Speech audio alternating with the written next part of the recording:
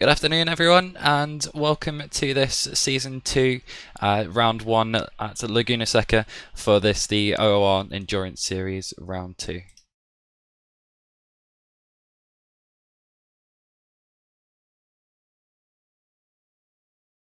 If you just bear with us 1 second, guys, it seems we're just having some stream issues here. I can hear myself twice. Just give me 1 second.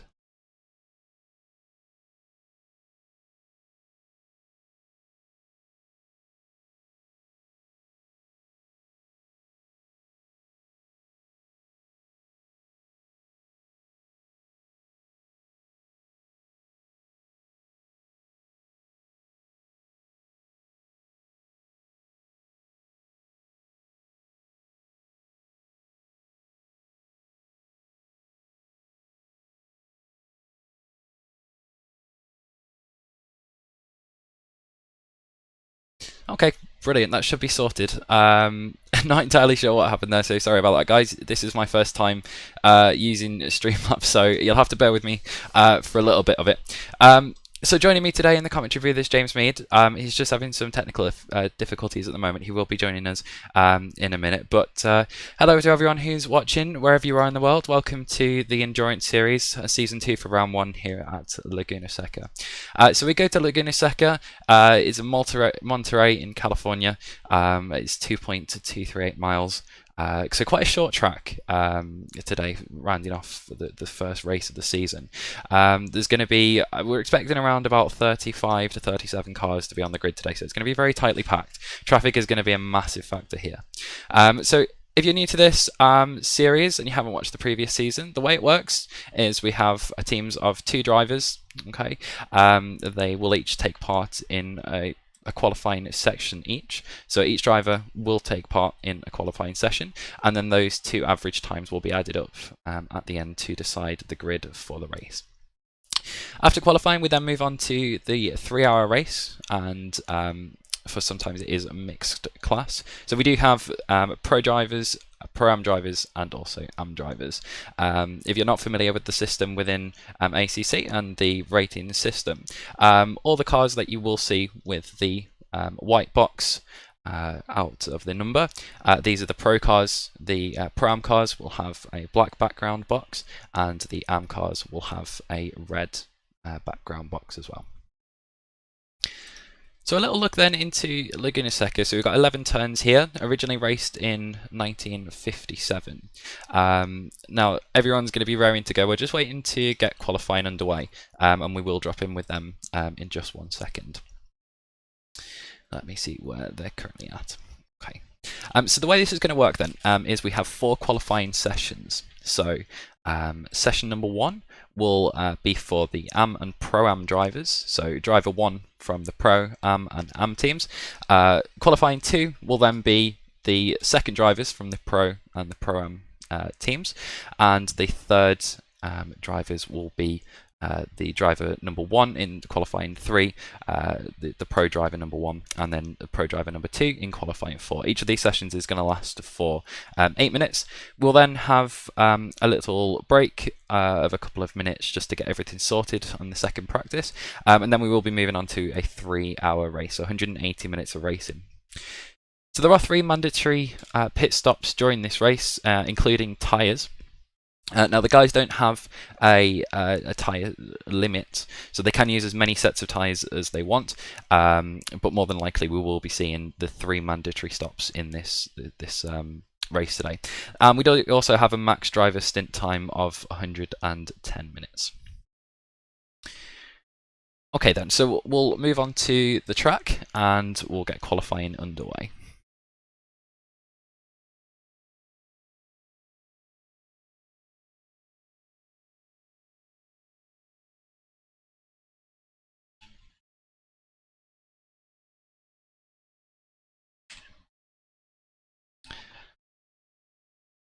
So I've heard coming in that James is back with us. James, it's a pleasure to have you here. And what do you think of the race today? Yeah, I'm happy to be here. Now we're finally up and running. I've finally sorted out my issues. Didn't want that in the beginning, but I suppose it has to happen at some point. Yeah, really excited to watch this round Laguna Seca. It's a really challenging track. And yet, there are a lot of names that some that we know, we've raced, both me and you have raced against, but a lot that we don't. So I'm excited to find out where they're all going to land, where the scopes of pace are going to be. And to be honest, there's a bit of a European, North America battle as well in that as well that I'm sure we'll be able to find out. Absolutely. So the drivers are out here for qualifying 1. So this is the driver number 1 from the Pro-Am and Am teams. So we've currently got Koeho. I am appalling with names, as I'm sure we both are going to butcher some names tonight, so you'll have to bear with us on that. But they have put their 494 Audi, the Pro-Am Audi, on provisional pole at the moment with a 122.4. What do you reckon we're going to see in the sort of the regards of time wise tonight, James? What do you think's going to be the sort of the pole qualifying times? I'm just quickly going to address the thing in chat that I'm apparently very loud. If you haven't seen it, Reese, I'm not sure if you've just adjusted that. That's fine. I can tone you down just a little bit. Lovely. That's good. Thank you. We're going to need this a little bit at the beginning. Sorry. What did you say? I'm so distracted with reading the chat and everything like that. What was it? The times that we're going to expect in the qualifying? Absolutely, yeah. What do you think is going to be sort of the main times that we're going to see within the qualifying sessions today? Well, we're going to see a spectrum of it with obviously the difference in classes. But I'd say a Pro-Am pace. Not knowing a few of these drivers, but knowing some, I see we could see a good mid, maybe even a low 22 in there. I think that'd be a really good time. If someone gets a lap of the life, some of these guys as well that we don't know, there could be a cheeky little 21 coming in, but I think that's more where the pro guys are going to be aiming for. Absolutely. We have seen some of the pro drivers. I know I've jumped into a couple of the practice sessions just to see how they were getting on. We have seen some 21s in there.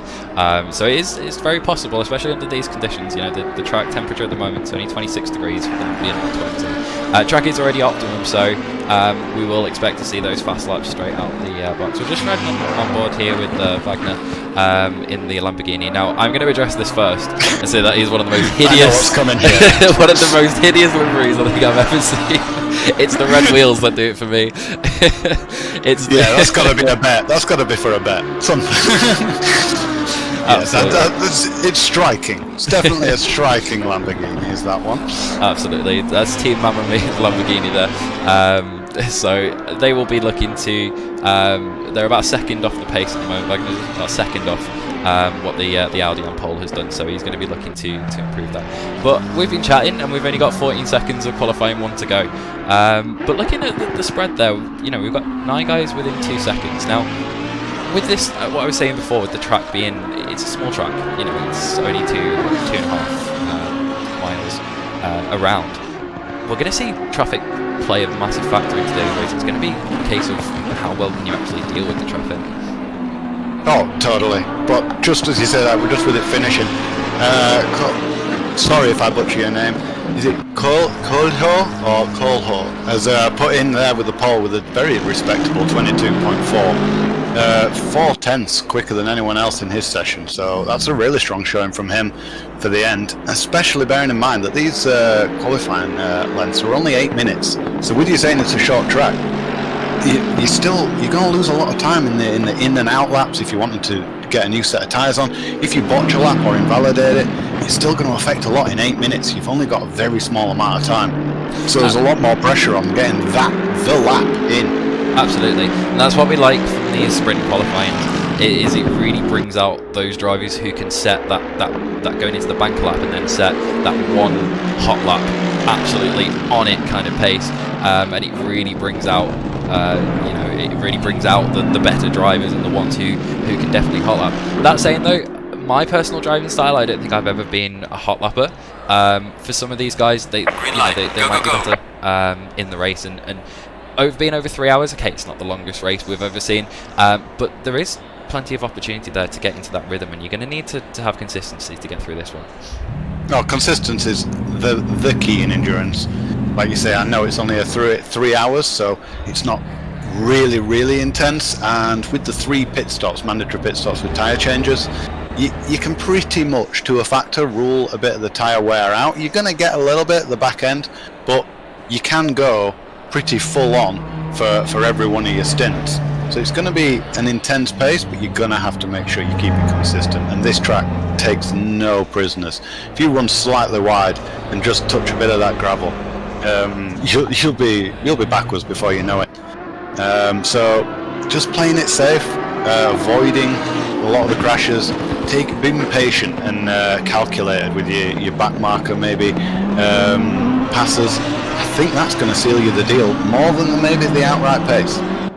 Absolutely, and we're just going to ride on board here with Shelikans. Now I keep going back to this Lamborghini for some reason. Now we've raced with Shelikans before. Now he is an aggressive driver, we have seen that, and he does.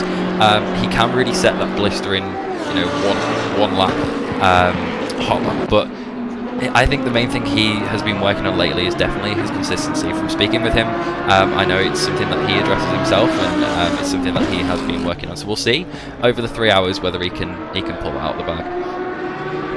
Yeah, Shelikans definitely tries very hard. We've seen him a lot in the practice sessions as well for the sprint series, to which he was driving a completely different car. It wasn't the Merc, so I don't know how much experience he's going to have in the Lamborghini itself, if he is new to it or if he's driven it a fair bit before, but potentially learning a new car as well as dealing with a different track. We didn't encounter this in the sprint challenge, so yeah, I'm looking forward to see what he does, what he produces, and see if maybe he gets a little bit more out of the Lamborghini, than he does out of the Mercedes, and he was still very quick in the Mercedes. Absolutely. So these guys are just going to start their first flying laps now. We've got Shelikans who's second in line. It's the number 124. The Honda who's going to be first over the line to set that up. Now, talk me through a lap here of Laguna Seca, James. It's a tricky track because you've really got to make sure that you run it all the time. It can be quite narrow in certain sections, especially down that massive corkscrew. It really does start to time up, and you're not going to be able to go too wide through that very often. But talk us through a lap here. Let's ride on board with Shelikans now. Yeah, well, we're with Shelikans at this moment. This being I think it's turn 6 or turn 7 there, just going out of that. You've really got to hook it up. Now this fast left-hander here, you've got to make sure you don't hit that sausage curve. That will send you completely off, and you want to get a good run up to the corkscrew. Braking into the corkscrew, this is the difficult bit. It undulates, you go over the crest, you lose grip, you've got to get the turn in, then you've got to make sure it's planted, keep that throttle in so it stays stable on the exit. Little lift here, round to the left-hander. You want to really maximise that exit as well. It's really on the edge of adhesion. Same with the right-hander here. And then finally, it's going right down to the last corner. You want to brake a little bit early and really rotate the car into that left-hand curve. Hook it up.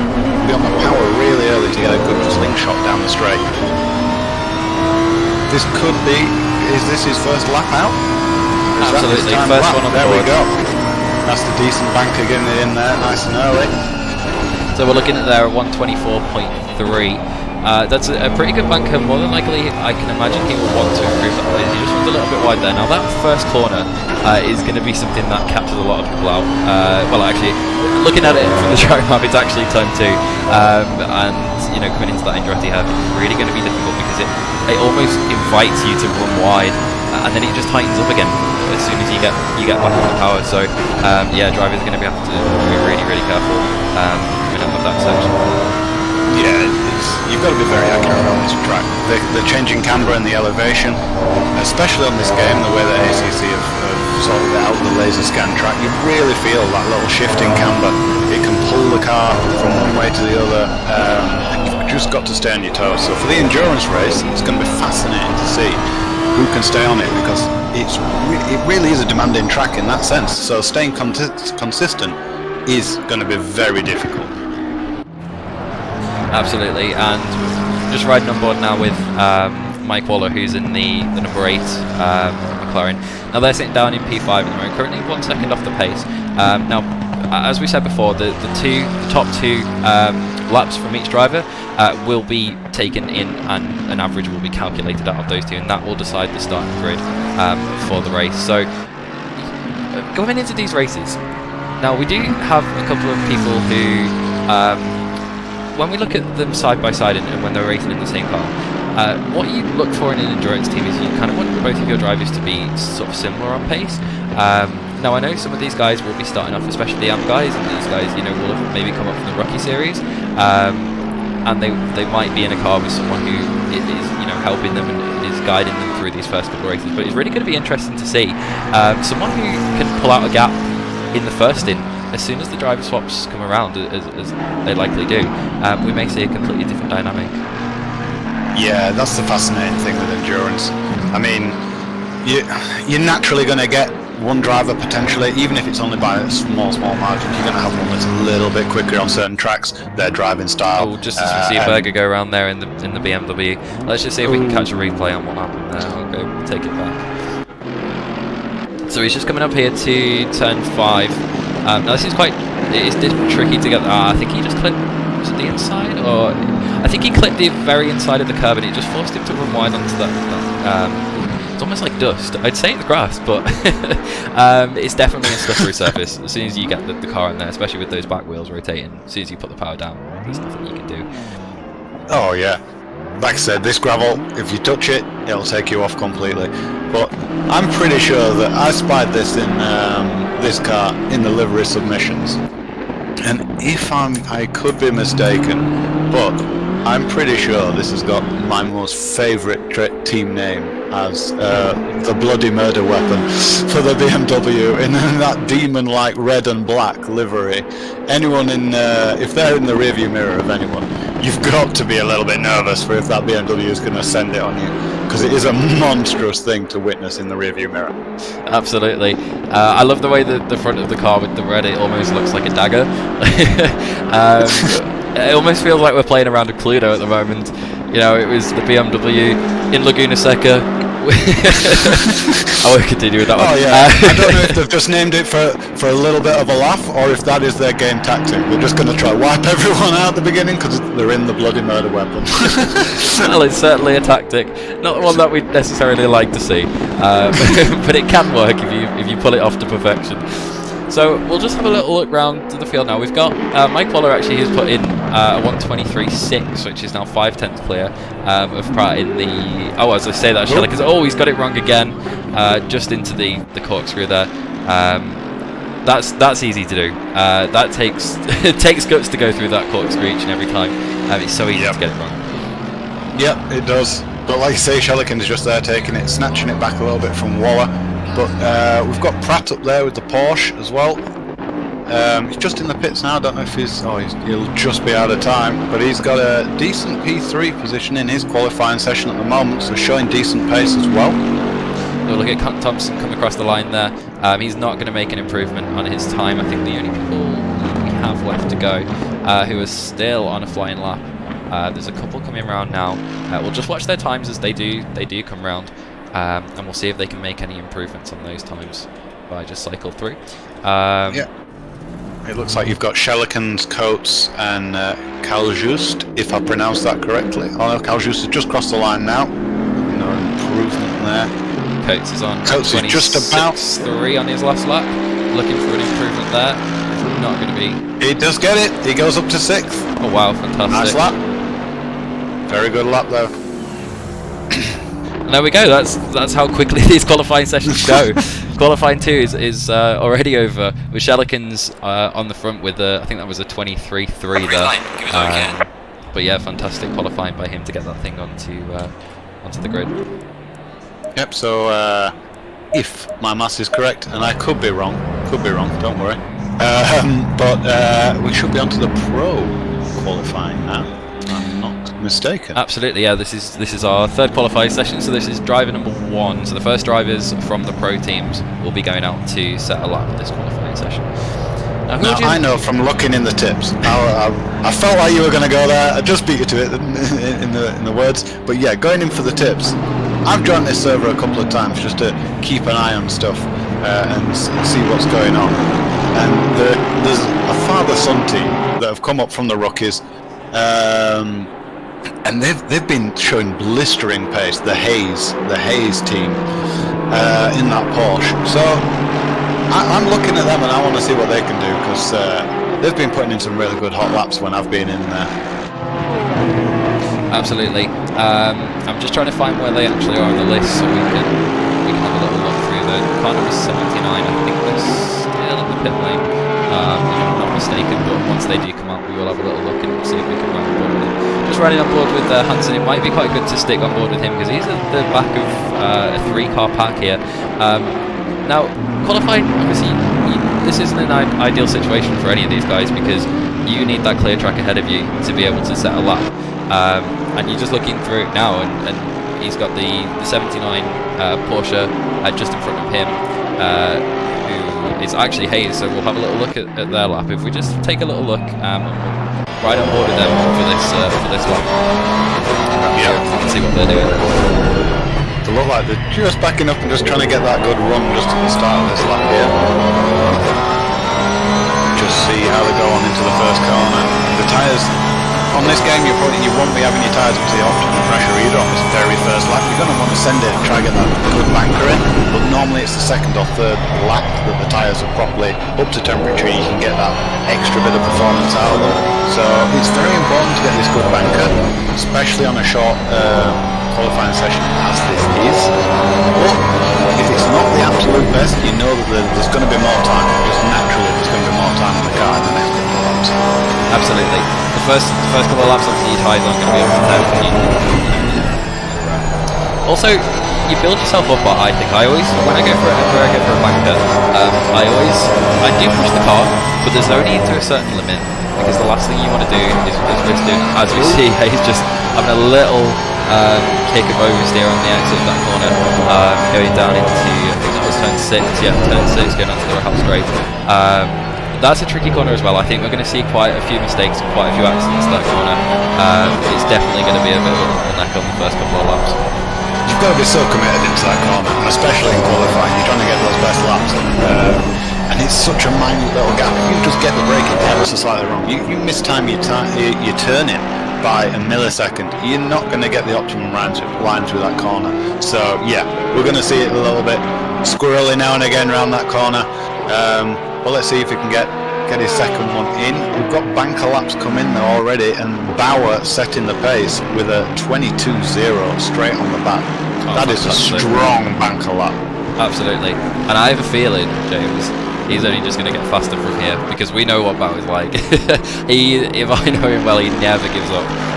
He will always fight to get just that little tiny bits of improvement. I think he's going to go quicker. I think we could see him up into the 21 tier.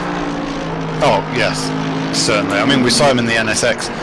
He does like the NSX, I'm pretty sure, but it's not normally the optimum car in this game. There are others that are naturally a little bit quicker, and yet the times that he got out of that thing were phenomenal. But just as I say that, Hackle has come straight in, and only 0.03 of a second separate him and Bauer. So I think this could be a tasty battle for this pole. Absolutely. So Hackler is the teammate of Raggy, who Ben McConnell, if anyone does know, he was the commentator on the Sprint series that me and James were both in. Now, I've mentioned him already, and let me tell you, he will be mentioned quite a bit in this stream. There is a little bit of a rivalry going on between our two commentary teams, so we will be looking for any instances. He does the foot wrong, we'll be on it, don't you worry about that, Ben. Oh, yeah, we'll be watching him like a hawk. I don't wish bad on him.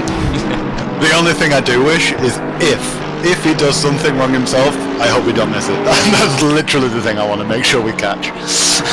Absolutely. We'll have a little look right on board with Hackler in the Chungus. Now the Nissan, it's great in a straight line. I would say not so good through the corners. But the thing I've noticed about the Nissan over most of the other GT3 cars is you can actually stay within the higher gears going through the corner. If something, for example, was coming through the corner in second, the Nissan sometimes can take it in third and still get better traction on the exit. It's insane. Yeah, the gear ratios are very different to a lot of the cars, but it doesn't seem to be putting Hackler off, as he has gone quickest by nearly 0.2 over Bauer there on his second lap. So the pace and that straight line speed is obviously paying off, as he just runs a little wide on the exit. So it's probably going to cost him on this lap. That'll leave him with about maybe 2. If he's got enough time, he may have 2 laps left that he can get in. So we'll have to watch Bauer. He's just crossed the line, but He hasn't improved as of yet, so Bauer's going to be pushing. We've also got Hansen come up as well in the Porsche. He was the guy, I think. As Weiser just sets a new fastest lap of 1:21.750. I told you, they're getting quicker. This is starting to hot up. Now you have a look at the top 8 currently separated by a second, but I think that's only going to come down. I think these guys are going to be some of them are going to definitely be quite simple paced. I think it's going to be a really, really big fight for P1 for that pole position. Yeah, I kind of feel sorry as well for the stewards that are going to have to do this, because they're going to do this calculation so quick to average out these guys' times. And looking at it now, you've got 800ths of a second, 900ths of a second separating the top 3, and then to see the second drivers, if they're just as close, like, yeah, I'm glad I'm sat in this booth and not in the stewards and having to do the maths for that. Absolutely, you can never count on me to do maths in the very first instance. I would have no idea what I was talking about. But yeah, so we've got currently running through the grid with 41 seconds to go then in qualifying. They've got to start getting these laps in. We've got Weiser, I'm sorry again, who's just set in a 1:21.750. Now Hackler is, as I say that, Hansen a 1:21.627. They are getting quicker. They're getting a lot quicker. That's at least a tenth above what Weiser's just done, and 2/10 over Hackler and Lee in the Porsche. And then rounding out the top 5, we've got Bauer, who's around about 4/10 off, currently in the mark.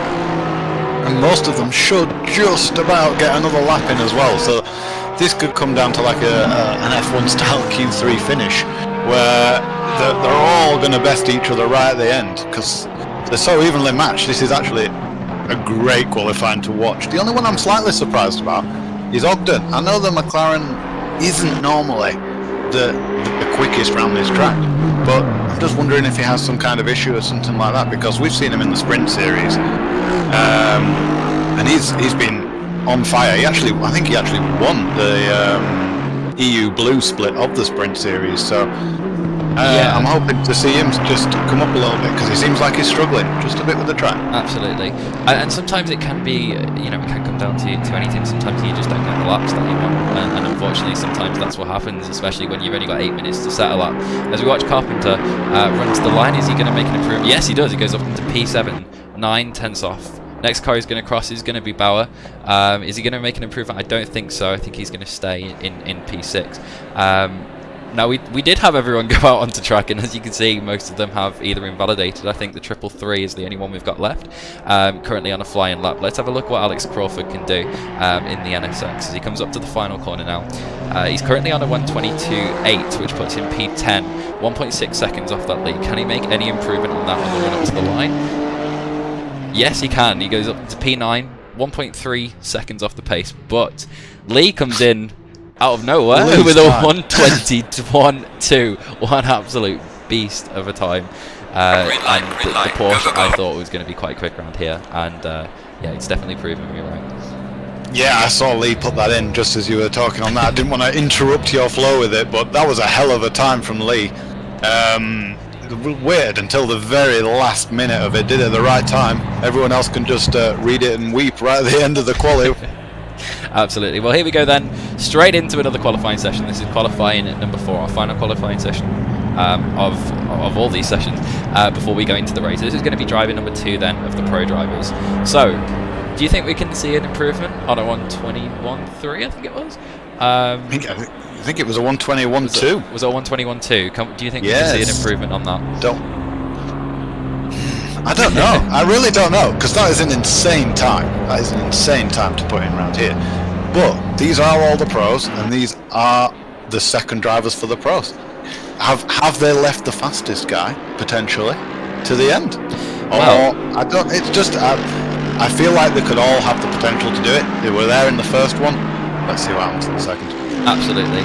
I think some people could be playing the strategy of going into it thinking everyone's going to put their quickest driver in first. And some teams might just take that opportunity of, while everyone's bunched up, if you can just hold on to the positions, if you have a driver that isn't maybe as quick as the second one, then maybe put them out at the start, because when everyone's bunched up, it's a 3-hour race. People are going to be, well, I say this in the hope that people are going to be quite cautious within those first couple of laps, but if you can try and hold off as many positions as you can, and then hand over to the faster driver for the last 2 stints, or even alternate the stints as you go, it could be a really winning strategy here.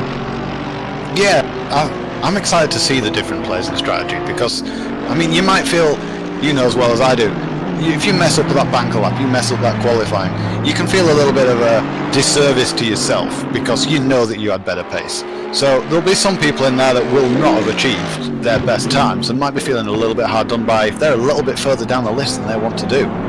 We may see even like a 30-minute stint, because I'd be potential to be like, right, let's low fuel the car, let's go off like all guns blazing, try to get as many positions as possible at the beginning, get in the pits and do it that way, and then you know that if you've made the positions up at the beginning on the lighter fuel, the second pit stop you can do it and then extend the stint, hopefully in a little bit of free air because you'll pit a little bit earlier than everyone else, and try to gain that overlap from the undercut in the pits.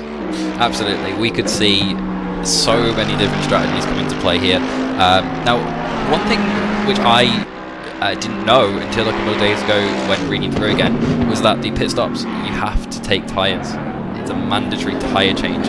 As we see Tubby leading the pack there, I just want to bring that back because he absolutely, I don't even know whether he nearly went to Narnia on those curbs at the corkscrew there. Just getting on the curves a little bit. Sometimes because it's a very blind corner. Now, I've been reading up some things on this track, and now that corner, when you go from turn 8 into turn 9, which is from the corkscrew down into the left-hander, now you're still going down after the corkscrew, you're still on a drop until the end of turn 9. By the time you get down to the end of turn 9, you've gone down 10 stories, the equivalent of 10 stories. It's a massive drop. That's crazy. And the amount of load in the front wheels, all over the front axle, you don't want to be locking the brakes. You've easily lost the rear end, or you've easily run wide. Just as I say that, the first times are coming in. Low 22.2 is the first banker. We've got Raggy, just 6/10 off in the big Chungus itself. And Flamger as well, just another 9/10 off that. Is teammate to Bauer, I think, there. So they're going to be fighting for the top ones. Him and McConnell going for it a little bit. Absolutely.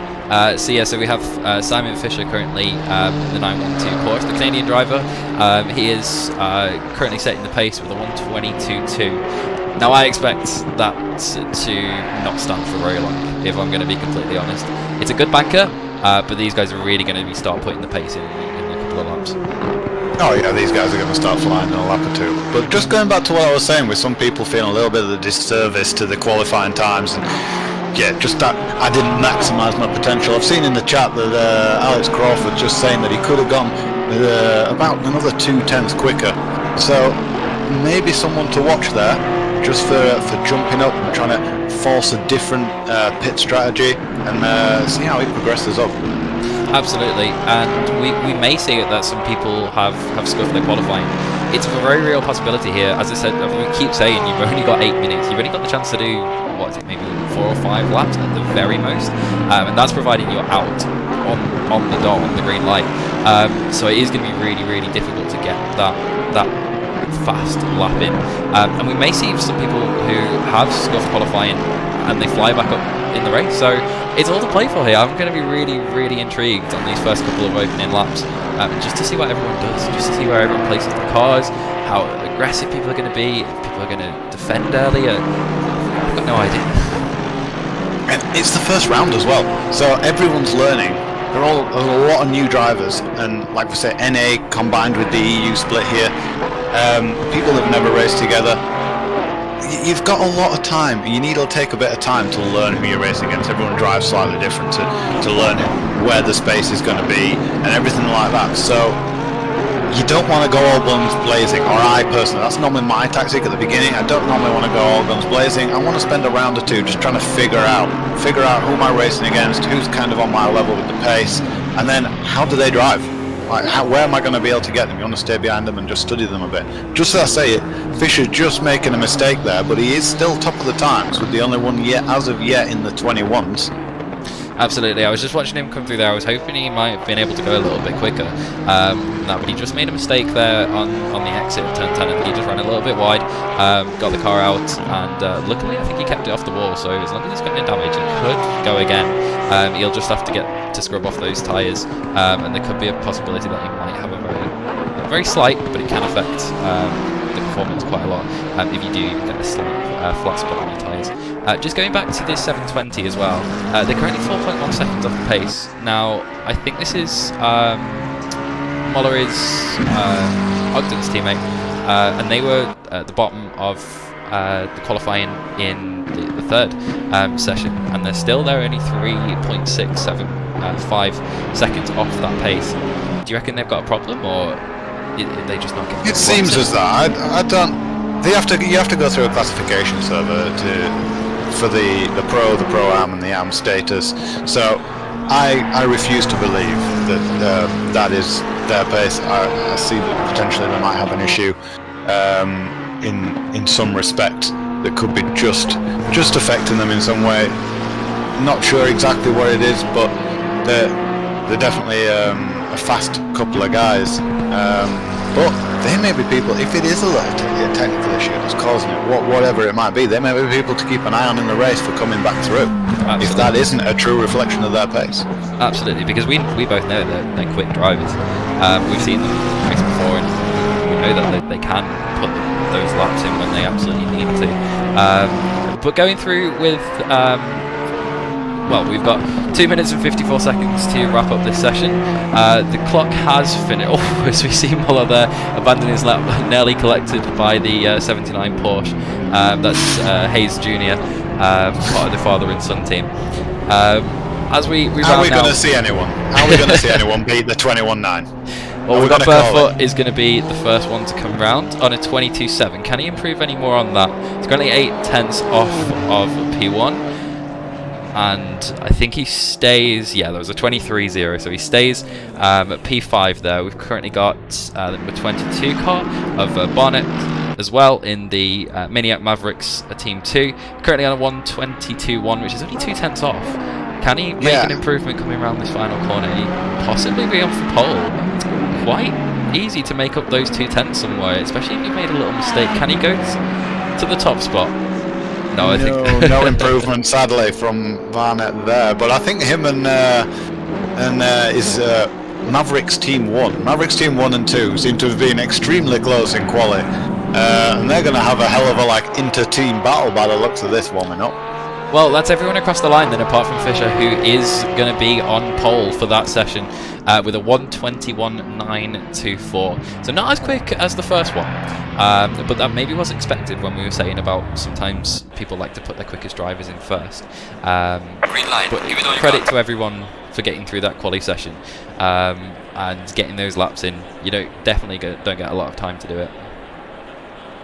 No, you haven't got loads of time.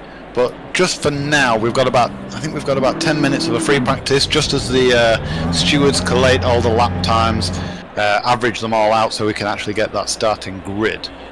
So, who are you really? Well, shall I say, what brand? What brand do you think? You've been a Bentley driver, gone into the Porsche recently.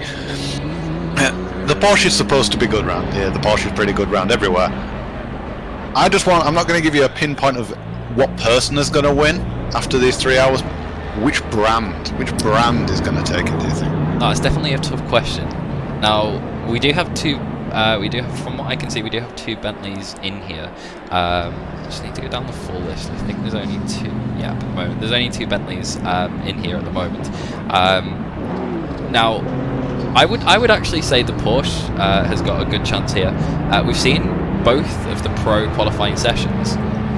P1 was Porsche, and they are able, when you nail the setup in that Porsche, it can be so quick, as we'll just see Simon Fisher come out in the free practice session to get some more practice in before the start of the race.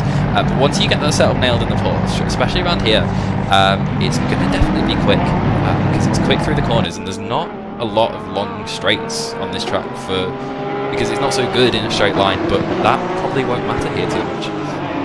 Yeah, you've only got really the start-finish line, which you're going to lose a couple of tenths potentially to the likes, more of the likes of the GTR and the BMW that are just absolute monsters on the straight.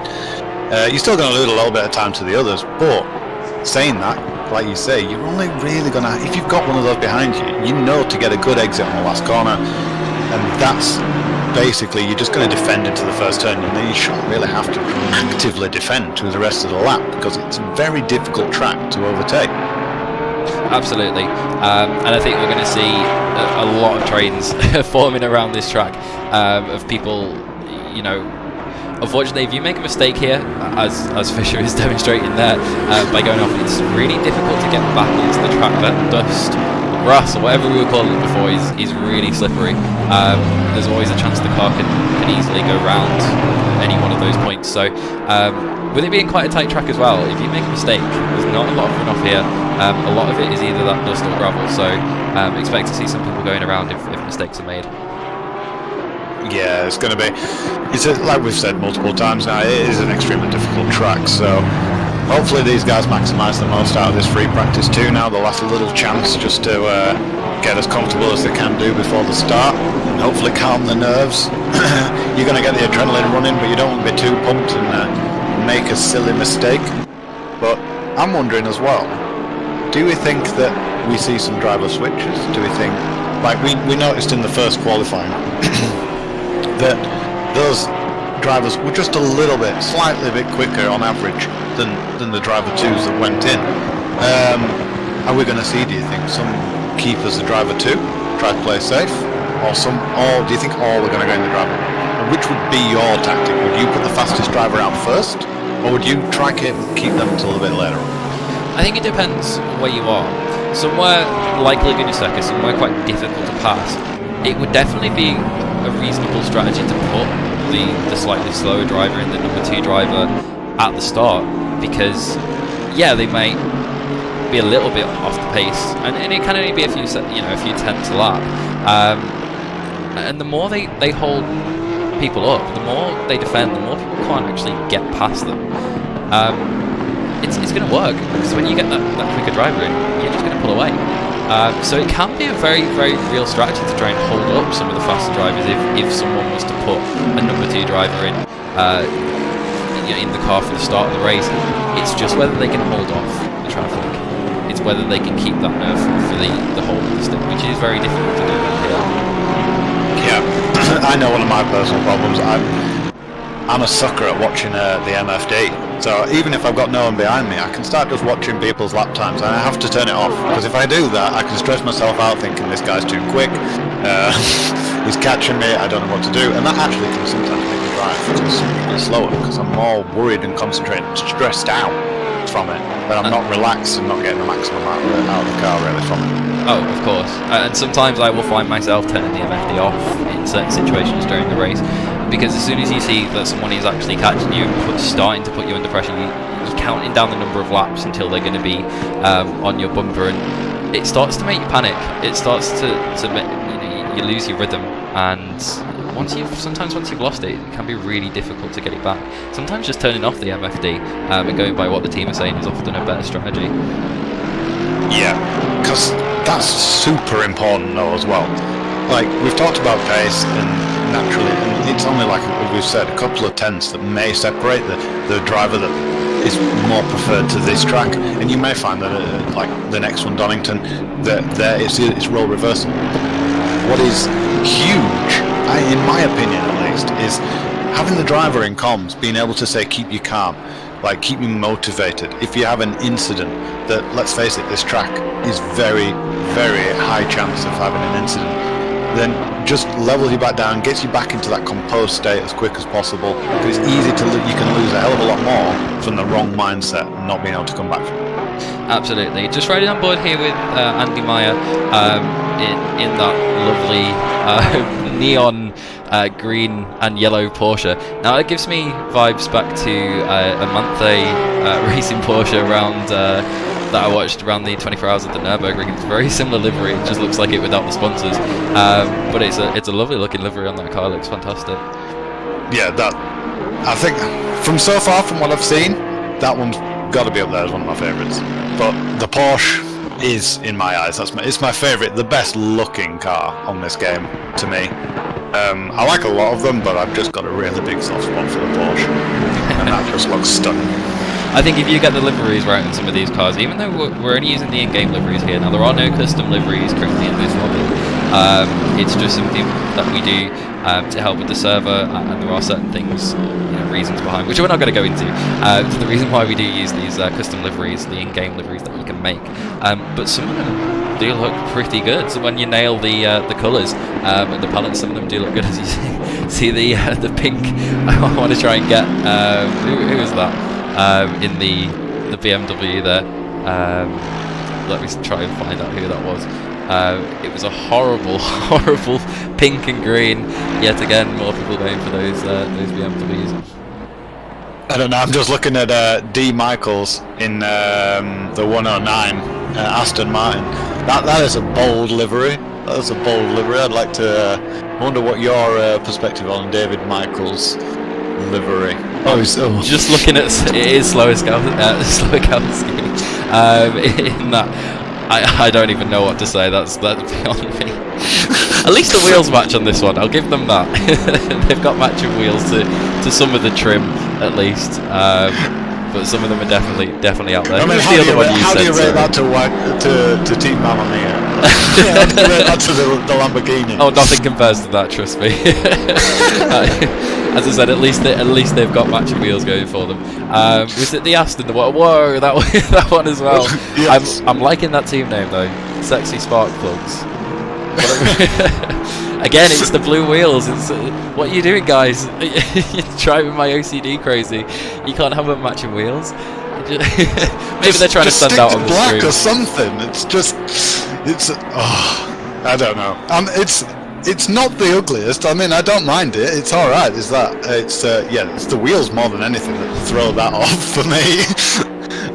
Just some black ones would have been okay, but I'm going to be a bit surprised just to have a look on the grid when they actually line up, just to see them all next to each other, because with the amount of bold liveries there are on this field. Oh, we will need to get a shot of the grid and them all taken off, so we can see everyone's livery in full. Just riding on board here with Bauer. Now I think these guys have come out on race fuel because the current pole time is a 122.2. So I think some of these guys have actually come out with a bit more fuel in than we saw in quali. Yeah, I think this is probably a bit of a race pace warm up. Is he going to do? Just in the free practice, you don't need to push as hard. You've done your quali. That bit's over. You just want to get used to your race setup. But just looking at the chat, Lulu B's mentioned that they might be biased, but the 333 Honda is the best in the livery. Yeah, Crawford's Honda, and it is a smart, clean livery. That one, I do like that. I have to say that is one of the best looking liveries, in-game liveries I've seen. It does look really smart. I'm liking the look of that one. That's clean. That is clean. Absolutely. Well, if you guys spot any more liveries that we don't seem to spot and you want to point them out, just let us know in chat and we'll happily show them off to you. But hopefully not the ones that burn our eyes out. No. But then here we go. Currently on the grid and we're waiting to get going. We've got 2 minutes until the start of the 3-hour race. Now I've just noticed we are missing a few cars. Just need to double check that before we come in. Seems to be a few cars missing from the grid at the moment. Is that just me, or can you see the same thing there? Yeah, I can see just a few missing. I don't know if we've had some disconnects or anything like that. We could have possibly. I think there's still 24 people. There's still 25 cars in the lobby, unless that's just a way they line up. But anyway, we'll gloss over it. We'll see what's happening. We'll just have to go with it for now. I think what's going to happen then is they may once they get the qualifying order sorted, they will let people know which position. But I don't think this is going to be the actual start of the race, because I don't think the 16 Mercedes was on pole for any of those sessions. So unless they've got a blisteringly quick average time, yeah, I don't think this is the official start. official starting grid. So we'll have to wait for confirmation on that. I think we've got a couple of cars sharing the same grid box, which is causing it to look sparse of cars for us, but they are actually there. It should correct itself when they do the formation lap, to which I would imagine they're probably going to be called out in number order, so then they will from their qualifying times. Now, so once they pull forward, we should be able to see then who is where on the averaged out times. Now I just want to have a go through and run through some of these liveries from at least the cars that we've got showing on the grid. If there are any, but I mean, look at that Aston. Oh, fantastic! I do like the Mercedes you've just gone past there. That one is very nice on the right. Yeah. Is that the Mavericks? I think that's Mavericks team. Yeah, it's very nice. Oh, as we got people moving forward now, so it looks like we've got the pole. I think they're going to get the grid formed, so I think there's more people down there. The blue on the Honda looks quite nice, the 124 Honda. I'm liking the looks of that one, and that's quite smart on the Audi as well, the green and the red as well. It's very conservative, especially for this grid. I like it. Absolutely, I'll definitely give them points for that. Normal wheels on it for once. Love it. So then, I'll run through the rest of the grid, but how are you thinking on strategy? What do you think it's going to be? Do you think it's going to be a case of 45-minute stints and they're going to run that through with 3 pit stops?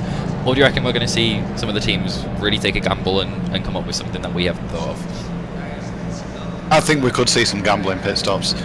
I mean, with it being quite a big grid, especially it's quite a congested turn 2 technically, as the kink is turn 1. I think we could see a fair few incidents, potentially. They may want to pit in then and sort the damage out. You never know, they might take that pit stop then. You've beaten it out. You could do then 2 1.5-hour stints. So your other 2 pit stops, that could be viable. We're going to see some different ones. I'd personally, especially if I'm confident with my qualifying time, I'd be tempted to do maybe 2-hour stints and then do 2 half-an-hour stints at the very end, low fuel, and just go for it, all guns blazing for the last hour and try and make up whatever positions we can. Oh, as I see number 48, just messing up the line. let's go in and have a little look then. Who's now this is a very big thing that we have to deal with, is we like our straight lines when lining up on the grid. And I want to see who's got it wrong. Where's Raggy? Oh, there he is. I want to make sure that team is good. He has done a straight line. Good. No, I knew Raggy wouldn't come in for the start. Raggy wouldn't come in for the start just in case, because he knew we were going to roast him about his lineup procedure. So we'll have a little look through the grid then. Actually, that's a very clean line so far. As long as the last 3, is it the last 3 there? Don't mess it up. Absolutely, and now we've been taken off with the 912 Porsche as they get going. So then, this is our formation lap. Now these guys are going to be wanting to warm the tyres, warm the brakes. Sometimes what I like to do is to hold the brakes to try and get some heat into the brakes. As we see the 333 Honda's just spun it on the formation lap a little bit there. What happened to it's obviously got extremely cold tyres. Let's have a little look. Warming up the tyres, back end comes around. Probably playing with the traction controller. That's Honda things. Absolutely. I'm sure they'll be fine and they'll be able to return to their normal spot. So then, looking through the start grid, we've got, I think that's Jonathan Lee on pole position in the 912 Porsche. We've got Barnett in the number 22 behind him. Bauer in P3, Hansen P4, Hackler P5, then Carpenter P6 in the 7 Aston, Meyer P7, and then Michaels P8, Tubby P9, and Wagner to round out the top 10 in the 63 Lamborghini. Going down the rest of the grid then, we've got Finnegan, Kohlholm, I'm gonna say Kohlholm and hope that's right, Kaiser, then Ogden, Berger, Wright, Landreth, Gardner, Hayes, Planken, Bruff, I think that's correct. You'll have to correct me if I am wrong again on that one. Slowikowski, Geiger. Sorry, guys. I'm letting you butcher this because I know I'm going to butcher them later on. So this is your time. And then GG, and then Crawford rounding out in the P25 position, I think. Or we're just waiting for him to... I know he was the one who spun up, so he's going to get back into his number position. Well, we're all set now, James. Nearly ready to get going. Just coming around the last corner, and then we're going to be underway for Series 2, Round 1 of the Endurance Cup here at Laguna Seca.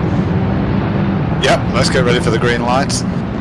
Should be coming just as we get up to the little start line bridge. We should see the race start initialised. Looking for the Porsche to hopefully get a good getaway with that great acceleration. We've only got really one Aston up in the top 6, 7-ish there, so they're the ones that are going to struggle a little bit on the start, but got eyes on Hackler as well, and that powerful Nissan as we go green now, go live. The 912 Porsche gets a great start there, going into turn 1 there. Bauer looking to the inside of Barnett, and then you've got Hansen looking to the outside of Power there, and then he falls back in line back to Hackler in P5. So the first 5 coming through the first corners then have stayed pretty much as they are. I want to watch that fight back from Meyer, who's he was on the outside of the Aston there, coming into turn number 3 there, coming in through turn number 4. He's actually lost some time, which means that the 109 Michaels is going to try and have a look and see if he can get up the inside of the number 7 Aston coming into the next corner. Now these guys, everyone has got through so far. I can see someone off at turn 5 just in the background. I'm just going to try and see who we can update you on to who that was. I'll try to find out who that was. Absolutely, I think it was the number 48 car, and that is driven by Dylan Kaiser, so we'll have a little look and we'll go back. Yes, you are correct, it was. So he's coming in and, the bloody murder weapon strikes. He's got it, we called it. The 87, that was Berger getting into the back of Kaiser. I think the stewards are going to be looking into that. It looks like that Berger just missed his braking point there as he goes around again on the exit. So I suppose, should we say karma on that one? Just as we cut to the front, Lee's had a bit of an issue fighting with Hackler, a little bit of a bump into the last turn. That's promoted Barnett and Bauer up into the top 2, and Lee has now dropped down to 6th position. Wow, a lot of time lost there for the 912 Porsche. That means that Barnett, but Bauer's having a look round the outside going into the first corner. Can he hold it round the outside? I don't think he's going to be able to. He's going to drop back into line, but that could possibly mean that the 991 Porsche is going to have a look here. He's got to be careful because he doesn't want to lose too much time. But as you said, yeah, Lee, did he make a little mistake, I think, at the end of the lap there and had a little bit of contact? But yeah, it's dropped him all the way down to P6, so one small little mistake here.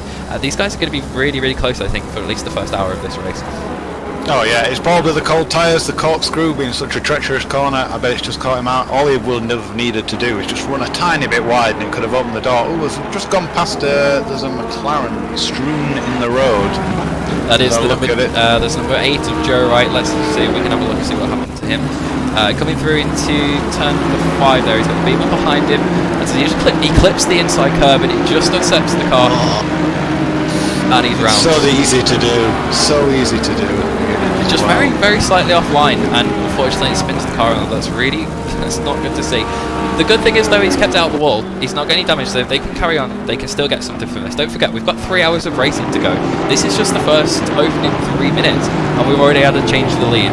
Bauer is still hanging on to the back of the 22 of Barnett, and then you've got the 991 Porsche of Hansen behind him. Now I think Meyer is pressuring Hackler in that big chungus. Looking into turn 1, he's not going to be able to do anything there. But these guys are still staying pretty bunched up. I think it's the 8 has gone off again, going into, just coming out the corkscrew there, into turn 9.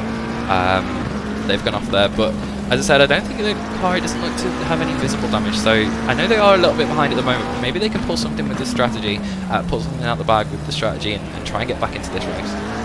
Yeah, I mean the first spin is going to have probably overheated and scrubbed the tyres a fair bit. They're still trying to cool down, and that could have been what prompted the second one. It's a byproduct. As soon as you spin once in this game, it takes a couple of laps really for your tyres to start to level out. You are going to have either a flat spot or some serious graining probably from that. So as we see the number 402 has gone round as well. That's the Mav Gardner in the 402 Pro-Am Porsche. Let's see if we can see what happened to him there. I think he's already gone round just before the replay actually did start. So if you could have a little look, James, see if you can see what happened there. But it looks like he's already gone round the exit of turn number 4 there. Just waiting for everyone to get back onto the track, so a good rejoin there. Now we did say this at the start, we are starting to see these mistakes coming from different drivers. Now it has spread out the field a little bit, but we've got battles going on.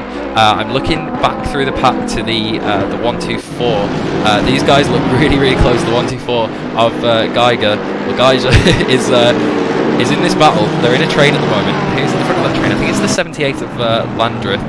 Yeah, it is. It's the number 78 from Mercedes. Is that Fisher? I see. Sorry, Lee. Is that Lee? I see spun at the end of turn 1. Yeah, Lee's gone round. Our leader, pole position, and he's come round. Just coming to the exit of turn 1. Let's see if you can get your replay on that one again. He's battling with the 911 of Maya. He's going down the inside into turn 1. And Maya's going to try and get the cut back here. Does he go in? Oh, he just goes in a little bit too hard, just clips the back end of the 912. And then he's facing the wrong way back into all the traffic, and he's got to wait for everyone to come by before he's able to get back in line. That's a lot of time lost there for the 912 push. That's not good for their race. Not the start he wanted. Absolutely not the start he wanted at all. That's good. He's just going to have to reset now, refocus, try calm down and crack on and just pound those laps in. And hopefully, like you said before, the pit strategy can pull him out of it. Just quickly being told in the chat, as I want to make sure I pronounce this correctly. It's Gigi, is it? Please? You want it to be Gigi? I hope I pronounced that right. Feel free to come in and tell me off. That's fine. Guys, they're going make sure we're getting it right. Oh, we've got guys who are going up there. The inside of the Beamer going around the outside there. That was Slowakowski. And we've got a slow Porsche on the exit of turn number, the last turn there, the 79.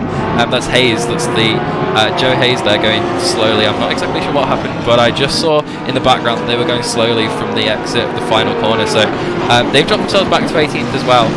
They've got a bit more, quite a lot to do if they are able to come back into this race. I can see people pitting already. I think it's number 78. They've made a pit stop already. Whether that was a scheduled pit stop, I'm not sure. So just for your information as well, if you are new to the ACC system and the way the graphics are displayed on screen, so you can see just to the right of everyone's car numbers there, we do have a little letter in an orange, like an orange rectangle box with the number 3 on. That means that they have 3 stops, 3 mandatory stops remaining. So every single time they take a mandatory pit stop, that number will go down until we have a green bar, until the bar turns green. Sorry, just as I got to 124, guys, going back down Slowakowski, a bit of a lunge sent down into the corkscrew.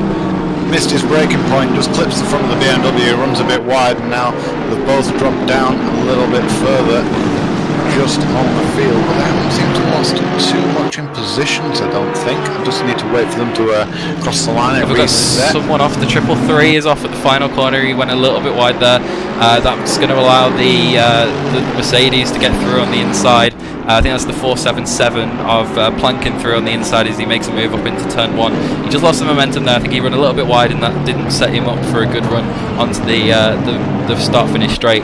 That allowed the 477 to slip through on the inside. Yeah, nice clean move, just opportunistic of just the mistake there. But this front group seemed quite close. And here we have Hackler, who's dropped back to P14. They started quite well within the top 5, if I seem to remember, and they've dropped down to 14th. Currently being pressured by the 912 of Lee there, and he's currently behind the 124 Honda as well. But they've put themselves back into 14th position, so they've got a bit more work to do. Maybe a mistake has come somewhere within that, as we see our first drive-through already. The 911 of Maya, they've got a drive-through this early on into a 3-hour race. That's definitely not what you want to see, a drive-through already. I think that was probably for the little tap that we saw on the back of Lee, but just looking at Lee and Hackler, both people, obviously they've had issues at the beginning of this race. They're kind of out of position from where they're qualified. Now, are they going to work together, or are they going to battle each other for the one position that they have here? Because 3 hours, let's work together. We're both out of position. We both know we've got decent pace. Let's try and move up the grid. So it's interesting to see how this will develop. And then we have another penalty for car number 87 for causing a collision. So we'll bring you an update on that. That's the bloody murder weapon, that is. That was from the start. I'm definitely sure that was for the move on the start. Just where I think they must have missed their braking point, and unfortunately they got it a little bit wrong, but went in a little bit too hot, and put the team name to good use though. They have gone in to serve it though, just right now, just to keep you updated. They are serving that drive strip right now. Absolutely. So that won't count to their mandatory pit stop as well, just to make it absolutely clear. So they will still have to do the full 3 pit stops. But that's going to nearly put them even a lap, almost a lap down to the leaders, because I'm looking at where the 22 is on track. They're coming up to the final corner now, and the 87's only just leaving the pit lane. That has come around quickly, but there have been quite a few incidents, and it's so hard to dodge if there's a strewn car in front of you, if it's blocking a bit of the track. You're going to lose so much with such a short lap. We're going to see back markers become a big issue in this, just for how you navigate them. I think that's going to be the crucial factor in the podium finishes. Really. Here we see the 912 Lee going up the inside of Hackler there into the final corner. Dive bomb from the Porsche, as usual, but he late on the brakes, dove to the inside, clean as you like. Lovely, that's what he's got to do, but look at the power of the GTR coming back now. That almighty Chungus has got some power for a straight line. It wasn't just enough for Hackler to get a run on to get fully alongside on the exit, so Lee needs to maximise now the Porsche ability of just being so nimble and getting this middle and last sector hooked up. Build a little bit of just a couple of tenths comfort gap, so Hackler can't come back on that straight. He should keep it steady, but it didn't take long to go against my advice of potentially working together. Lee was having none of that. He's wound up, he wants to push forward, so it's good to see. Very nice clean move, so let's hope it continues that aggressive surge back through the field, and hopefully, if anything, Hackler may use him to allow Lee to pry the door open and try and just make the most of any overtakes that Lee gets involved in, because it will help him out. Well, you did say it, whether they were going to work together or whether they were going to fight. It looks like they are fighting. No teammates at work here, apart from the one that you're driving the car with. We're just updating on the 124 the Honda, the 124 Pro Honda. They have a 15-second penalty for an incident earlier in the race as well, so that will more than likely, I think, can you serve them within the pit stop, or do they come out at the end of the session?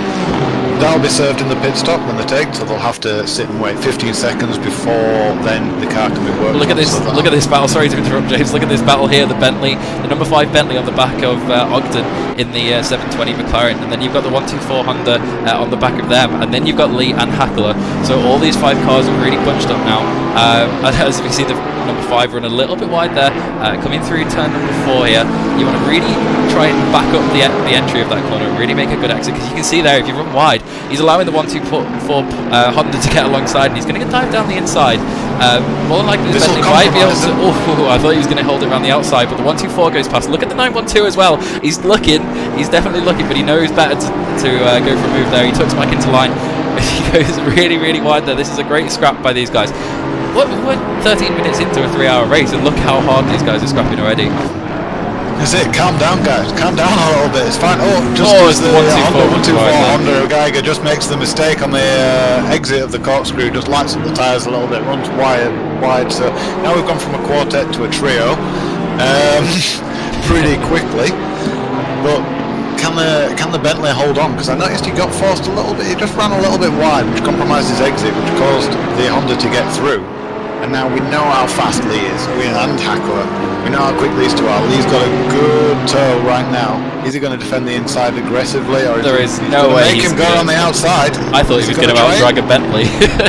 There's no way you'd be able to out-drag a Bentley in a Porsche, but he's still looking. The Porsche is really good through that section of corners. It can really stay with him. I mean, you saw how close to the back of the Bentley he was there, practically in his gearbox. As the Bentley runs wide, and Lee's lost it. No! He's going to be so frustrated with himself. But this has allowed Hackler straight just taking the advantage out of that. With the BMW, the Bentley distracted. He's going to try and make a move around the outside with the Nissan. He's got it. Yep, lovely move around the outside. So Hackler has now been released as well from the Bentley. We'll go back and have a little look at that. That's not what the 912 needed. That's not how they wanted this race to start. It looks like they've got a bit of damage as well. That was a lovely move right around the outside there from Hackler on the number 5 of Finnegan. Respect from both of those drivers there to leave each other enough room going through that corner, because we often see the bottlenecks come into that corner as the profile and the way the corner is. It can lead the sort of inside car to understeer a bit, especially if you're pushing into there. You can get your braking a little bit wrong and just run a little bit why going into there when you're alongside someone. Yeah, you certainly can. Just looking at the timing, who's made the most of this? And I haven't seen anything to be as of yet, unless we've missed it, we could have missed it, but Ogden plugging away there, up into 10th. Like, we thought that they got a little bit of problems potentially in qualifying. The race pace seems good. They're stuck right behind the 333 of Crawford. So, maybe they're playing a blinder, or do you think they might have a lot of extra fuel on? Try go long? Now, it'd be interesting to see if they can make up for a little bit of struggles that they might have had in quali, but that's kept out of trouble. Well, absolutely, and each driver has 110 minutes that they can potentially use in the car. So, to be honest, if someone wanted to do 3 stints, and you can work it into the struggle. Oh, as we see the 333 run wide there, and he just ran wide on the exit of turn number 6 there. Very easy to do, just upset the car, but he did well to hold it and not spin it off into the wall, get it back on track, and you can just focus on getting back into that rhythm. But he has lost position to Hackler and to Ogden as well. There we go again, Ogden plugging away getting it there, but Hackler does seem to be a bit on the charge here. I think he has taken a fair bit of time out of Ogden in that last lap, but he'll also be aware that he's got a 5-second time penalty for an incident earlier on, so he's going to have to serve that in the pits. So he needs to get past and considerably clear of quite a few of these guys who don't have the penalties to actually make the overtake stick before he hands the car over in the pit stop. Well, just going back here to the lead of the race, it is starting to close up. Bauer is closing in on Bond. We've seen him come wide again there. He could possibly give up the lead here. Now, I don't think Bauer's going to make any kind of a move into the corkscrew, but is this the two Maniac teams? They are fighting away for P1 and P2. Now, these guys obviously race for the same team, as you can probably tell by the liveries, as we see Bauer right on the back there of Bonnet. They will know how each other, I mean, you, James, yourself are part of this team. You know how these guys race, and they will more than likely know how each other race. When it comes to racing your teammates, can you afford to be a bit more aggressive with them because you know they're going to leave you the room, or is it actually that you're a bit more conservative because they're the last person you're going to crash into? I don't think Bauer is. On the back, here he goes up so the inside. Bauer's there. Bauer's going to have a look. To force his way through. Bonnet's going to leave him the room. I think Bauer's going to get him here. He's clear, He just slides up in front. Now Bonnet's got to keep behind him as close as he can through this section, because this is where you can potentially lose a lot of time. You can't see when you're that close to the car in front. You've just got to try and follow their lines and hope that they've got the lines right and they're not going to go off the track themselves, because it is really difficult to see when you're tucked up like that behind someone.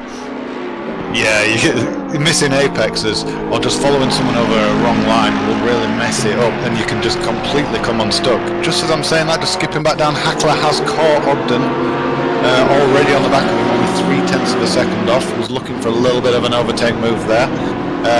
Not been successful just yet, but maybe in the next couple of laps we could see him through. But just touching back to the team, I feel like you can probably race hard. Me and you race together quite often. We've had some strong elbows out battles. I think it's just competency of you've driven a lot together. You just know how each other drive, and yes, you know that you'll probably get that little bit of respect. Although I don't think Barnett would have been expecting maybe the tap on the back that he got from Bauer going down the start-finish line. But yeah, you can probably just try that a little bit harder, and you've got that extra little motivation on you. As much as you don't want anything bad to happen to your teammates, you've got an inter-team rivalry. There's part of you that just wants to beat your other teammates. Absolutely. I'm just looking back at the 912 here. They had such a good start to this race, and they've fallen back down to 16th, and they do have it. You can see, physically from looking at the front of the car, as it runs wide again there, they do have damage, and that car, it will be understeering. He is probably going into those corners as he normally would, and the car is understeering off. Now, you've really got to factor that in when you do have damage, but it looks like he's really slowed on the lap times, because it looks like the 63 Lamborghini of Wagner is going to actually maybe try and pull alongside him here. He's going to be faster because of the Porsche's got damage. He's going to look round to the outside. Is he going to do the cut back? Is he going to fake the move to the inside? I think he's a little bit too far back as the 912 goes into the first corner, but just up ahead of them we've got Finnegan and the 124, that's Geiger, battling away side by side, and I think Geiger does get ahead of that, but he has got that 15-second penalty to serve within the pit stop, so he's got to be wary of that, as we see the Bentley run wide a little bit.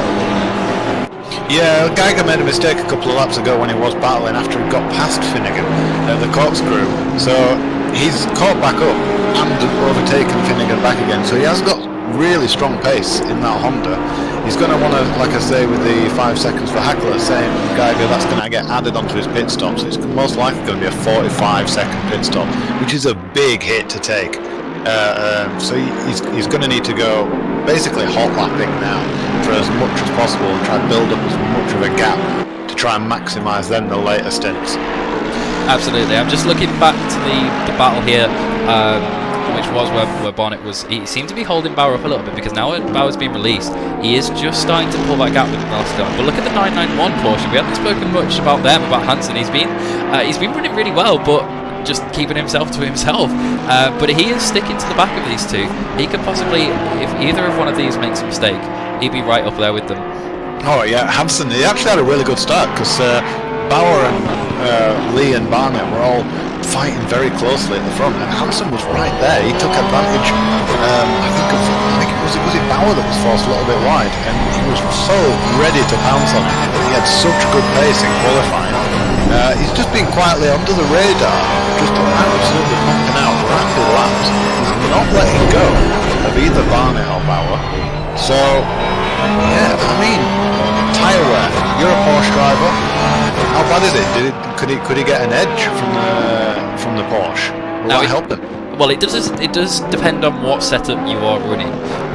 It depends how aggressive you want to be. It's like any other car, but the Porsche is usually quite good on its tyres, but unfortunately when the Porsche falls off, it falls off massively. So they've got to be wary of that. And they will have to be wary. I'm just looking at the lap times from the last lap. So Bauer with a 22.6. Barnett with a 22.9, so dropping off by about 0.3 on that lap, and then Hansen back with a 23.0. So he is hanging onto the back of Barnett, maybe a 10th here, 10th there per lap, but that's nothing when you're looking at this kind of endurance racing, these 3 hours of racing.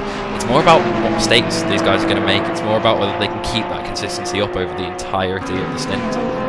Yeah, just as you're saying that, just looking at Hackler right now, he's caught already up onto the back of Tubby, and he's really pressurising him. Hasn't managed to squeeze a way through yet, although he's been all over him like a rash from this first start of this lap after the start-finish line. Oh, I think he's thought about a little jink out then, but surely not in this corner. He's got to have the run. Is he going to have the balls to brake as late as he can?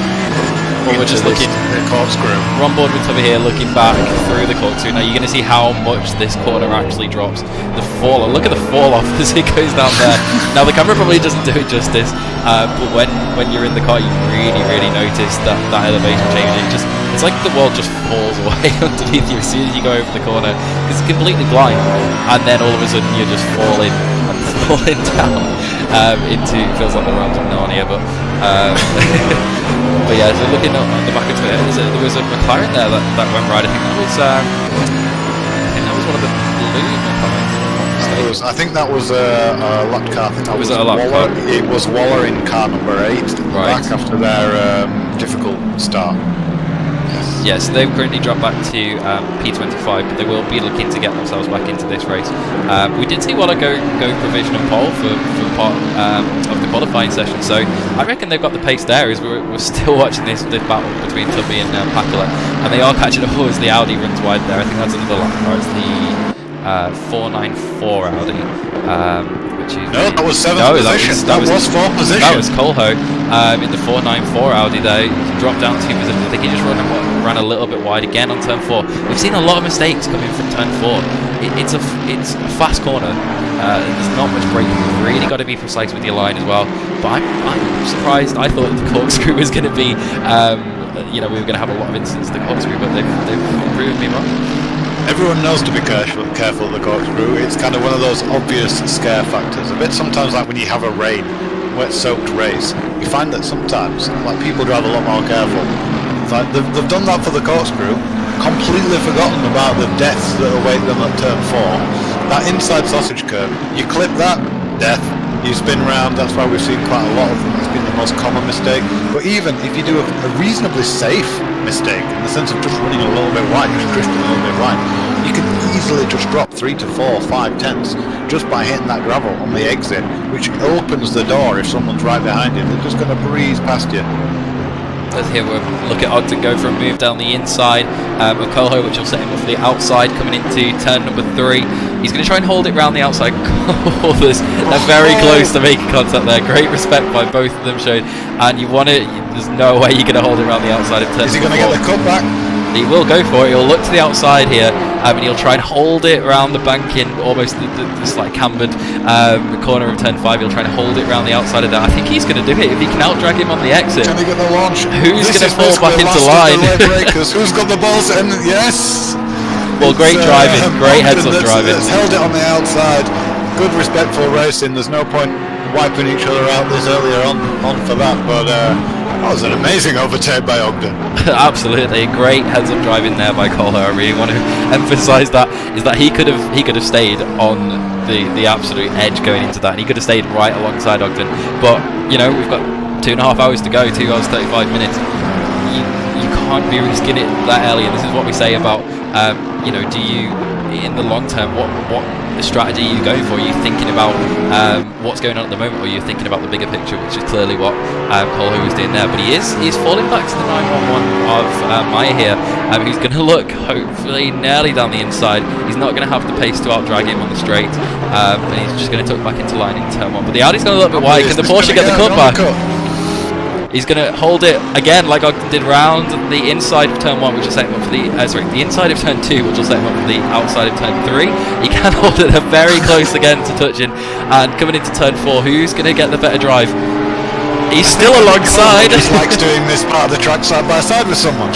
Absolutely. He's still going for it. He was looking, but yeah, he's going to fall back into line behind that 4 and 5. But look at they're losing time again to the 79 of Joe Hayes. I thought he was going to pull out and make a move into turn number 6 and prove us all wrong there, but holding it back in line behind the Audi. Look at Ogden. He's, as he said before, he's got away. This battling. 2 seconds. Is he nearly 2 seconds clear there? Yeah, I think so. He is. That's in 1 lap. So that's how much it's cost Coulthard to have that side-by-side battle, and that's just promoted Hayes to be right onto the back of Maya now. So we could get 3. I also was just looking, Barnett must have just had an issue, because a lap ago he was only 2 tenths off the back of Bauer, so he closed up. So I don't know if those two had a bit of an issue coming together, or if he's just made a little bit of a mistake in pushing. But I'll tell you one thing, the Maniac Mavericks teams do not seem to have any sort of team orders. They are going all out, and it's whoever wins, wins. And I thought they'd have been a little bit calmer with each other, but they are pushing each other to the max. Oh, as Bauer goes wide, Bauer runs wide at the exit of the corkscrew. That's going to allow Barnett to close up. But look at this, the 991. He's coming into the picture.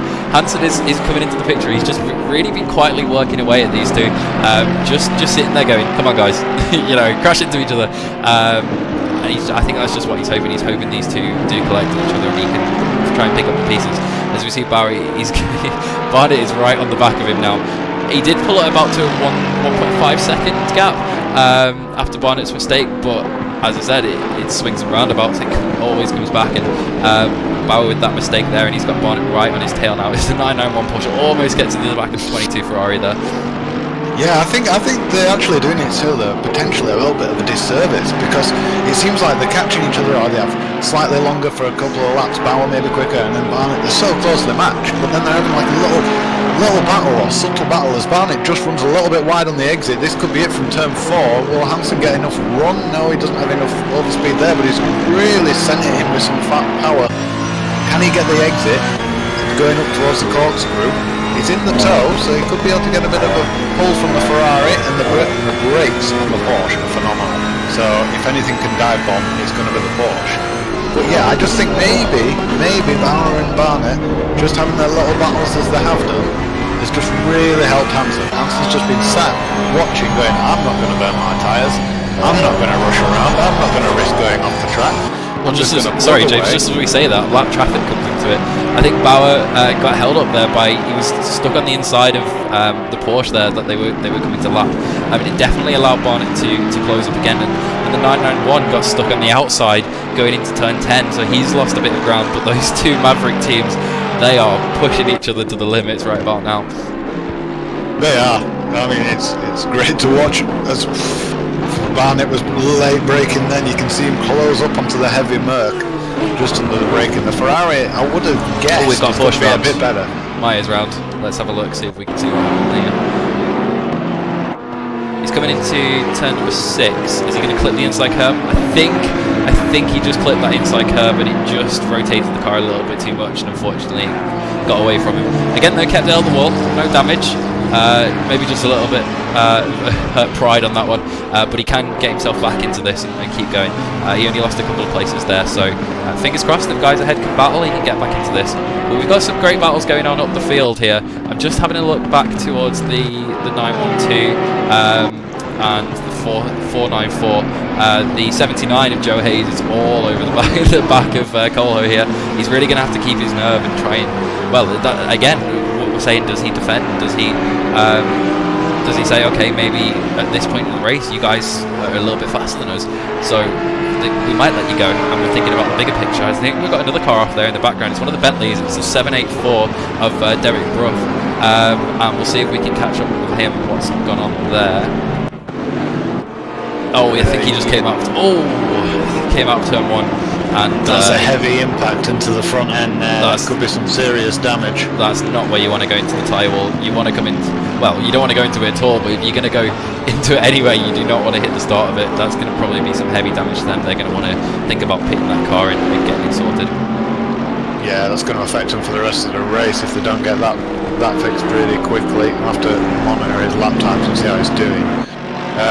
Just watching as well, I've just been looking at the 912 that's had probably the roughest half an hour of nearly any other car on the grid. Don't get me wrong, a lot of people have had a few issues, but the 912 feels like it's just had every potential bad thing go wrong that could go wrong, and I really don't want to jinx them, so I want to see them come back through. They've already called back up to now, they're back at 12th position, being Geiger.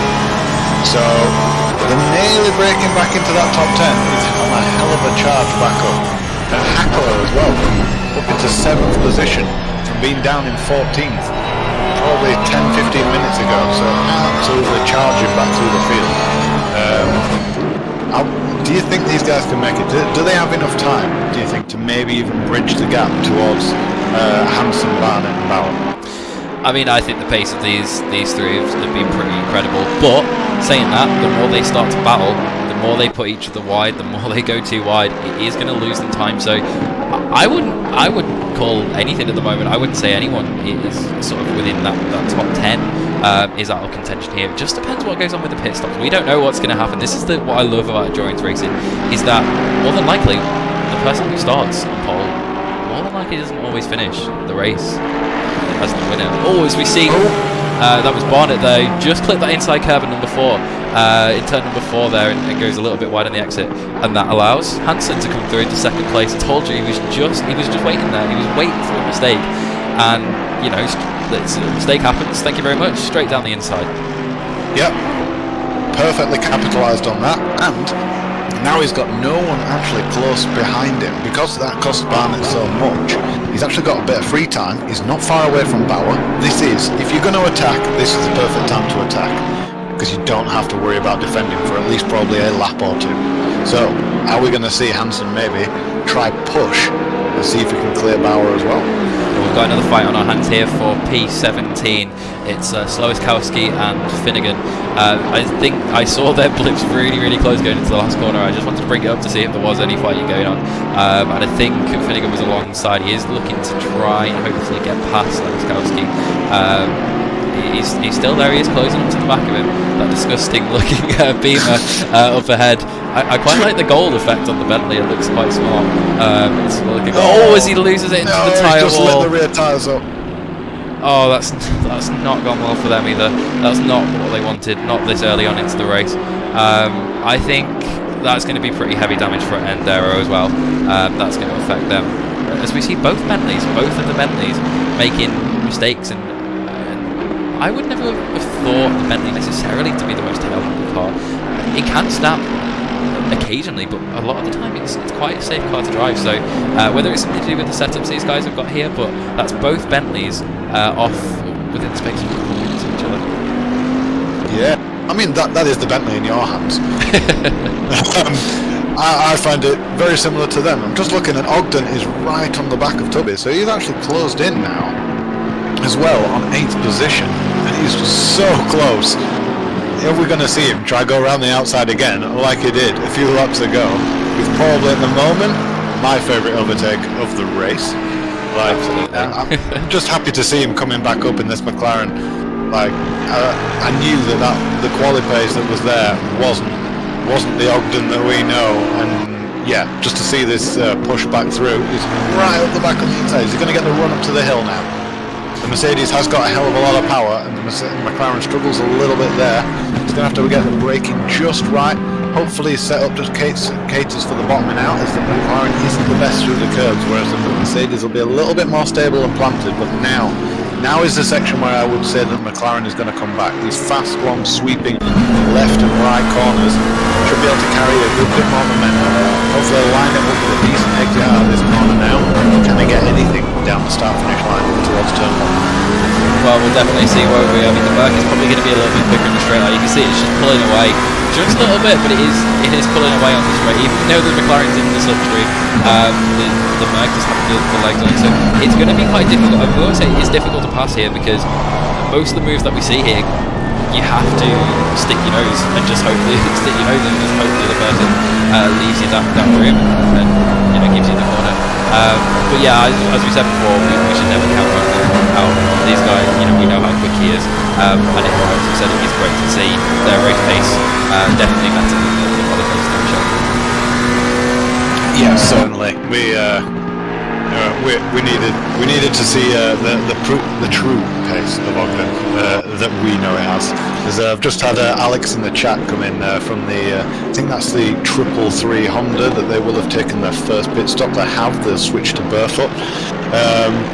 Just saying that it didn't have the best first stint. Obviously, sadly, we caught the spin on the stream, I'm afraid, on your Funation lap. But he said that cost him with tyres not being at pressure and a flat spot, so he struggled. Yeah. Which is what affected his pace. It's probably why we saw him just have a little bit of a moment about midway through his stint. But 22nd, with the pit stop done, no one else has done the pit stop. There's plenty of time left, and like this is the first one. So the 37 minutes in, first one. You're probably talking about 45 minutes for the perfect in a perfect world pit stop time. So they're a little bit early. If Barefoot can put some really good hot laps in now while the tyres are fresh, he could jump up a good few more spots after that with the early pit stop. Absolutely, and I'm just looking back to the 494. I mean, these guys are going to fight.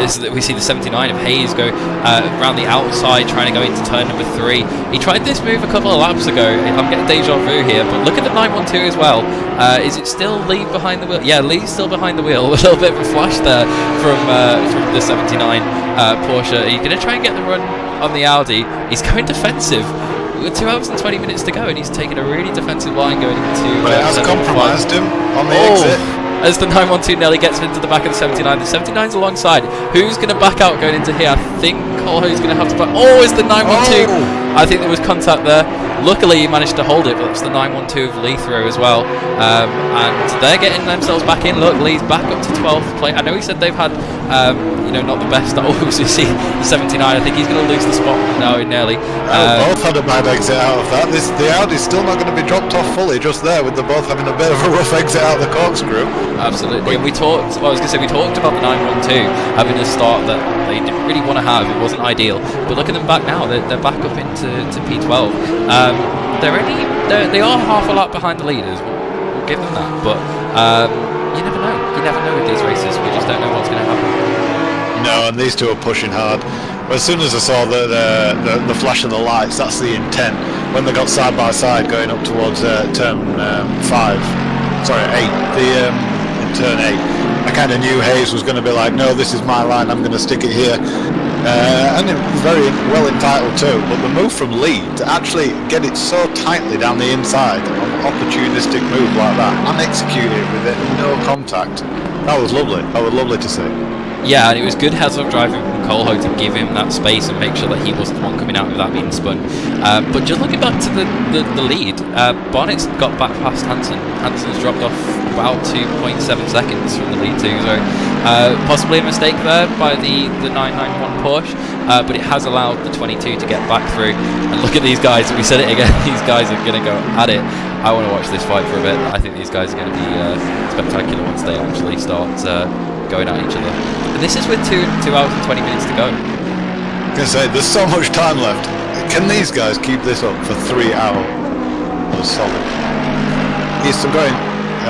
Just a slight little, just give you a little touch update while we watch this one. Ogden has cleared Tubby, he's managed to get through. So he did find a way past the powerful Merc. So yeah, I'm glad to see him piling back through. There's a few that just looking at more the liveries. A few Astons have come up. Carpenter, we haven't talked about number 7. Like, they've been plugging away. Like, Hackler has got past them, but Hackler's got a 5-second penalty. It's coming up to the pit stop time. They're going to have to serve that at the pits. So Carpenter is only 1.5 seconds behind him. He's not going to... I can't see him clearing it unless they have a mistake. Well, both. I was going to say both the Astons. We haven't really talked about the 109 of David Michaels as well. I mean, but sometimes that's what you want. Sometimes that's what you need in a race like this, is not to be involved in all the action. They've just been quietly plugging away at the laps. Look at them, P6 and P7 as we see going past some of the lap traffic there. But yeah, P6 and P7, they're still in this, and they've got obviously a bit of a gap to the 3 leaders, and I think Apple is probably going to start pulling away now. It's actually Plankton, the 477. Did they come into this pit stop? I've just seen them go down the run in there. No, I think that was genuine for position that we saw Carpenter get. They must have had a little bit of a mistake ahead. Because that's now separated the 2 Aston Martins, so Plankton, that was for absolutely, it you're wasn't correct. a back marker, so he must have made a bit of a mistake just exiting after the couple of corners after the corkscrew into turn 9. And that's allowed Carpenter through as we're talking about. But yeah, I do. It is funny. We don't want to give the people. We want to give everyone a bit of airtime as possible. But to be honest, if we haven't picked on you, you've not had a bad issue. So that probably puts you in a strong position by the end of the race. So keep doing that. We will try and get through everyone. I feel like the front of the Aston looks like a rhubarb and custard. It's very, it's like a rhubarb. Well, if you didn't have blue wheels, it would be a rhubarb and custard, rhubarb and custard Aston. But no, those blue wheels are absolutely hideous. Whoever made that decision to put them on the car, wow. But yeah, David Michaels plugging away again. As they actually see them coming into the pit lane, as we've got the 22 is off. 22's going slow. It's Barnett. Barnett's off somewhere. Yeah, Barnett's gone off at by the looks of that. What it's happened turn here? 4 again. Turn 4's clipped another victim, and this time 2nd place on the road. Let's have a look from the helicam. He's on the back of Bauer hit all. There is lap traffic here. Is it a possibility that he just got in the wrong place at the wrong time? No, the Beamer just let it go. Oh, it was the curb on the inside of turn number 4. Just over-rotated the car. We've seen that a lot today. We've seen quite a few people do that. As I thought he was going to come back on in front of the Porsche there, but he did a good job to spin the wheels and get it around. Saying that though, he has kept his position because the 991 is actually pitted. Hansen's pitted, so they are going to look to try and get the undercut here on both Barnett and Bauer, and possibly with that mistake they might get it on Bauer, but that's given the 33 in the leads a little bit of breathing room now. But as I said, they're not out of it yet. We've still got 2 hours and 16 minutes to go, and I'm sure something else will happen further down the line. Oh yeah, I'm looking forward to seeing like the level out now. We've had a few pit stops come in, and in the next 5-10 minutes, hopefully if everyone is pitted by that time, hopefully we'll see like where they all lay out, because there will be some movers and shakers. I mean, I've just noticed as well, Plankton has actually got back past Carpenter, so I don't know if Carpenter had an issue again. I say again, sorry, Plankton had the issue first time, I think, that Carpenter capitalised on, but he has made up for it and come back up to 4th. But Ogden and Tubby are carrying on their slugging match that they seem to have been doing for the last 10-15 minutes. Ogden got the overtake on him a couple of laps ago.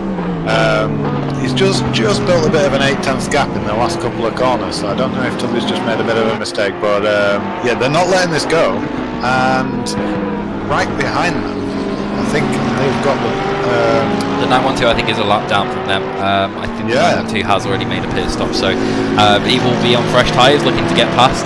As we see Tubby running a little bit wide again there, and the 912 does close up. So, well, this is the thing, can he unlap himself now? Where does he go to get himself? It's always an awkward thing I find when you come to unlap yourself from someone. It's a case of, obviously, the last thing you want to do is put them in a compromising position, especially if they're having a battle like this. But you've got to run your own race. You're not in their race, and it's a case of how much risk do you take to try and get that lap back. Yeah, that's the danger of doing the undercut or pitting just a little bit earlier than someone else. It brings you out behind traffic and you're a lap down. Even if you might not be directly fighting with them, but you need to clear them because they're potentially going to cost you some time because you're going to be on the new tyres, they're on the old tyres. They could be just slowing you up. Sorry, just bit. As we see the 784, I think it was the 333 that went into the back of them. It looked like they just slowed going into turn number 10, but they will make that pit stop. There's probably going to be a little bit more damage to the back of the car. They've been in the wars this race. I think both the Bentleys we've seen go around, but yeah, that 784 has definitely been in the wars. Yeah, as I think I just noticed that Barnett has pitted, so he's taking his pit stop now. Bauer still yet to pit, but as he comes in, just as I say that, coming right in. So obviously they're going to have a bit of a gap because of Barnett's little bit of an issue a lap ago. But this point, this is going to put him about half a lap away. Or is he going to get away with a little bit more than that? Well, we're just having a sort of look. Sorry, there's a number 8. The McLaren is round. Oh, big damage to the front of that. Let's see if we can see what happened there. Just them that saw that pop up. Oh, they already had the damage. I think it was just it was just getting a little. Oh, as he nearly collects the traffic there. Just getting a little bit too wide. Going into turn number 10 there. Coming onto the last corner to set himself up for the last corner, and yeah, once he got onto that dust, it's so tricky. Oh, see him go around again into the first corner. I think he just got a little bit hot into there. Probably the tyres were still had a bit of dirt and still probably not up to the right pressures after a spin. But as we see Hackler go by there, but they're just wanting to. I would say to them now to try and get themselves back into that rhythm. You've got to try and dust yourself off. I know when you do spin, it's so easy to overdrive the car. Oh, Nelly again. You've got to try and focus on getting the tyres back to where they were. He's probably going to have a flat spot now, which is going to affect braking. It's going to affect cornering. It is going to give you a vibration down the straight. It is really tricky to work with, especially if he's out there for a while. And they have already taken one of their pit stops, so more than likely, Waller is going to stay out there for a bit of time now. Yeah, it seems to be heavy damage, unless that's something to do with the game not syncing it up properly. But I think that was from earlier contact, which we saw. Yeah, if that is heavier damage, it's probably. I'd potentially be tempted to pit, just get that damage repaired, because it's going to be an extremely difficult remaining 2 hours. But just as you were looking at Waller, I have watched Bauer obviously go in and come out of the pits.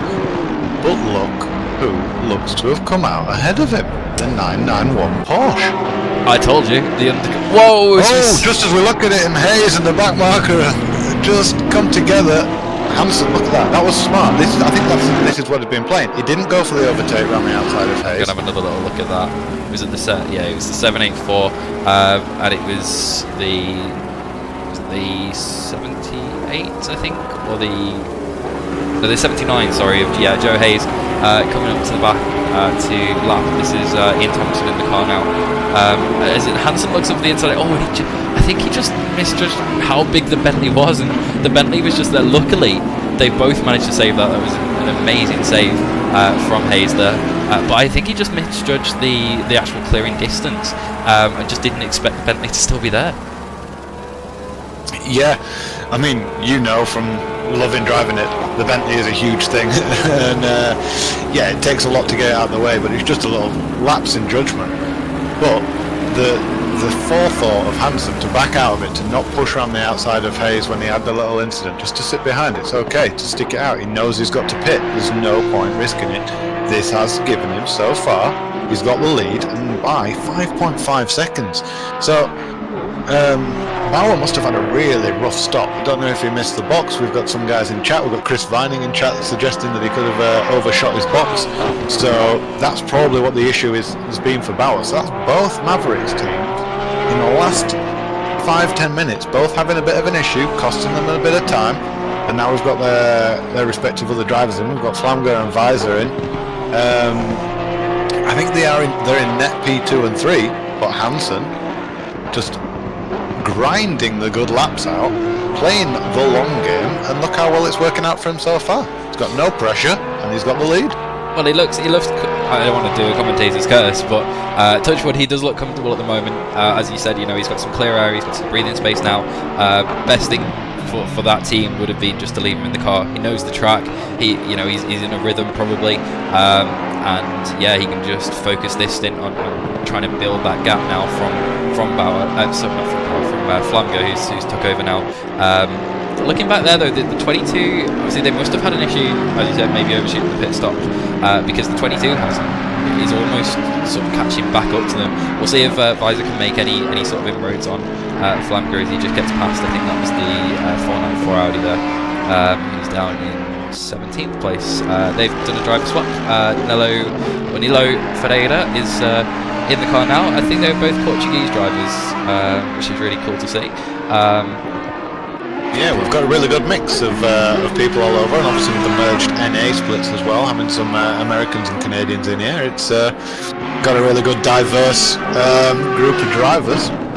Absolutely, it's really, really good to see. But now looking through the grid, if we go back to Plankin was in the lead, but they are giving it up for the pit stop now, and the 991 is going to retake net P1 from this. So looking back after the pit stops then, so obviously the 991 has capitalised on the Mavericks' errors, but then you look back at, I think, Ben McConnell has stepped into the car, Raggy's in the car, from Hackler, so they've swapped there. Number 7 as well, Aston Martin is Chris Frizzer now, has taken that over, and Ben Mullard has taken the 109 Aston over as well. So quite a few people making changes.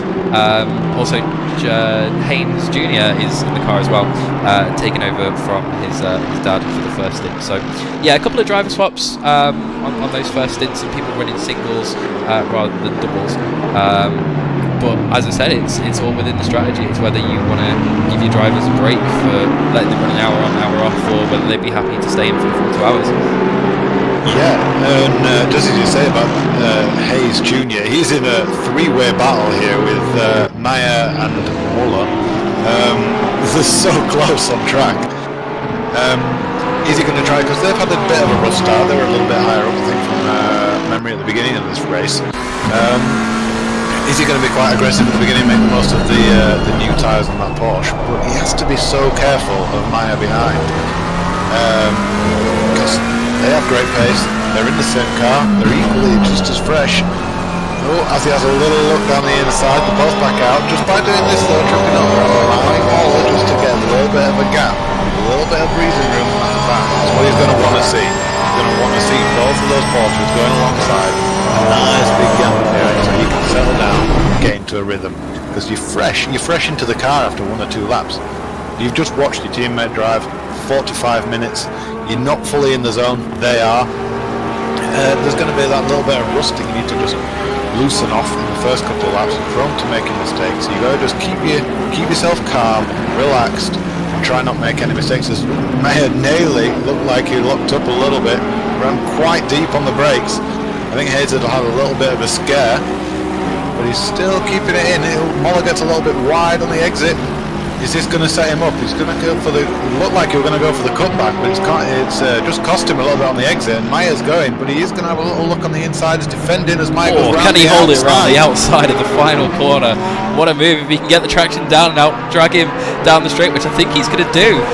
nearly, he's almost as that was very close going into turn number 1 there, over the top of the hill. He's done it. What a fantastic move there by Maya. That was beautiful, right around the outside. Let's have another look at that.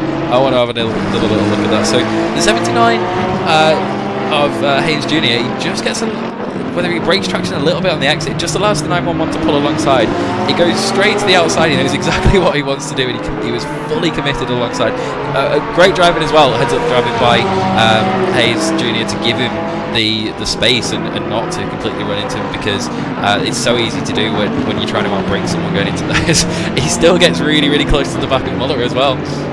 Maya's just going side by side now, currently on Muller, just on the right hand. Oh, there's a little bit of a push. Wide, a little bit. Maybe a little bit of a body rub, not sure, but this is given... Oh, Hayes had a bit of a run, but he thought better of it. He backed out of it, didn't want to go toe-to-toe in the corkscrew. But that has allowed, released both Porsches now past. So, are they going to be on the same similar pace? Can Maya keep the gap and pull away and try close in?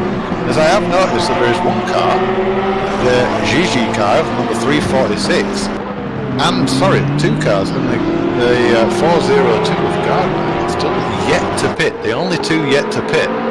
So they know something that we don't. They're going for they know that the overcut must be the strongest strategy, sure. Well, we'll have to wait and find out, won't we? So yes, they've been in the car. Gardner's been on that stint for just over 55 minutes now. Now we did see a lot of the guys, as we were saying previously, did follow that 45-minute sort of stint strategy, and have come in with 2 hours and 15 minutes to go, which will set them up to run 45-minute stints to the end. But this is what we were talking about. Some guys are going to be bold with the strategy. Some guys are going to really try and pull it out of the bag. And these guys can run a full stint. These guys can run, probably go an hour and 5, an hour and 10 minutes, and really try and egg out those stints. And then who knows what's going to happen. Yeah, it's just... I just love the massive shake-up that the pits have done. They've changed it completely up. Like, just from the lead 3 alone, they've changed it up. But Tubby has looked at is he are they in the matching cars, or is it I'm not sure if that's the same guy double stinting, or if they have changed and they've got initial thing. This is my flaw on it, but he is right on the back of Mullard. Now he was fighting in the last stint, right at the end of the last stint, as you remember, with the number 720 of Ogden, and now his teammate dropped down to 13th of Muller. So Tubby's held on, and looking like he's keeping a good pace to keep himself in the top 10. Can he go any higher? Absolutely. And I just want to say what we were talking about before, one of the big winners who just kept plugging away at it was Hackler in that 169 Nissan. Those guys are now up to a net P5 realistically once the 402 does pit, and they've done a fantastic job to get back in this. Yes, yeah, totally come back up. I mean, that drive from Hackler after his incident earlier on was pretty much inspired. As much as we said we were going to roast Braggy, they've done a fantastic job to get, and we can't put foot wrong. They haven't put foot wrong. We can't give them anything to go on. So yeah, they've done a fantastic job to get back up into what's really a net P5. Yeah, and let's see if Raggy can get a little bit further up. Good to keep eyes on him. Now he's actually on the track, so it can be under the watch now. So any mistakes, we are going to be keeping a close eye now. He's in the car, and I wonder what words of encouragement he's getting from his teammate Hackler right now, if any. Are they confident that they're going to fire back now? They've got, like you say, they've got right back up into P6 after being, I think they were P14, P15 at one point. So that's nearly 10 positions Hackler's managed to come back with, and they're technically a net P5 with Gardner having to pit as well ahead in 4th of the MSL team. So yeah, a hell of a drive back. Let's see. As I've just noticed, Visor seems to have dropped a considerable amount. He must have missed. We've got a car around. It's Shelikins. It's the 63. The horrendous looking Mamma Mia Lamborghini has gone round. Let's see what happened to him coming into turn number 5. I think he's just going to clip the inside cab again. Those inside sausage cabs are so deadly. Oh, as he nearly, good job to hold the brakes there, nearly came back up into the path of that number 7 Aston of Frieza. But yeah, Shelikin's just getting on the inside curb and just upsetting the balance, and that's it. The over-rotates the car, came right back around to fight it. Yeah, did the right thing holding the brakes, so not rejoining unsafely, but yeah, the camber of this track just sucks you in, and if you just get that one tiny little millimetre wrong, it'll carry on pulling a around. yellow flag elsewhere. I think it's the number 78. It's the Pro-Am 78 of Mark Coates has gone off. That's just coming up into between turn 5 and turn 6. So we'll go back. I'll put it back a little bit further just to see if we can see what happened there. Coming through turn 5. Is he just going to get? Oh, he just runs wide and dips those wheels into the dust. Oh, is he going to? Oh, he just taps the wall. He did manage to slow it down, so I don't think there'll be too much damage on that car. But he just dug the wheels in. Ran a little bit wide, dug the wheels in to the grass, spun the rear tyres up, and yeah, unfortunately there was no saving that. Literally both ways to get that corner wrong, and we've seen them back to back. They're the two ways that the camber sucks you in on the inside, but on the outside it fools you wide. As I've just seen that Shelikin's has also had another bit of an issue by the looks of that. Oh, and now he's facing the wrong way coming out of turn 4. That's going to be pretty blind coming around there, so he's going to have to wait until at least probably the 33 has gone by, which is the next car back as the number 8. It looked like the number 8 was actually going quite slowly then. I thought he'd lost control and was possibly going to hit the number 63, but yeah, that's 2 mistakes in a row now from Shelikin, so they're really going to have to try and have a look at getting back into this and building their pace back up. What you want to try, I mean, what would you do, James, after a mistake like this? What's your strategy for trying to come back into the race? I don't know. I mean, there's going to be a strong part put on the teammate, I think, because I know what I'm like. I'll get quite wound up, a bit stressed out, and I need someone like yourself or another good, strong teammate that can just calm me down and resettle me. But if the car doesn't have damage, I think that's the main thing that you need to try and do, because you can still salvage it. You're going to lose quite a bit of time if you pit, and you don't want to, just as it runs wide again, just on the exit of turn 9. So I'm wondering if the car may have damage, because making a couple of mistakes like that, it's normally symptomatic of damage, or he's just a bit stressed. So he needs to just calm himself down, reset, and go again, because he's only recently been in for a pit, so it's going to be a bit, I think there's too much damage to really kind of take on in time-wise to take another one of your pit stops this early. And I think just going back to what we said before about the 22, they seem to have had an issue somewhere because they've dropped right off the back of that 33. They've dropped right off the back of Flamgo around about 20 odd seconds. I think just coming up to the sector split this time. They're around 23 seconds off that 33 so something's happened to them. Yeah, just as you're saying, looks like Raggy has caught up with Ben McConnell right on the back of the 402, which is still yet to take a stop, so they're doing a very long stint in the MSL Racing with Gardner driving. Absolutely, they've been going for ages, but this is what we would normally see in a race where these pit stops weren't mandatory. You would try to he does get a nice clean move down the inside, just as you said. That was very tiny. He was given a lot of racing room. I think Gardner knows that, to be honest, he's got a pit. They're not in the same battle. There's no point in bleeding a lot of time. So very smart, conscientious. Is thinking of the big picture game there. Absolutely, and great driving. Great. That's what we'd like to see from. That's what makes a great endurance driver. It is someone who knows when to push, knows when to fight, knows when to run their race. You have that sense, and there are certain people we see who sometimes will compromise themselves from fighting straight from the off, when sometimes it would probably just be better to let the other car go. Yeah, sometimes it's not always the best thing to fight for that one position ahead. Sometimes it can gain you more in the long term by letting them go and just racing your own race, and that's the key thing to endurance. Well, there's 3 guys here for the battle for 7th, 8th and 9th with Frizzer, Muller and Tubby. All 3 are definitely just wanting to battle. They don't care about going for the long race right now. These 3 are really going at it. So it's the battle of the front wheel drives around here. Well, front engined, should I say? Wrong way. Front engine cars, even though technically the Merc is classed as mid-engine because the bonnet is that humongous.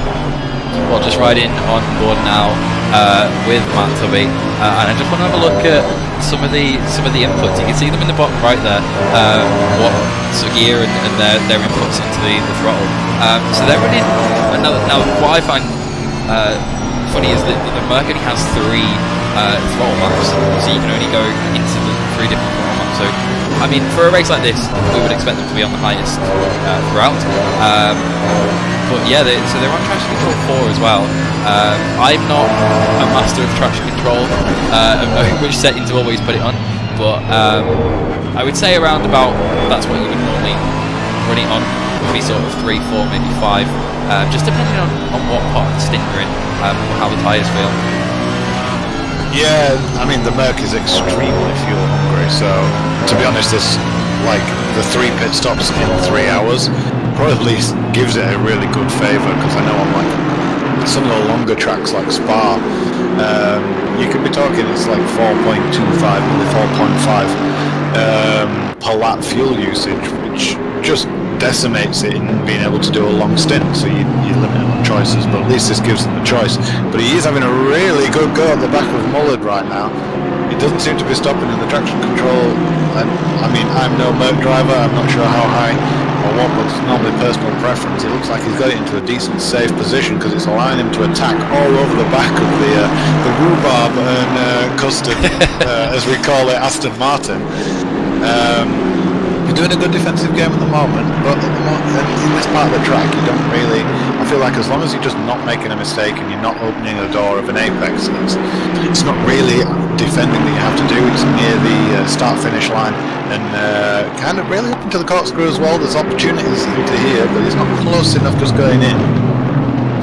Yeah, absolutely, and I thought that Tubby was going to be able to throw it down the inside there of Mullard going into turn number 4, but he held it off. Someone's a bit wide though, we can see some dust being kicked up. I'm not entirely sure who that is. I think it might be the 87. I think that's Bowman. Is that Bowman ahead Yes. in the number 5 Bentley? Let me have a look. I think they're a lap down. Yeah, they'll be getting the way. They're down in P16 at the moment, and then you've got the bloody murder weapon straight ahead of them. I think who has switched over. Yeah, yes, Kujan's taken over that car. So they've done a driver swap in the pits as well. That was Tubby again, looking really close in. It could be the bloody murder weapon, and do you know what? It could decide one of these overtakes. That Marcus can without doing anything wrong. It's nothing against the lapped car, because they're supposed to keep the line and carry on going as true. It's for the lapping car to make most of it. But like that, I think Tubby was just wanting to have a little bit of a look.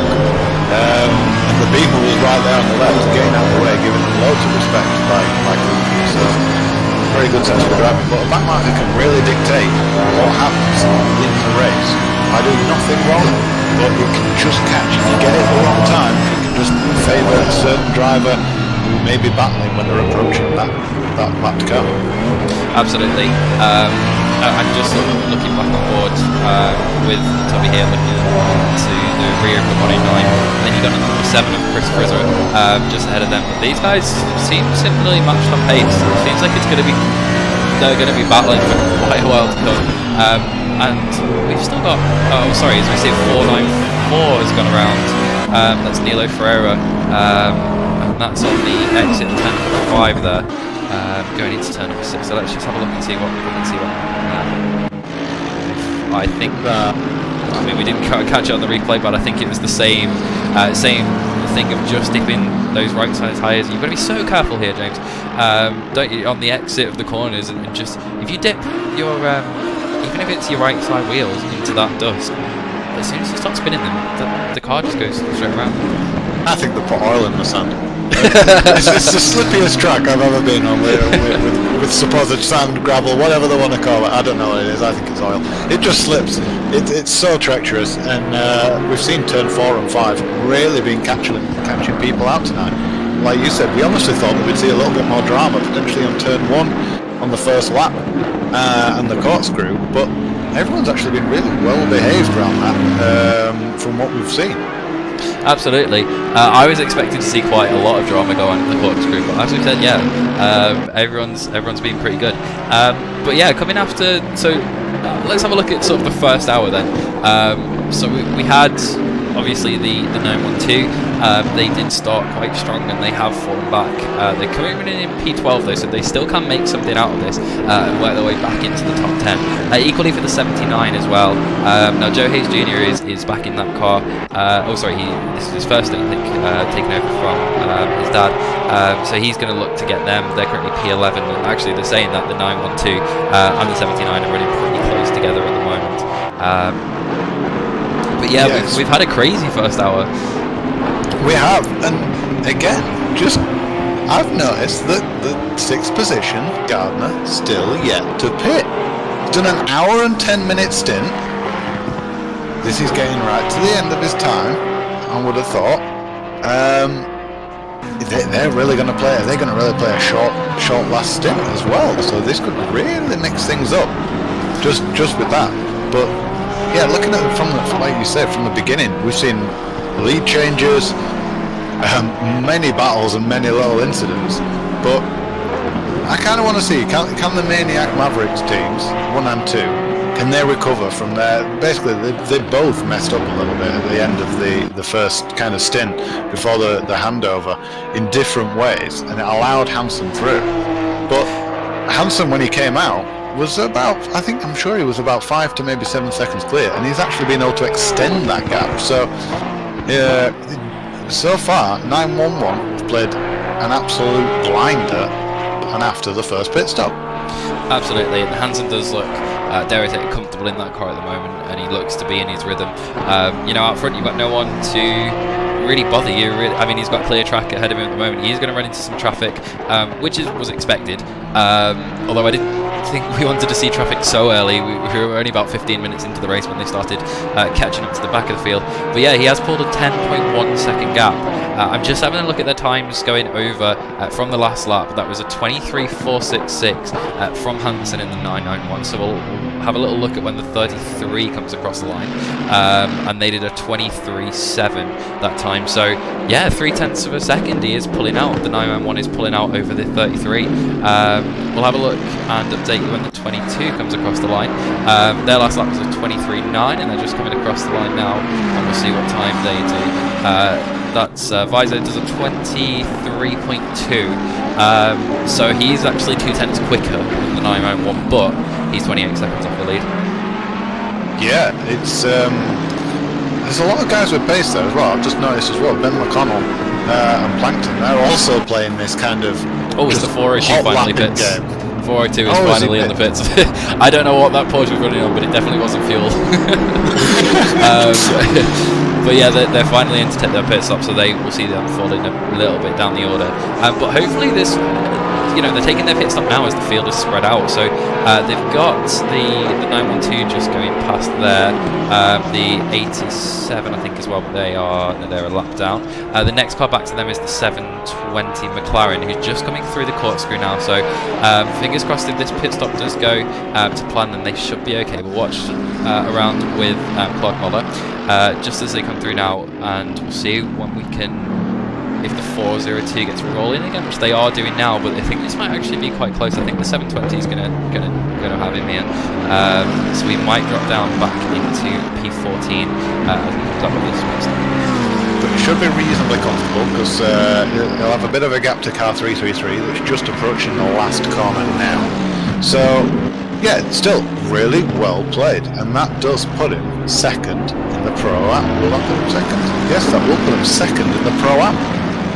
Absolutely. Let's just, was it the 402? Yeah, we're just coming back at now. So, we cannot yet update you on the standings. So, leading the Pro category at the moment is the 991. It's Espen Hansen in that 991 Porsche, currently leading the way in the front of the Pro category.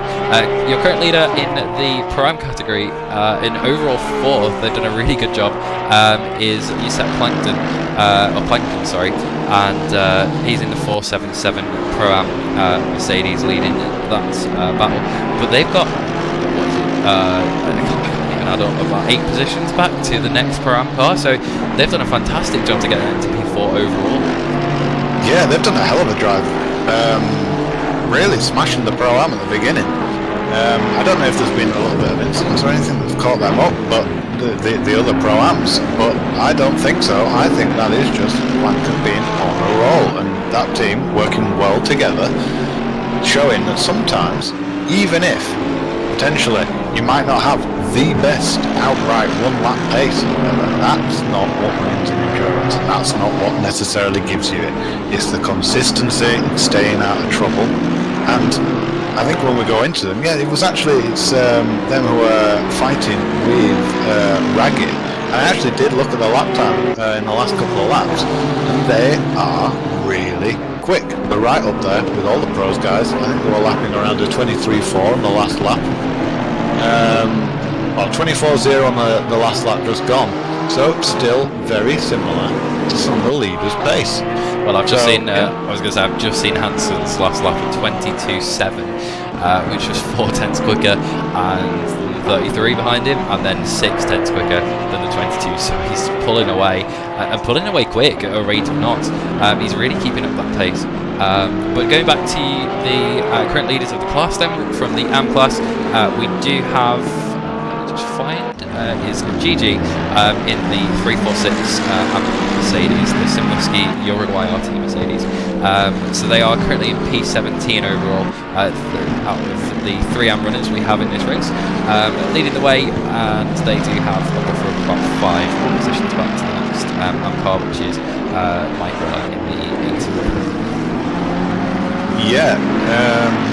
Saying that, just looking at Hayes Jr.'s caught onto the back of Tubby now, and Meyer, Frizzer, Fisher and Tubby have all seemed to have settled after their initial battles. They're all within about 1 to 2 second gap, but Hayes has now caught onto the back of Tubby, so can they push a little bit further forward? Well, we'll definitely wait and find out. We've got kind of a train of cars all coming up. If you have a look at the map, they're all coming over the corkscrew. Obviously, I think some of them are on different laps to each other, so there will be lap cars in that. Just going back to this battle here. Now, does it look like front of that Merc possibly has some... Oh, is he just a little bit wide there? That's going to allow Hayes Jr. to close and just try everything he can. Mind games. Always think about the mind games here. But yeah, does that Merc have a little bit of damage, or is that something not sinking? Possibly some chip paint work. I will have a look into it, and I will report back. Thank you very much. So, going back to the leader again on that last lap was a 23.2, but they've had some really stonking pace, and I think that was in traffic as well. So, yeah, to be putting in those times even in traffic, yeah, they're still putting the gap now to 10.2 seconds, and the 22 of Marcel Weiser is now 29.4 seconds off the lead of the sector. Yeah, it does look like a bit of damage to the front of the Merc on the 16 of Tubby's car, so it's going to be a little bit more difficult for him to hold on to 10th position ahead of Hayes at the moment if that damage is quite severe. We've just seen the 911 and the 912 get past the 7 of Chris Frizzer. I just saw them update on the timing screens there. I think it was going to the corkscrew. Maybe he made a little mistake because it looked like he got down the order pretty quick. But that releases Maya to go after the next accident row, which is the 109 of Ben Mullard. Yeah, and as well that 912 closing in now on the top 5. Absolutely. So a great recovery drive so far after the nightmarish start. I mean, so far, a hell of a drive back. Well, this is why I love races of this length, because I think with 3 hours, it's not too long. That, you know, it's good. He doesn't fall, I wouldn't say, under the ultra endurance kind of race, but it's not, you know, it's short. It's long enough that you can get back into it if anything does happen, as we've clearly seen from the 912 and the 79 as well of Hayes Jr. They're back up into P11, so they're bordering on the top 10 again. Currently still stuck behind Tubby at the moment, who is defending hard. And he has got a drive-through, I've just noticed as well. Tubby has got a drive-through. You are correct. just popped up for me as well. So yeah, they will have to serve that within the next couple of laps. I'm not entirely what that is. What is that's for? Whether it is track limits or an incident earlier in the race. But they will have to serve that within the next 3 laps. So expect them to be in, and that will of course release the 79 to go after the number 7 Austin. How much do you guess if the damage to the front of it might be linked to the cause of that drive-through? Well, that's always possible. As he does come into the pit now just to serve it. They're going to serve it this lap. So just going back then to sort of this top 5, they are spread out quite a bit now. So we do have, well, actually saying that, 33 of Flangers just dropped the gap back to 8.6 seconds. Whether Hansen had a mistake, or I think to take that much pace out of the 991, they've maybe had a little blunder somewhere, but we'll keep you updated on that gap. And it's now just gone back up to 9.4, so not sure if it's my timing screen's going a bit funny there, but we will keep you updated on that gap. So then you've got the 22 of Marcel Weiser, who is 28.9 seconds off the lead, and then you've got about another 10-second gap back to Josep Klein in the Pro-Am leading Mercedes there. And then we have bordering the top 5, well, in the top 5 is Ben McConnell doing a great job in the Nissan. And he was talking the other day on the Sprint Series stream about how he was looking forward to getting into the Nissan, and how difficult it is to pass, how wide it is when it's actually on track in front of you. Yeah, so I mean, he'll be wanting to catch Planken, but he'll probably be a little bit nervous about how his overtake's going to have to go if he gets to that point. I've also just quickly been informed via the chat that the 16 with the drive-through that was Tubby was due to a bad rejoin, colliding with cards 124 and 911. So that's what did him that. Right, so that's probably where that damage has come from, and I think they're going to pit early to try and get that sorted. So what are we seeing here? We've got an hour and 40 minutes to go. People cleaning for their second stop, which means that they will have another stop to complete after this. You can make it to the end, but what do you do from here? If you pit in at this point, you've got one more stop to make. Are you going to see maybe another driver I mean, I think Tubby's been in for a double stint anyway, so more than likely he will have to give up the car under this pit stop. But what do these guys do? Do they, do they go split it evenly and go, let's say 40 minutes and 50 minutes and 50 minutes, or 50 minutes and 40 minutes, or what do you do in a time like this? Well, I think that Tubby, you're correct, he has done a double stint. I got confirmation from in the chat. So, to be honest, it's probably quite good in a way that he did a double stint and this has happened at the end of the double stint. So, he can get out, he'll be clear, fresh driver in. If there's any issues or if he's wound up, we all know how quickly the small penalty can affect you mentally for a little while, because whether you're annoyed with maybe the decision or you're just annoyed with yourself, that can affect it. So it's probably going to be a bit of a good fresh air when his teammate comes in. Yeah, regarding like the time, you just got to play it by ear. If you're close, I would go all out and try just to even out the splits. Absolutely. Just going back onto the 912 there, they had a bit of a problem coming into turn number 9 there. I saw on the actual server list there some people's ping started to shoot up, and the Beamer went off followed by the Porsche. So I'm not sure if there was maybe a little bit of server lag involved in there, but it looked like he just lost it sort of mid-corner on turn 9, so it was a bit of a weird one, but he has dropped those 2 positions back to the 109 Aston and also the 911 of one of the Wyatt. Oh, well, yeah. I wonder if it could have been an issue. It could have been a bit of a lag spike. It gets really close to the back of there of the 109. Bullet is going to be watching his mirrors right now. There's a yellow flag for the 78 who's gone off. That's the 78 of Mark Coates. Let's see if we can get you a little replay and see what happened there. Oh, I think they were already off by the time they were already off by the time the replay started. Not entirely sure what happened there. But it usually takes an age to get out of that gravel and get back on the track. Oh, a bit of a dangerous. It's the 109, didn't exactly know which way he was going to go there. But that's them back onto the track. I'm not sure if they lost any position in that, but they are running back now in 21st position. And then they are about 3 laps down at the moment. So they'll be looking to take some more positions, because I think they've been jumped by the number 8 McLaren of Mike Waller. Not sure if that was from a mistake, or I know the break was quite far down the order to begin with, but they're climbing their way back up there. They're on the border in the top 20 now, so yeah, it looks like they're starting to make a comeback, and maybe some people are just starting to make some mistakes. Yeah, fatigue is going to start to factor in a little bit. It's a lot of effort and concentration that's staring at a screen, so mistakes are going to just start to slowly potentially creep in. The one thing I was wondering is, it's a Mark Copes. Do you think it's any relation to the Max Copes that raced Clio Cup and the Mini Cup? Could possibly be. It's the same. Are you a fellow Yorkshireman? Because Max Cope is, so let's find out. Well, you might have to go down after the race and ask him then. Oh, we'll play him into the commentary booth. We'll have a chat. I want to find out. Fantastic. Back to the action. We've got a battle over. This is going to be for P6 between Mullard Meyer and Fisher, the 109 Aston, the 911 and the 912 Porsche. These guys have been battling for quite a while now. Meyer is just looking for any opportunity, trying to put Mullard under it.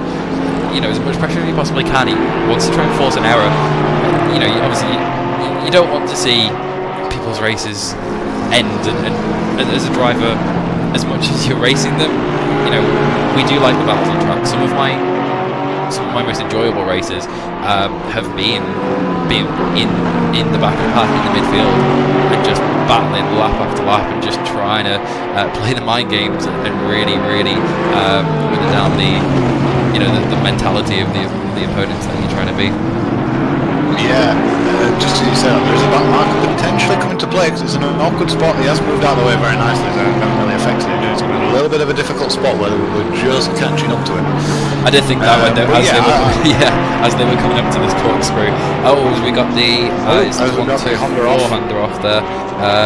Let's have a look. I'll got a little replay on that too. We can see so coming down. This is into turn 9, into rainy curve, coming through into turn 10. Just runs a little bit wide, and when you're offline like that and you get into the marbles, those front wheels, I thought he may have come back onto the track. That probably looked a bit closer on the camera than it did on board. But yeah, once especially now the track's rubbeting, you can see the visible marbles off the racing line. Once you get your tyre duct in, once you do run offline, the tyre starts picking up marbles. They're just going to stop turning. Yeah, to be honest, he did a really good job of keeping that out of the wall and carrying on, because we've talked about how slippy the sand, gravel, whatever this surfaces on the outside of this track is, and coming out of that corner and going into the position that he did, that is very, very fast part of the track. So to not carry him running off and cause himself any further damage, he did really well to do that. Yeah, absolutely. And as we saw him almost go round again, and he held it once again. So he has got some good car control there. But yeah, it's definitely this aspect of, as we see, another just runs a little bit wide there, but he is keeping it out the wall. I'll give him that. There's good heads-up driving to keep it out the wall, and But that's what we say. Sometimes you will make mistakes, but as long as you keep it out the wall and it's there at the end, you've got a good shot to take some points away from this race. Yeah, that's it. You can be amazed how much time sometimes you can lose just by hitting the wall, even if you compared that to going off maybe 5-10 more times, but like the offs that he's been having, but not comparing it in the wall, you can be a lot better. But just looking, Maya is actually having a big look now at Mullard all over the back. Oh, just as he gets a bit of a tank slapper on the exit, a bit lights up the rear tyres, that invites Fisher in to have a bit of a look. Just thought better of it. They're trying to be safe. I think they've had enough issues so far in this race. They don't want to be causing anything and risking anything else now that we're back into the top 10. Just giving Mullard a little bit of a breathing room that he, with that little over-exuberant accelerator application on Maya's Porsche. But nearly all the Porsches in this grid have been onward with the attacking tonight. they've had something of all the Porsche drivers, because they've been really, really driving hard. The only one, I suppose, that we haven't had to really see overtake anyone as such is Hansen, but their lap times have been driving the wheels off the thing. It must be a Porsche thing, a Porsche driver thing. Probably. Yeah, I wouldn't put it past some of them. But yeah, the guys at the 9 have been absolutely incredible, making the most of the strategy and pulling out that gap when they absolutely needed to. We see some people coming into pit now with the 912, who is in for his stop, and also the 720 of Muller. Whether they're going to swap back to Ogden, may take over that car again, or they may leave Muller in the car for the other stop that they've come in for their stop. So yeah, we're halfway through this now, James, and I mean this has flown by. You know, you were saying about there might be a bit of a lull in the middle, but we haven't had a chance to stop. No, not really. I mean, there's been battles everywhere. Slightly less now they've spread out as such, but there's still plenty of people within tenths of each other, which is mental to think about over the amount of time that they've been racing. You would have thought that there'd have been at least a second, maybe two, but no, they're battling so hard with each other, they're not giving each other an inch, and it's great to see. Absolutely, and here goes Meyer once again. He's basically glued to the back of that 109 Aston of Muller there. He's just absolutely lap after lap pounding him. And where's Muller? Is he going to make a mistake? That's what Meyer's trying to force it, but Muller's just holding his line. He's back. Oh, actually, as we see in the 911 try and come in for the undercut here. The 912 went in earlier, and I think they're going to have to cover him off. I'm surprised the 109 didn't cover off the 912 as well. But yeah, they're going to try and cover off that undercut from the 912. Yeah, this could be the brain play that they needed to do, because I can't see. It looks like the Porsche has had a little bit more speed than the Aston of Muller ahead just from being behind. So if he puts some fresh boots on and goes out again, as long as he's got clear air, it's going to be extremely difficult for Muller to actually keep that position. With the undercut being quite strong here, it's not a long pit lane, so it's a bit easier to be able to do. Yeah, absolutely. But yeah, look into the gaps up front then, just to check in. They're staying pretty stable. Gap maybe come back up now to 10.7 seconds. We're looking at sort of a 23. Well, it was a 23.964 last lap from Hansen, and a 24.6 from Flanger. So he is just starting to drop off. Hansen, as we said, they've got that gap now. They've got a bit of breathing room. Granted, you know, it's still, the threat is still there. Even if you make one mistake, you could come off and cost yourself 20 to 30 seconds. So you do still have that in the back of your mind that they are there if you do make a mistake. But it is a lot easier to get back into that rhythm and get those laps out there when you're not being hounded lap by lap by the carbon line. Yeah, I can just see the 494. Looks like it's had another bit of an incident. I'll grab a replay on that one. At the wheel. It looks like it's potentially coming out of turn 4 again, claiming another victim. They've just run a little bit wide back, as I thought they were going to possibly the 477 look close, and again coming back into Ben McConnell's path. But yeah, again, it just looks like they were a little bit offline into the marbles, and then once they were on that dusty surface, as again we see them go off into the dust and half spin it all the way around, do 360 in the dust there. He's giving us donuts. You're too early. We're already halfway through, not the end of the race. But yeah, once again, just I think getting offline into those marbles, and that's the thing as we see the track rubbered up so much, and we haven't really spoken much about the temperatures, but you have a look at there. These guys are going to be having to manage the pressures of those tyres. The track temps looks to have dropped. I can't actually remember what it was at the start of the race, but we're looking at 18-21. And in game it was about 20 to 25, I think. Yeah. So yeah, it's quite a considerable drop, as he's just gone a little bit wide again. I think he might have some rear end damage from where it spun around and just bumped into the back. The rear end is looking very tail happy for him at the moment. Unfortunately for them, they may have to come in and get that damage repaired if it doesn't get any better, which is unfortunate because I think Cole Ho has just taken over that car again from his teammate. Yeah, but he looks like he's staying out for more Audi pain. I don't know if I would want to. So we were looking at the temperature. So I mean, you've got to really take these temperatures into account. I mean, you're looking at, we're getting to 5:40 p.m. game time, so the sun's going to start to set. It is going to get cooler. The track is going to start to cool down. you've really got to factor in that when you're thinking about pressures, because you could be, half a psi out, and that can make all the difference. Yeah, it can massively affect it. The grip levels, you can easily have half a second just from just being out of that optimum tyre pressure window. But just going back to the pit stop undercut and overcut scenario that we had going on with the 912, 109 and 911, looks like Maya's actually been the big loser in that. Must have had a bit of an issue in the pit stop. And the 912 of Lee, they've played that to perfection and they've jumped both of them. So we've got Michaels behind now in the 109, still not far away. But yeah, Maya must have had a bit of an issue in the pit stop. Absolutely, I think Jonathan Lee jumped back into that car after the stop, and also David Michaels getting back into the 109, the Aston that we're currently following now. Yeah, it looks like the 911, because they've dropped down to P10, and the 79 of Joe Hayes has got in front of them, so it looks like they have started to drop back a little bit, maybe an issue with the pit stop there. But yeah, the big winner from that, as we said, the undercut, was the 912. They were the first to pit, and I thought the 109 was going to cover them off, but he just left it maybe a lap, 2 laps too late. And once you back out there on fresh tyres, okay, you're going to have a lap where it takes them to get up to pressure. And once they're up to pressure, surely the lap times are going to be a bit better, because you're seeing those guys who have been out there for quite a while now, and they're the pace is starting to come back up. We're looking at 23.8s. A couple of at the start of the stints they were sort of in 22, so there's been maybe about a second drop off over the course of a stint, so it can make all the difference when you look at the undercut. Even just a couple of laps can make all the difference. Yeah, definitely can. Just looking at some of the penalties, I've just been informed in the chat that the car 346 with the 10-second penalty was due to just speeding in the pit lane. So just a little error there. They do watch it quite closely on the entrance to the pit lane here.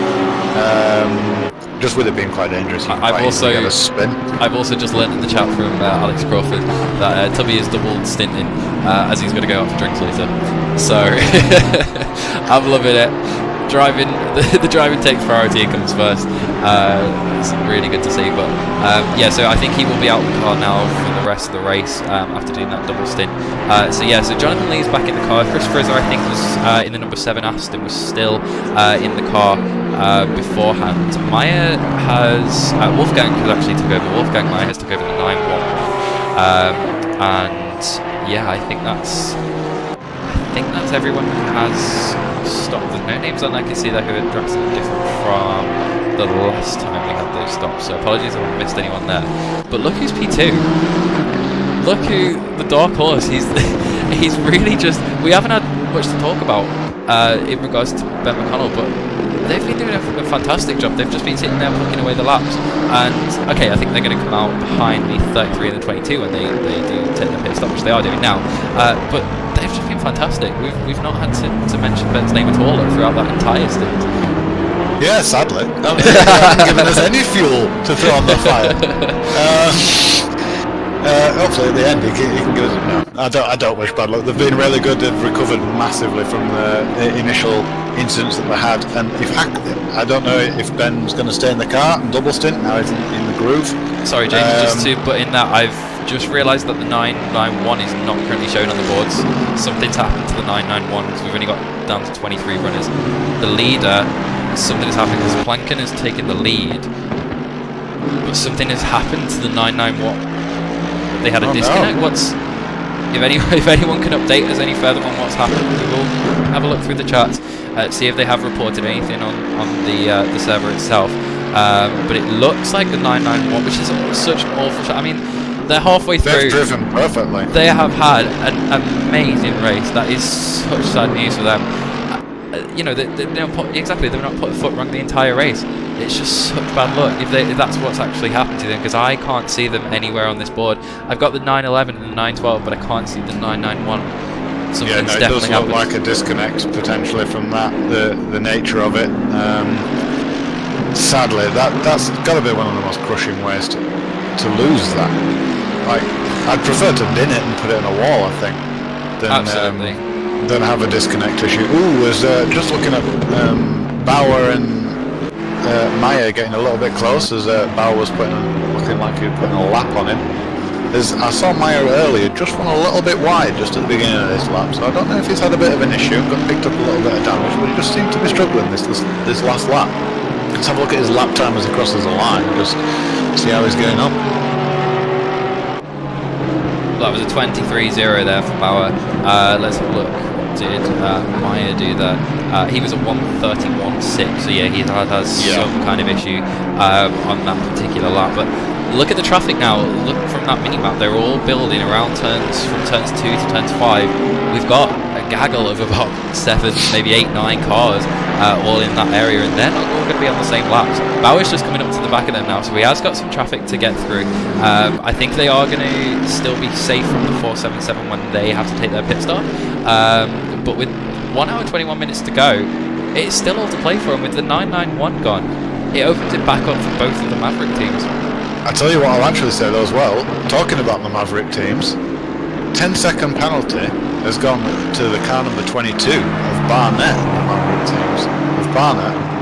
And look at the distance between Hackler and Barnett, 8.5 seconds. If it stays like this, Hackler and Ben McConnell will take over on the, in effect, second position, as they are kind of third as it stands at the moment, with Blanken waiting for his pit, going to take his pit stop. So Absolutely. They really have crept up. We haven't noticed that. They've been sneakily going. He's played this to perfection to not get any abuse from us, really. But I can't abuse him when they've driven such a good race, especially when they've recovered so well from where they were. It's a great recovery. I just want to ride on board with that Nissan.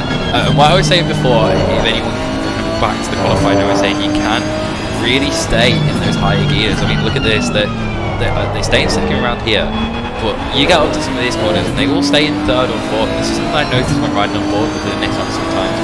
Is that you can really get away with just running the higher gears. As we come down the brake into turn 1, we're going to head down into second, and then they're going to hook it around to the left. But I bet you they will take this next corner in at least third. There we go. Really heavy on the high gears. And this is something that amazes me about the Nissan, is the way it gets such good drive from that gear, from 4th or 5th. But no, I mean, credit to both Hackler and McConnell. They've done a fantastic job of getting that back. After a bit of a shaky start, they've done a fantastic job. Yeah, not put a single foot down. Yeah, it's been really good. Got a little bit of a request from the chat to give car number 784 a little bit of airtime. I want to pronounce this right, I don't want to get it wrong. So I think Bruff or Bruh. I'm going to go with Bruff for now. But yeah, Bruff's in the car at the moment with an hour and 18 left. They are in 22nd position, inherited that one little bit from the disconnect. But they see the car looks free from damage, steady away, like they're getting a good deal, and they're ahead of a pro-am driver as being an am. This is what you were saying. This is the experience for some of the amateur drivers coming through. An endurance experience will give you so much more. Well, I personally prefer it to sprint, because the amount of times you may be going for an overtake to put a lap on anyone, or just giving you the awareness. Like, to be honest, being in the position that they're in, they might have had to deal with quite a few people coming round and putting a lap on them, but that gives you so much awareness that you'll take, and you'll learn from it and learn how to position the car, and that in turn will then manifest into better lap times, faster speed, and they're doing a really good job at it at the moment. Absolutely, and you've got to remember that a lot of these AM cars, these guys, it's probably one of their first sort of sim racing experiences they've been in, and as you said before, it's all about learning. It's all about learning how to race endurance, because it's completely different to a lot of other types of racing. You look at, okay, you have maybe a 20-minute sprint race like we do in the sprint series on Wednesdays and Thursdays, and you have to be so aggressive to get around people, because you simply don't have that time. But in an endurance, you do have the time to really sit back and think about making those moves, really position the car in such a way that you can really try to capitalise on it. and this will be a really great learning experience for all these guys involved. And as you said, you know, they are beating one of the Pro-Am drivers. They're doing a great job. They had a bit of damage, I think, at the early on in the race, where they had a couple of little incidents, but they seem to have got it all fixed, and they are still running strong. It's the green wheels of just as I say it, there's a big battle with Prince, Moller and Crawford, as Prince has just made a lovely overtake on Moller. Oh, and he's off. Prince is off. Yeah, he just lit up the back tyres, exiting turn 6, the little kink, and caused him to go off. But if you remember, these two teams, the 720 and the number 16, have been at each other all the way through the race, and now Crawford's up and got in the grill and getting involved in the Honda. Oh, unfortunately, yeah, it went straight into the wall front first. That's going to be more damage. I think they had some damage before that they unfortunately just got fixed, and that could possibly be another trip back to the pits. They haven't pitted this time, so they are going to stay out on this one as the 22 one. It's a lot on them, but yeah, it's still all to play for, and you know, they may have a bit of damage out of that. Hopefully it isn't too bad to the point they can continue, but it does look maybe like it's hurting their pace a little bit, but it's probably a bit too early to talk at the moment. They'll have to wait a couple of laps just to assess the situation. Yeah, hopefully, just because he did that spin. He's lost 2 positions technically, but the 2 positions that he lost were in the battle with him, as they're battling now just ahead Crawford and Moller, as Crawford's just run wide. I was just about to say that he'll hope that they battle and it allows him to pull straight back up to them, and Crawford's just given him a big chunk of time for free. Oh yeah, he went very, very hard into that corner, probably carrying just a little bit too much speed. Luckily, the runoff there isn't much of it, but you can use it, and good driving not to spin the rear tyres up there. So yeah, good job keeping it out of the wall. Yeah. Let's go and confirm just quickly. Quickly can confirm the car number 991 SKX Fortune messaged in just saying that they did have a disconnect when changing drivers. That's kudos things. That is absolutely gutting. That is the worst way. That is by far the worst way. Absolutely. And it's such a shame, because they were doing such a good job. They had their lead. They'd done everything they needed to do. They just really needed to get that with a pit stop out of the way and try and bring the car home. It's just such an unfortunate thing, man. But fingers crossed in the next one we can have them back, and we can have them battling back for that top spot, because I really want to see them do well in the next one. I think they deserve it for this one. Yeah, I'm sure they will. Just made a mistake. Yeah, I'm sure they're going to come back up strong at Donington, because they'll have an extra point to prove after it. But yeah, absolutely gutting for them. They were driving a perfect race, and then to lose it by nothing, no fault of their own or anything like that, just a software coding issue. Yeah, that's the harshest way to go. But yeah, Crawford has just got onto the back of Ogden again after Ogden's just made a little mistake in the same corner. So these two are going to battle, and Prince is really going to want them to battle a little bit more so he can catch up to the back of them. Obviously, it did cost him a lot. Sorry to correct you there. I think Muller's back in that car in the 720. I think Ogden. Oh, sorry. Yes, Muller. I was just going back to while they battle away. Looking at the number 5 Bentley, they haven't had a lot of time as well. As I said before, like the other Bentley, they had the 784. They had a few incidents at the start of the race, but now being driven by Lawrence Bowman, they're bordering the top 10, P11. Now it looks like they are being caught from behind by Muller, but if they get into a battle, there's about 2 seconds between. You can just see. Let's just have a look at Bowman and Muller. Oh no, sorry, Muller is another lap down. I was looking at their lap times. So Muller is another lap down. So there is a little bit of a gap to back to 12th place and Muller there. But yeah, we haven't touched on the number 5 Bentley very much. But again, they've just been racking those laps up, keeping their nose clean. Yeah, just ticking the laps off and doing a really good job. Yeah, I think they had a bit of a battle earlier on with a few cars at the end, because I remember that glistening paint job that they've got on that Bentley looking very nice and smart. But yeah, cracking on, doing well, and they're in a very comfortable position, albeit maybe a little bit lonely for them. Absolutely, and we're having a look at the 346 Mercedes. I don't think that was fourth position. The word blue flags being waved in there. But look at the damage to is it number 60? No, it's the other Mercedes back in the crew. It's the 78 Mercedes of Mike Landra. I mean, look at the front of that thing. It's been in the wars. Well, he's still staying out though. Earlier. Yeah, and he is still staying out though, so hopefully it's not too bad. They're down in P20 at the moment, and they're currently behind number 8 of Joe Wright in the great McLaren, and they're back about a lap from them, so they do have some room in front of them, and they do have some room behind them as well, so they're kind of running in their own little bubble at the moment, probably just hoping to get the next pit stop ticked off and get that damage sorted so they can try and make their way back up into the final. Yeah, I'm sure they will be doing.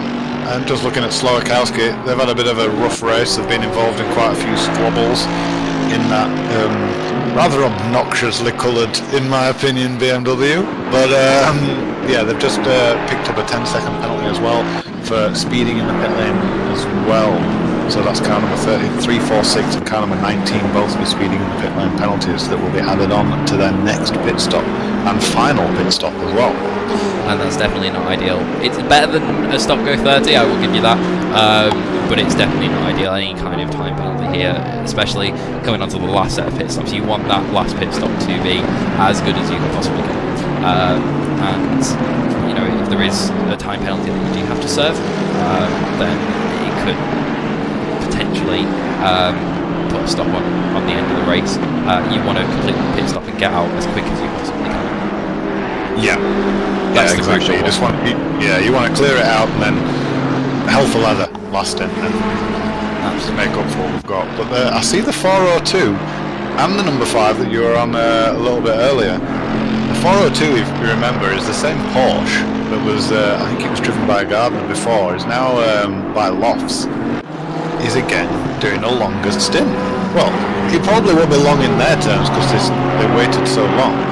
Now, I think they came in around about an hour and 10 minutes into their stint. So do you think that they're going to go and pit and stay in with... He just runs a little bit wide there on the exit of the corkscrew, and that allows number 7, Aston of Austin Carpenter to get up into 9th place, as Dan Loss goes down to 10th place, unfortunately. Yeah, so they came in with...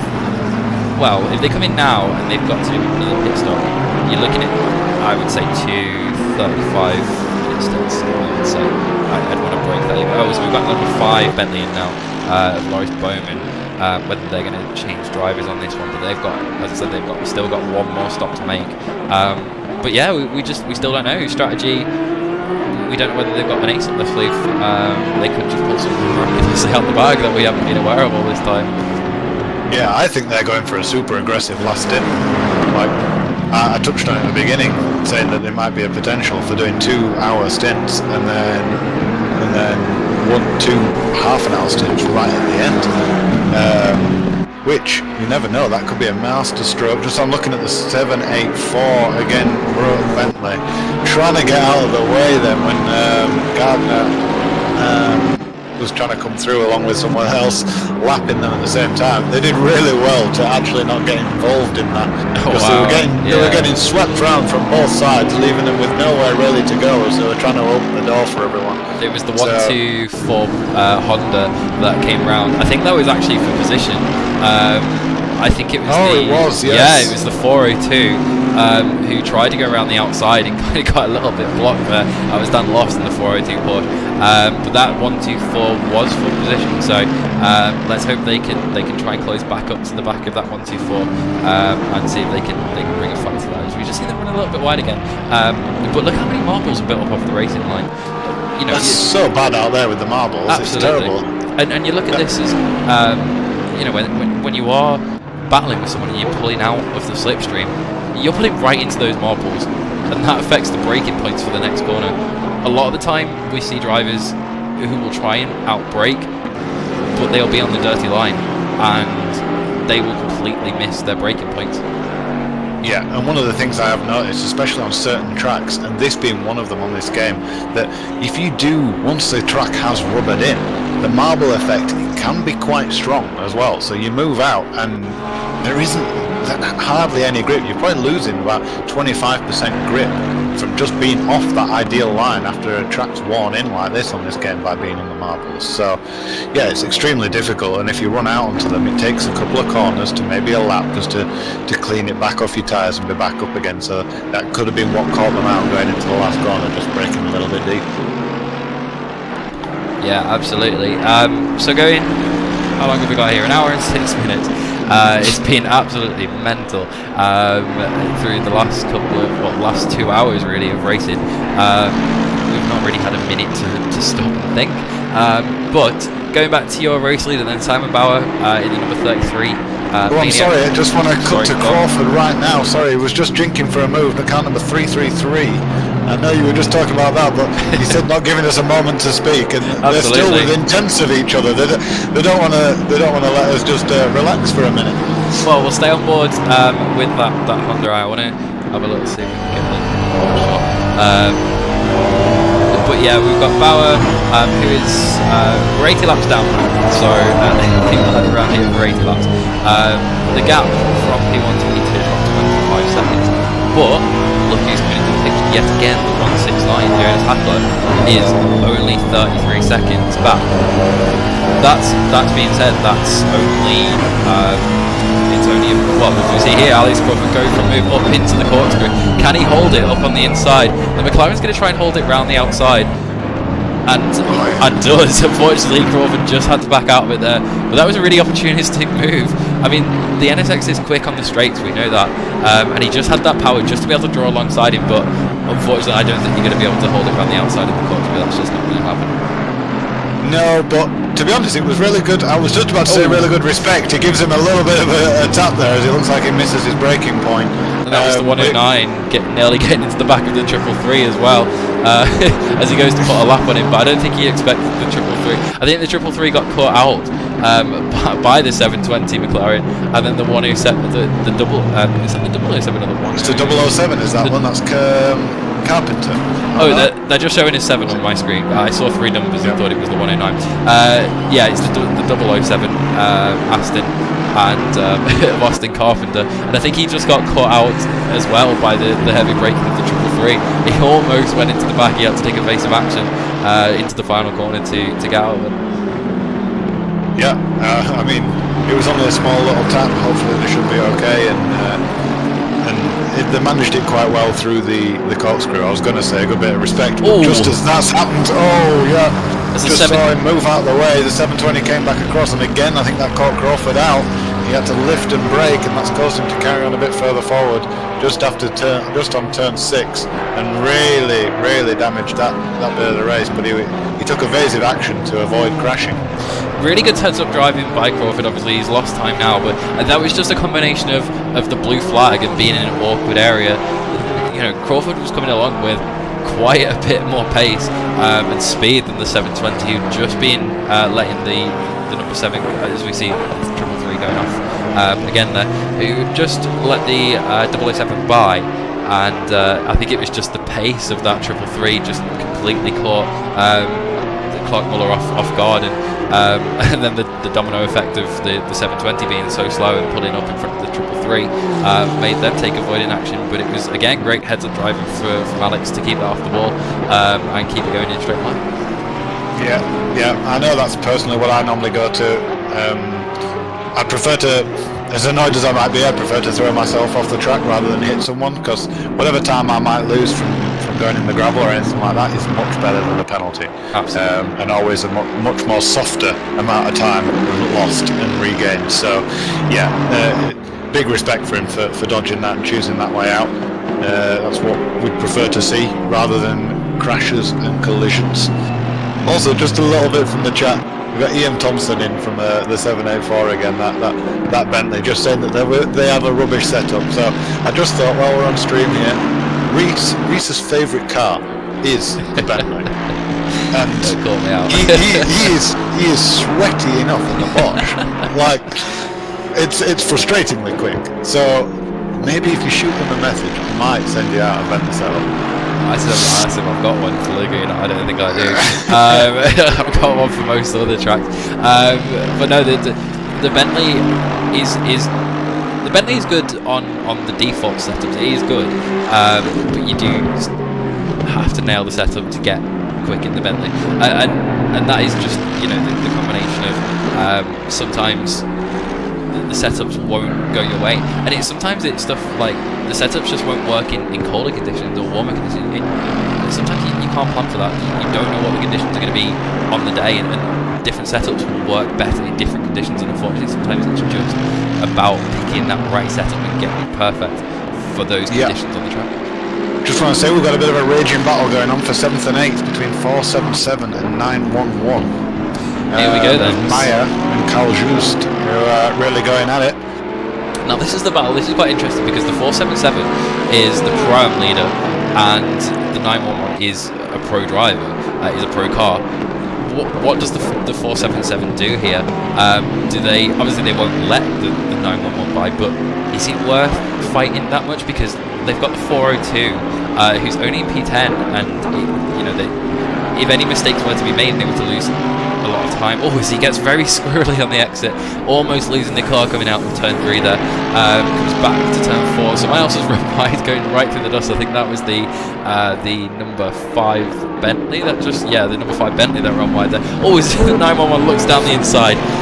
Great driving to get that thing stopped. But that was a really opportunistic move to dive down the inside there. Lost a bit of time. But now the 477's run wide on the exit, spun it, and that has gifted him it. And he stopped right on the racing line in front of Barnett there. That was a scary moment for the 22 coming around that corner. So the 477, they are going to get going again. I just want to see where the 402 is. The 402, actually they've just come into the pits. They were a pit stop behind. So the 477 isn't in much danger, I wouldn't say at the moment, of losing the pro-am lead, but unfortunately that's not what they'd like to see from that particular battle.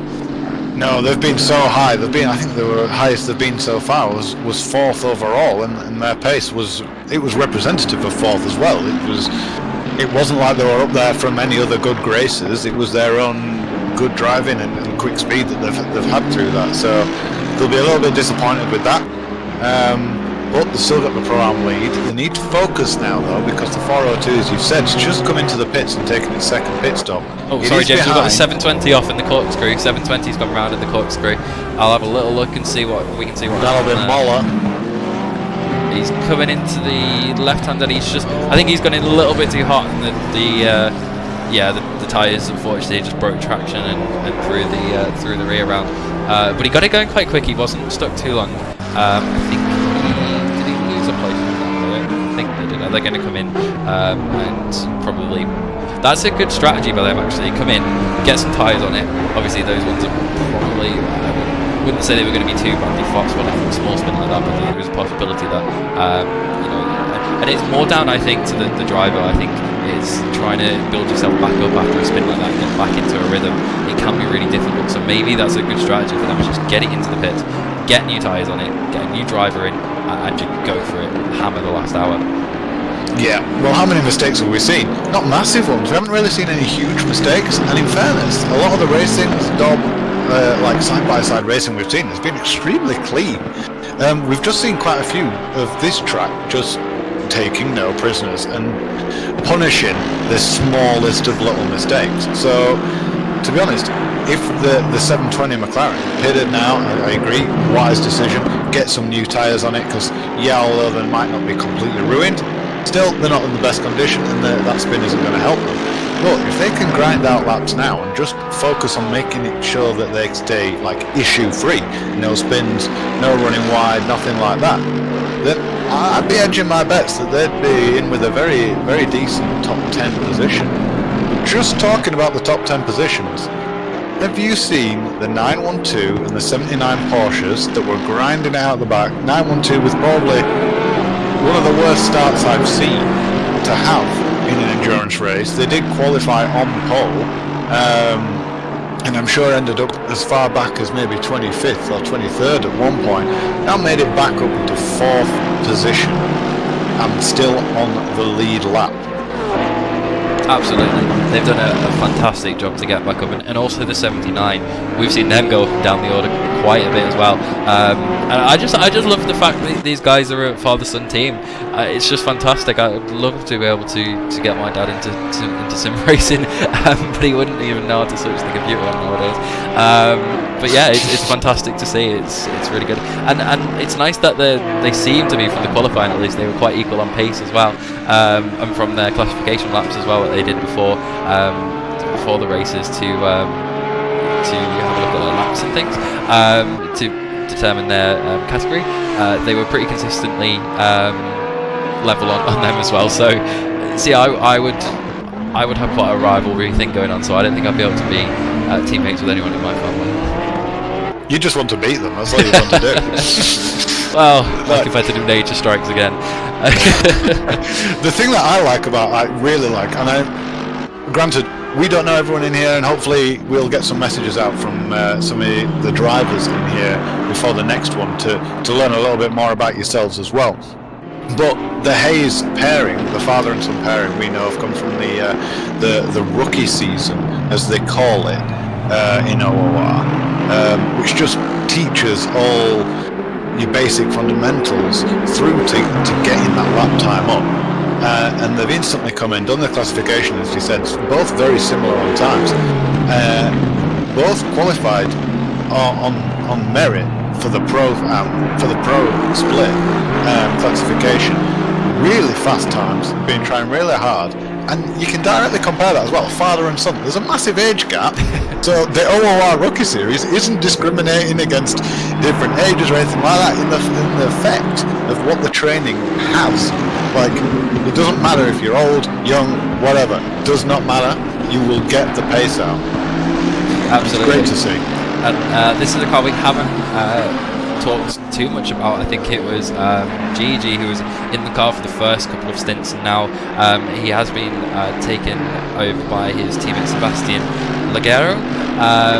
And these two guys have been pretty quick. They're leading the AMP class, so we do have to, as I said before, just to say again, if you did miss it the last time, we do have 3 AMP runners in this race, so 3 AMP cars, and they're the ones with those red stickers, as you can see on the side of the car, or on the timing boards, and they're currently leading it by quite a margin. They're P13 overall, they're bordering on the top 10 almost.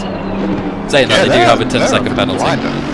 But that 10-second penalty, yes, as valid as it is only for a pit, like speeding in the pit. So absolutely. By the looks of it, they haven't been dangerous or anything like that. They've driven a blinding race. They've obviously, by the looks of it, kept out of trouble, and had really strong pace, and given themselves a really good showing with that AM class there. Quite a dominating position at the moment. Absolutely. Yeah, just looking back through. Oh, as we've got a car off, I think it's the 784. Yeah, the 784 Bentley. Derek Bruff's gone off. Let me just have a look and see if we can see what happened here. Oh, and I think he was already losing it part way into the corner. And it's just, and he nearly collects the 402. That was the 402 there of Mav Gardner.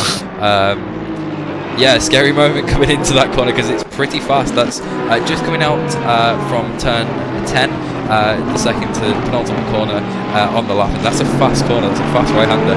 You're coming through there, and the way the camber is, the way the elevation is, it almost tips the car down, so you can't actually see a lot of the time what's through the corner. I think he would have just saw a Bentley sticking them. Oh, as he flies off going into turn 3. I'm not entirely sure what happened there. I'd like to have a. Did he get any damage from that? We'll have a look at the replay. I want to have a little look on board at exactly what happened there. I say it's as if he missed his braking point, or as if he completely locked up. That looks very hot. Wow. Today, it did keep it out of the wall. Yeah, that's very strange. Almost like it brakes failed or something. It was bizarre. He kept it in the throttle. yeah, that was a really really weird moment. But yeah, maybe we can get up some date if they come back into the chat on what actually happened to that car. But yeah, that was a really bizarre incident then. Yeah, that's it. Oh, we've got Raggy in the chat. It is appeared. We knew it wouldn't be long. No, we haven't abused you, Raggy. Also, we've just got the 784 response to your question. He got lost as to where he was there on the track. So I think he just got a bit confused as to which corner was coming up, and that was the issue. That's the first time I've ever heard that one. It's a reason for someone's off. But no, as I said, respect the honesty. Respect the honesty with it. Absolutely. And as we say, you know, these guys, it might be their first ever races on this track, and they haven't. They may not have done any laps of it before, and they are still learning. Even when they're in the race, they're still picking up data, and they're still learning every little nook and cranny of the track. And sometimes it can happen. It can happen to anyone. You can just forget sometimes where you are, and all of a sudden, all it takes is a split second for you to miss that braking point, and you're off into the gravel, into the wall, and that's the race over. That's the fatigue of endurance racing. But I can see as we're looking at Hackler again, and I know Raggy was in the chat earlier. How have you guys done that? You've crept back up from nowhere, and the 169 has just pulled a bit of a blinder. He's actually been steadily just closing in on the 22 of Barnett, and obviously Barnett's got the 10-second penalty, so this looks like a potentially strong P2. Ben's going to have to go into the car, I would have said, next, because this is the second stint for Yonti, so Ben's going to have to fight, I think, by the looks of it, for the last stint.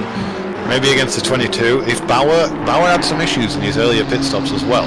So if the 169 of Hackler and Ben managed to get a decent pit stop, this could really put the pressure on Bauer and both Barnett. Absolutely, and it's all still to play for then. I mean, that's the thing.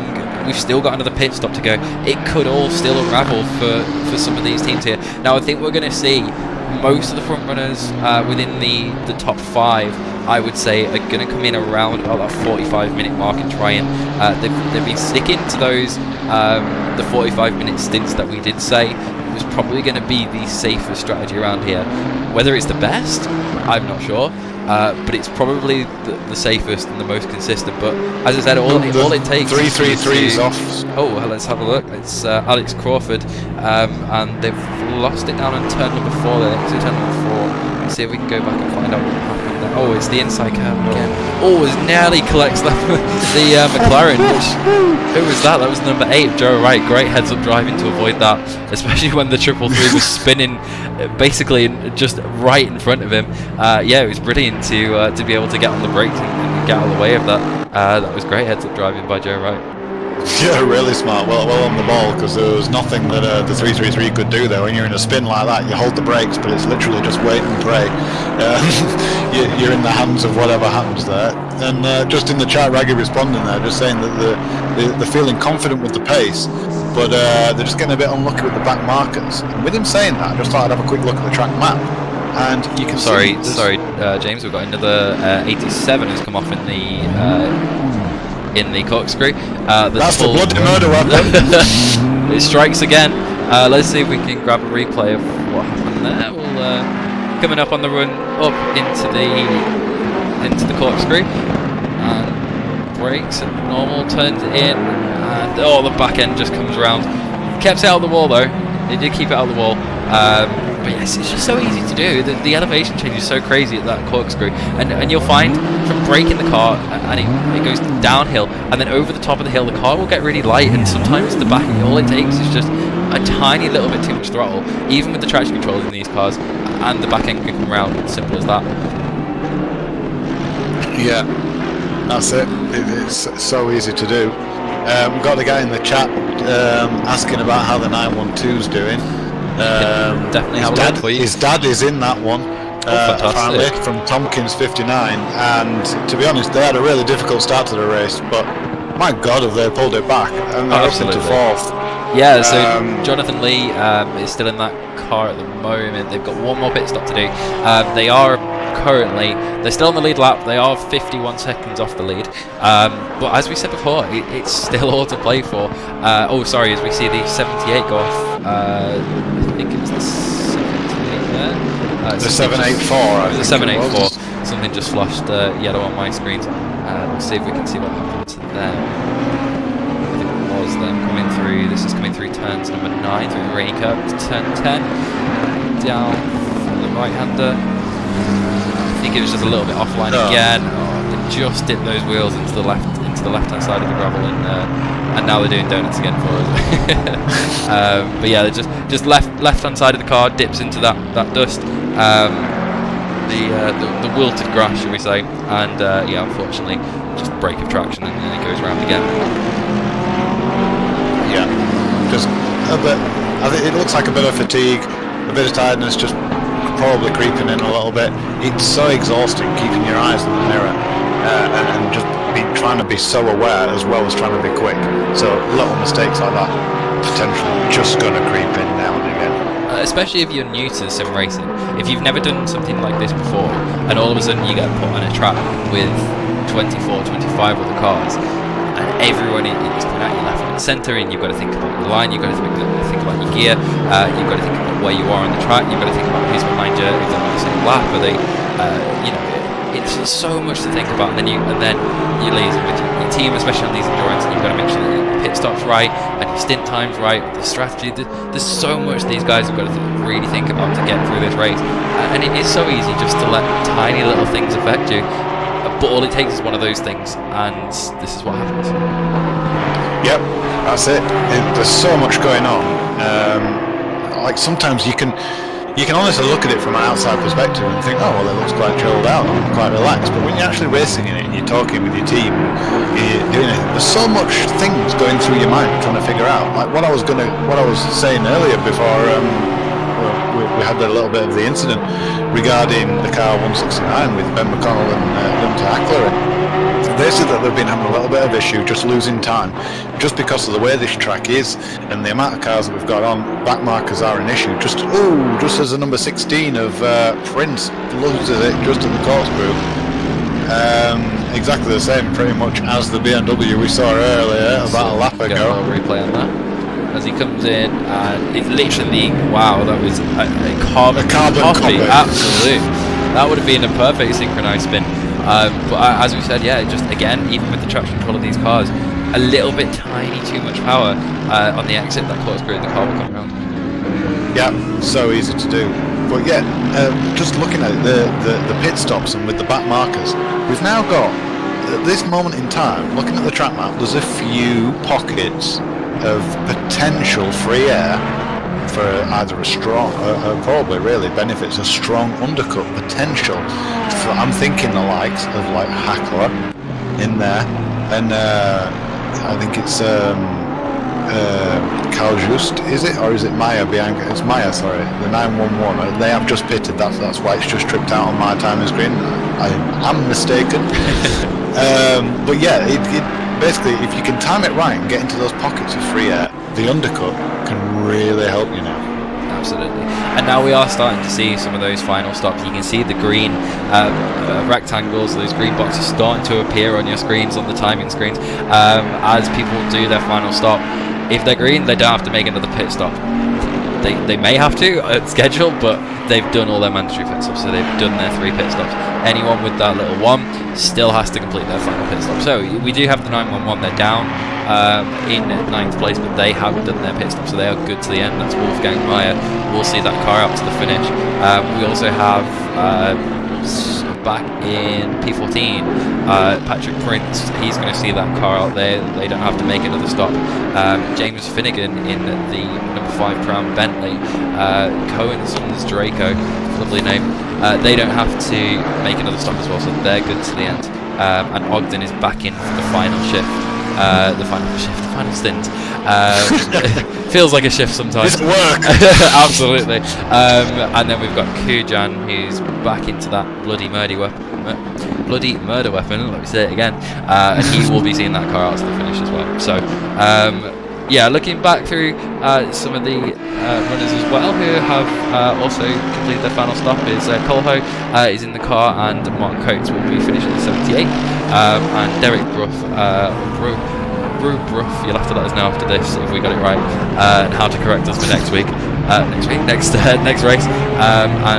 we will get that right for next time. But yeah, he's in the, as they come in now, it says they've already completed their pit stop, so maybe another unscheduled pit stop is coming in. I did get it in the chat saying from Ian Thompson that I think that might be the same team. I could be wrong, but he said he forgot to change driver. Right. So Ian's going. If you see an Ian Thompson in that car, we know that is that one. Well, that would make more sense then. As you see, Simon Bauer takes from the lead into the pit lane. Can he get it stopped on the box? This is going to be absolutely crucial, this stop. I know they've got a 23-second lead, and they do have time. You know, they can afford to waste a little bit of time in the pit stops, but they can't because they know that 22 will. Oh, as the 22 spins here coming into the pit lane, Barnett spins coming into the pit lane, and he's going to have to take reverse, and and he's got a 10-second penalty on top of this as well.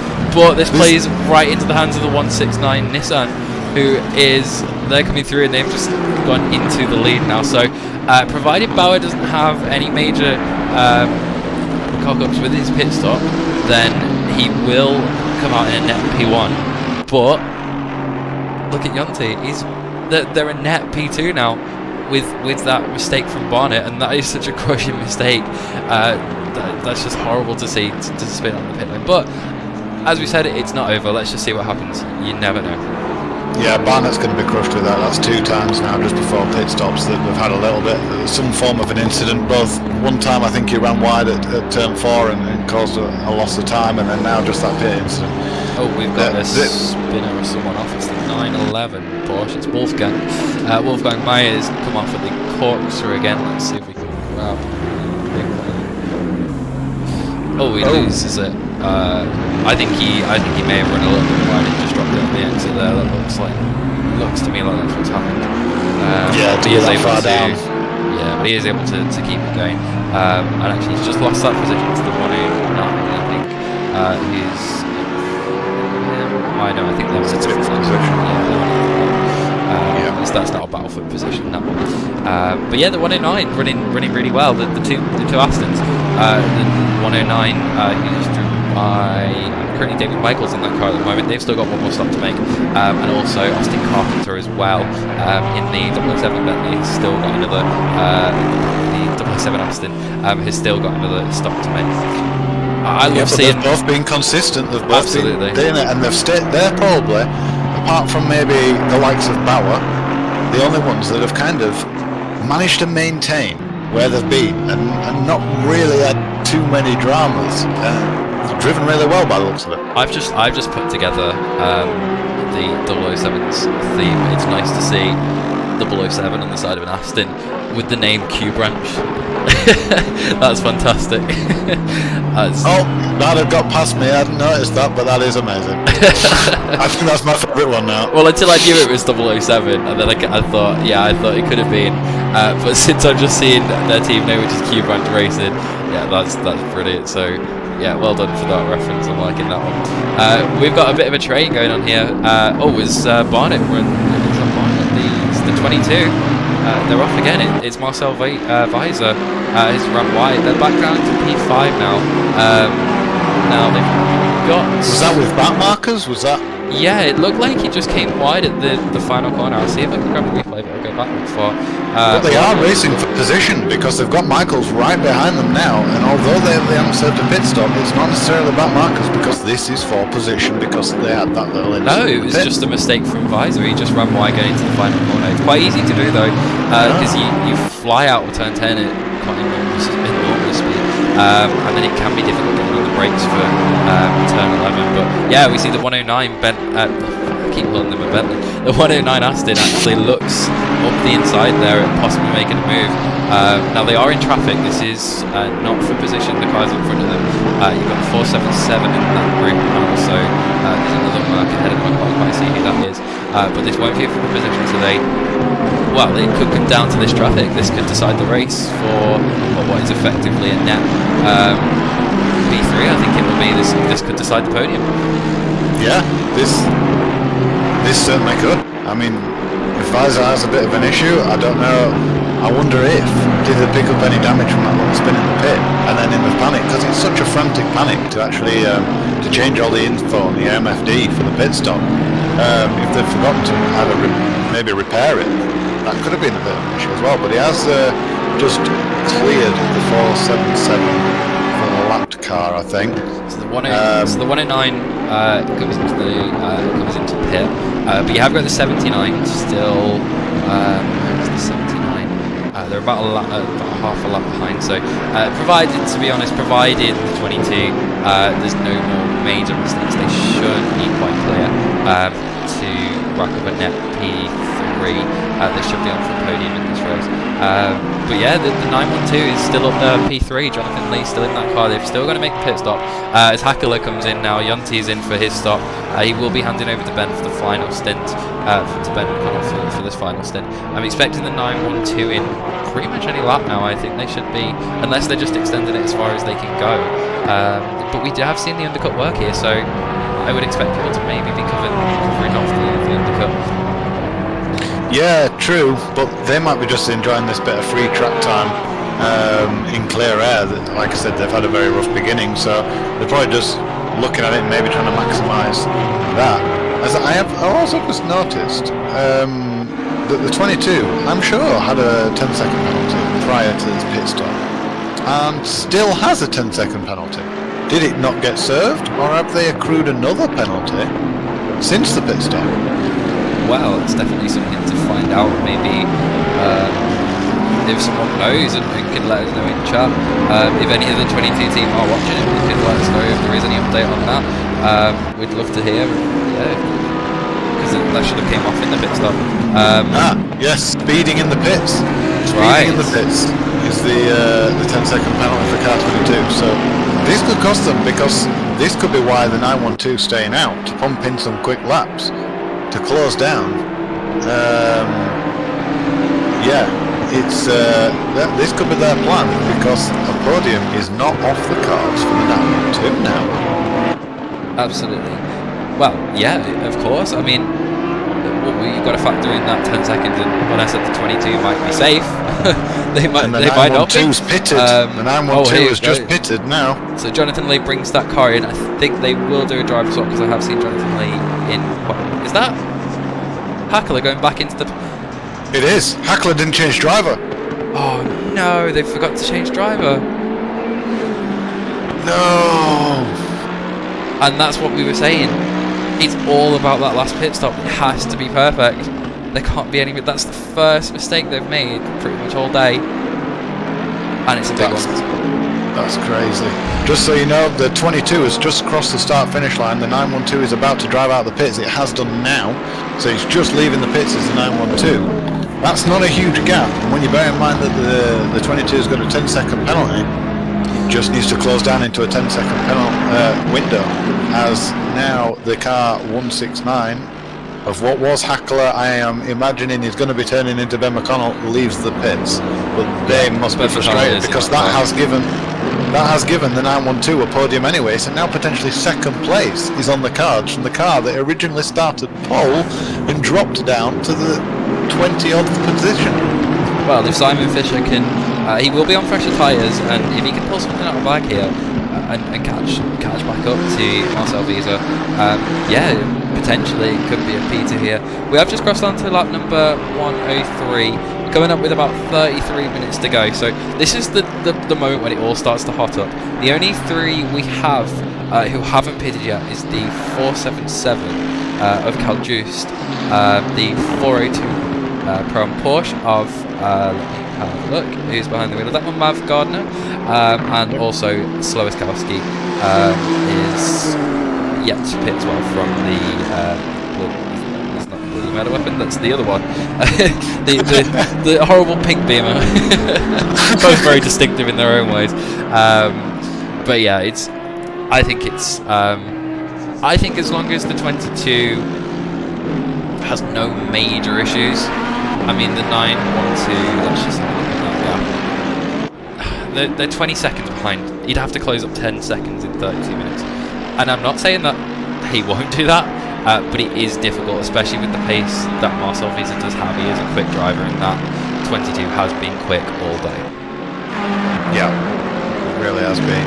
They've had a couple of little incidents, but the pace has been there. Just looking at Ben McConnell, they must be absolutely kicking themselves at the moment, but it's not all done and lost for a podium. He is only a little bit, 6 seconds behind P3, and we've seen how unforgiving this track is. So, if he potentially can jump up to maybe fight, he could still be potentially on the cards for a P2 if they play it right, but I think he's really got to push now. Oh, we've got a car off. It's the 494. It's Nello Friera. Let's just... sorry, Fredeva. Let's just have a look, see what happened to them. Coming through, that's the corkscrew now. Right on board for this one, coming into turn number 10. Has been a trouble spot all day, and it's that inside curve, and it just... Oh, and on the slippery disc, it just looked... Oh, and they actually get hit. They got hit. That was a big hit. By Slowakowski. Slowakowski got into the back of them in the 19 BMW.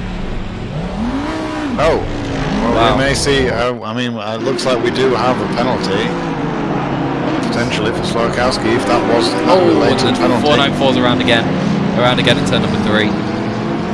Well, if it's got some damage, which after the look of that hit, it probably has done. The Audi is a handful at best today. It's in mint condition, it's a handful to drive. With damage, it's horrible. Oh, that is a shame for them because they were really well, and they will now just as they nearly clipped the 477. That was so close to clip it. But look at the 477; they've got damage as well. Cultures, they've got quite a bit of damage. Even after coming in, they've just served a pit stop as well. If you just have a look at the front, they are showing damage, but as well, they were so far ahead in the Pro-Am lead, but now look who's leading, and they've just come into the pits of the 402, so they should get out, I would say, either very much on par or just in front of the 477. So the 402 doing its insanely long pit strategies might pay off, and they might get the Pro-Am lead. Well, we were saying before about how they had a buffer to the next Pro-Am. The next Pro-Am car, but yeah, the 402, those guys have done a fantastic job. Yeah, Gardner in that car now until the end. No, sorry, Dan Loss has just come up on our screen. Dan Loss is taking over that car. Just as the 477 is coming past now, so I reckon there'll be about a 5, maybe 6 or 7 second gap. The Audi has just gone off again. Sorry, right behind you, just going across the pit exit, which Dan Luce is going to have to avoid or have avoided. That looked like it could have been quite close. That was right, because that's Gardner, the 402, coming out of the pits now. Wow. Well, luckily it doesn't affect him, but he goes across the track. Oh, and it's like a scene from Cars. He's going back. And that's just, he lost it under the braking, because we were saying about the sketchiness of that Audi with the rear wing damage. He's probably got damage to the rear of it. That thing is going to be an absolute nightmare coming on into that first corner, especially with the way it's... Oh, look at it again. It's just... Oh, and this time it gets some damage in the front as well as he makes contact with the wall. But this is what we were saying. I would, if I was in their situation now, I think they need to get that car into the pit lane. They need to get pitted. They do have, that's the number 124 that's just gone past now. I'm just going to check the gap to them. I think they're still on another lap. Yeah, they're still a lap ahead. So that was the 124 just in lapping itself now from them. So that's the 124 is going back onto the same lap. If they get it in now, if you can limp it home in this lap and they can get it in now, they do have a chance of still staying ahead of the 124. But I think at the moment that would be the best strategy to do, would just be to get it into the pit and try and repair as much of that damage as they can. Yeah, well, the 124 got a drive-through for causing a collision with the 477, so that's the damage that we can see on Carl Juice.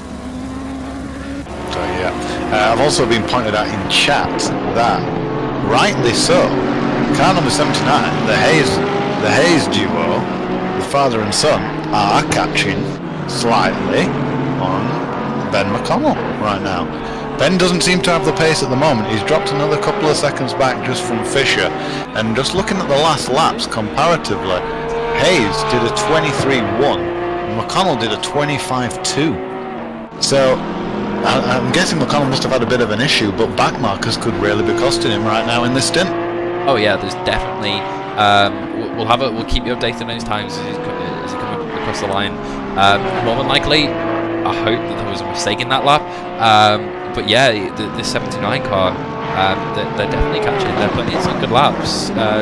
Hayes Jr. seems to have good pace. Yeah, they could be on the back of the 169 by the end of this race. Yeah, they could. I don't know if you just want to go back quickly and try and get a replay of 402 and 477. It looks like that they have just swapped positions. The 402 has made it on the outside there. Look, coming up into the corkscrew. Is he going to get the drag? He's going to try beat him on the brakes. The Porsche is so good on the brakes here. Gets it stopped nicely, holds the inside. That was lovely clean overtake by the 402. Those new fresh tyres, less damage, and this long stint has really paid them off, and they've taken the prom lead. Well, that was what we were saying about what a move from the 402. And okay, the 477, they do have damage, and that will be, factored in to probably why they were quite slow in a straight line. Look how much they've dropped already just in the space of half a lap. There was a 132.0 last lap for Coljus. Something has clearly gone quite wrong, whether there be a mistake there. I don't think that would be the outright pace from the damage, although that Mercedes has seen better days. Wow. It has. It may be beneficial. If this is the pace of the damage, it's got to be more beneficial to pit and just end the suffering, end the pain, and just at least drive your last few laps with a nice, clean, undamaged car. Absolutely.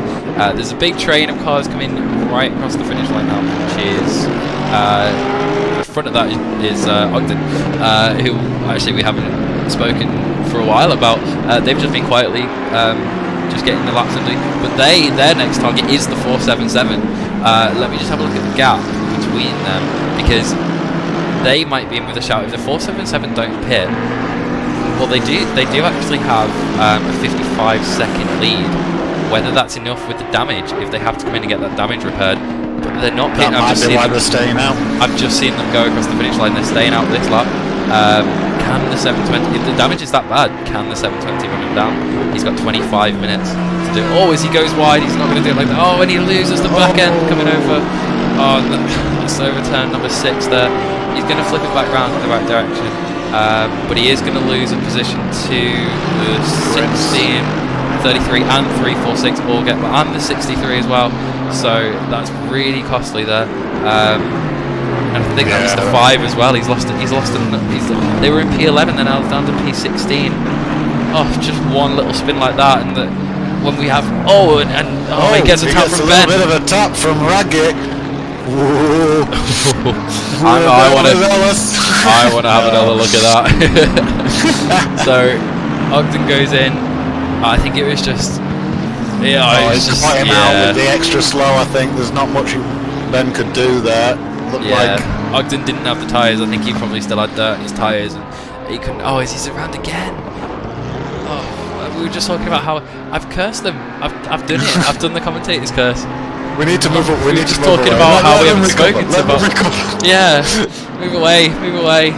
But yeah, we were just talking about how well they've done to recover, and yeah, unfortunately, that's all it takes. That is literally, it just takes one tiny error, and everything can fall apart. Yeah, it's amazing how much kind of mentally you can make one mistake, and then all of a sudden the next 2 or 3 laps can just be absolutely horrendous. And that's where your teammate just in the comms can be so huge at just helping you snap out of that and limit those effects. If they're always in the comms to you, trying to keep you positive, trying to keep you going, then that can be the saving grace that you need. Absolutely. I'm just writing on board here with Legero. These guys up ahead, the 2 cars up ahead, are all from position.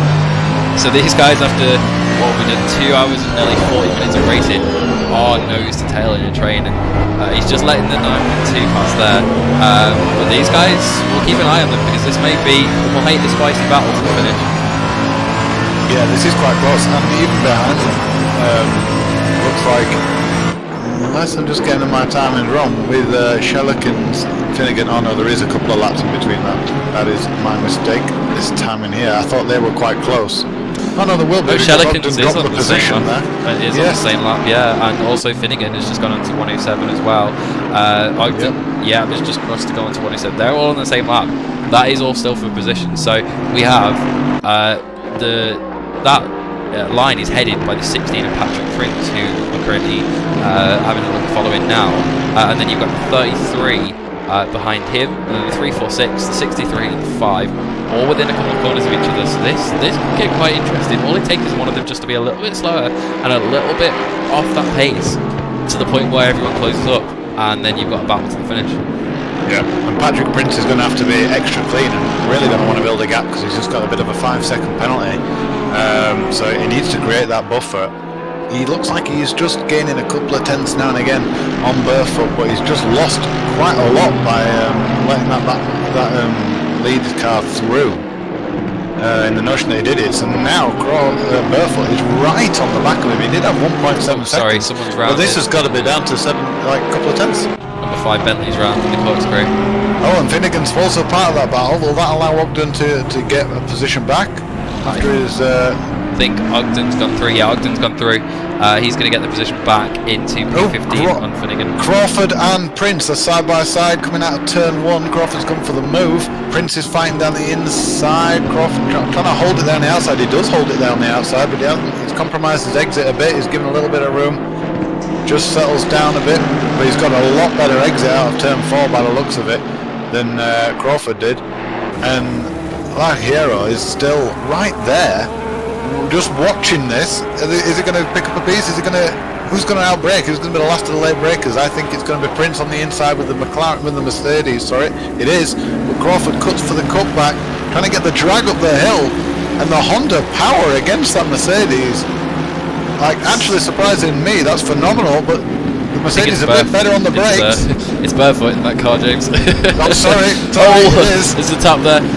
This is great racing by these guys. We've been racing 2 hours and 40 minutes. We've got 20 minutes to go, and they are side by side battling to the finish. This is what we love to see, a real battle right to the finish. And Prince held on there. There was a little bit of contact. I don't think the stewards are going to look at that too much. It looked like there was just a bit of sort of bumping, banging around. But look at this position. That 333 Honda is on it. They're going to get tucked into the slipstream, see if they can pull alongside. He's going to have a look. He's going to possibly go for it. Prince is going to defend. He's going to go for the outside. He's going to try cut back. Might not work on this one. Prince was wise to the cutback there. I think that's what he tried last lap, so he shut the door on him. He was well aware of it. And that's really good driving from Prince there. But look who's in their mirror. It's Timothy Flamger, who's the current leader, the 33. Oh, the 333 gets a massive snap. But it's not so bad. He can watch the blue flags. He can let them through as the 494 Audi has gone round causing the yellow flag. But we will stay on this battle as I think they've got going again.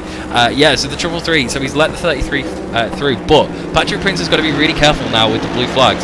He can't obviously hold up the leader, he can't hold up that 33, but he's got to do it in a way that doesn't compromise his exit, because look at the 333, he's already caught almost back up to the bumper of the 33, so as soon as Prince lets him go, he's got to be right on it, expecting that 333 to try and follow the 33 through. Yeah, I'd be wanting to wait, like now, get through the last 2 sequence of corners, the last corner, get through here, go down the straight, give Bauer a toe, and then just lift ever so slightly early, just entering into the braking point, allow the Mercedes of Bauer. He has allowed him on the exit, which I don't think will cost him too much. It's like I would be tucking back in to the toe. He is doing, I think he's done that quite smart. He hasn't lost too much time there doing it where he did. So yeah, that was still a good play, but Burfoot is still definitely there, and number 346 that we're on about, of Laguna, is right on the back of them, not letting them drop, and having a really good run in here. But these keep fighting, and look who's coming into the picture. Shellikens. He's there. He's a couple of corners, he's about 2 corners back, but the more these guys fight, the more these guys go defensive on each other, the more he's going to close. He could be on the back of these guys by the end of the race as well. He could. He had a bit of issues when he first got into his first stint, but he seems to have settled down, got his head down, he's regained his composure and coming right back with that. I mean, he's a lovely guy and he's a great racer, but I just cannot look at that Lamborghini. That's the reason I went out with it quite quick. I've also been informed in the chat that I think we saw that little bump from McConnell, and that has gained him a 5-second penalty, which also brings the Hayes Junior a little bit more into the fray. Although he seemed to stop with the amount that he were catching. So let's have a look at so the last lap for McConnell was 20. As he's just gone across the line now, it's updated 23.55. Hayes' last lap was at 23.7. Just waiting for him to come across the line again. 79 is just coming across the line now. I will update. It was at 24.2. So he is starting to, unless that was a little mistake that lap, he is starting to just drop off the end of Raggy there. But I still don't know. I'm not saying a single thing. This race is throwing up so much. I don't even want to say. I'm not calling it. No, I don't think I can for that. But I have to apologise. I've been thankfully corrected by Alex Crawford in the chat that his teammate in the 3-3 car is actually female. I didn't. That's obviously my natural thing of going. As Luna goes past, she's got past. And she has got She's past. She's done it into the corkscrew. Let's have a look at that. That looked like I think it was Prince got a little bit wide going into turn 6, and she just came right around the outside. It was a brilliant move. It was early on the brake as well, and covered the apex going into the corkscrew. What a fantastic move. That's 333 up into 11th place. Can they run down the 477? They're not actually that far away now. So the 333 is crossing the start-finish line. The 477 is only going into turn 3 just now. So they're about 2 corners behind. They can do this because they're pacing that 477. Their last lap was a 1:33.2. That's almost 10 seconds a lap off the pace. Oh, as the 494 goes around in front of them, that's not going to do them any favours. But yeah, the 477 is about 10 seconds a lap off the pace at the moment. Well, if you look at this, Luna could do this. She could. If you look at the bonnet of the 477, it actually looks to be more badly damaged than when we first looked at it. So I think they are struggling massively with the damage. Oh wow! They've chosen not to pit. And that's if you remember, poorly Mercedes. Oh yeah, a couple of laps ago you said that they had a 51 or 55 second cushion. It's now down to 21 seconds. So that's a massive loss. And yeah, I'd be putting all my bets on Lulu to get past him. I don't think they'll be able to hold on before the end of the race, not with that level of damage. No, look how much time they lose. I mean, if you go... Oh, he goes into the pit. He has gone into the pit now. Yeah, they will have to. He takes up the pit sign for for good measure. So yes, that will promote the 333 up a place into P10. They will be in the top 10. But, you know, they've had 333. They've had their issues, but they've had a strong, decent finish to this race. And that move from Lulu there as well, that was brilliant. Oh, as we see, was that the 63 Lamborghini behind? What's happened to the number 16?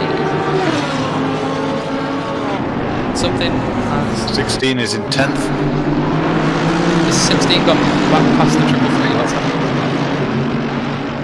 Oh, did we miss something? Did the 333 make a mistake? Did we miss? I think we were so busy talking about the 477. We have, yeah, because the 346 is right on the back of them. So the 3, actually, yeah, the 333 has dropped down Lost the order. 2 spots. And is now in the clutches of McShellicans. Yeah. As I said, don't call anything, it could all change. We've got 13 minutes of racing to go. This is absolutely flown by. You would never have thought. Oh, is the 477 losing coming out of the pits? They haven't fixed that down. Or maybe it's something to sync with ACC. But it looks on our screens that they haven't fixed the damage. I can imagine they've fixed some of it at least. Yeah, they've just not had a finish. They started strong. They were running so well, that 477. Oh, as he nearly gets in the way of the 22 there of Marcel Visa. But yeah, the 477, they started so well, and they were running P4 at one point, weren't they, James? They were the highest Pro-Am runners. And yeah, they were. They've stopped on the exit of... That's not a good place to stop. No, they have got a stop-go 30 as well. as they retire. I think they've retired the car. I think they may have retired the car. We've got someone around in the corkscrew as well. Let me see who that is. It's a Bentley. It's number 5. Oh, it looks like they're actually beached. Look at that. The wheels are spinning. They can't go anywhere. What happened to them? Let's see if we can get them.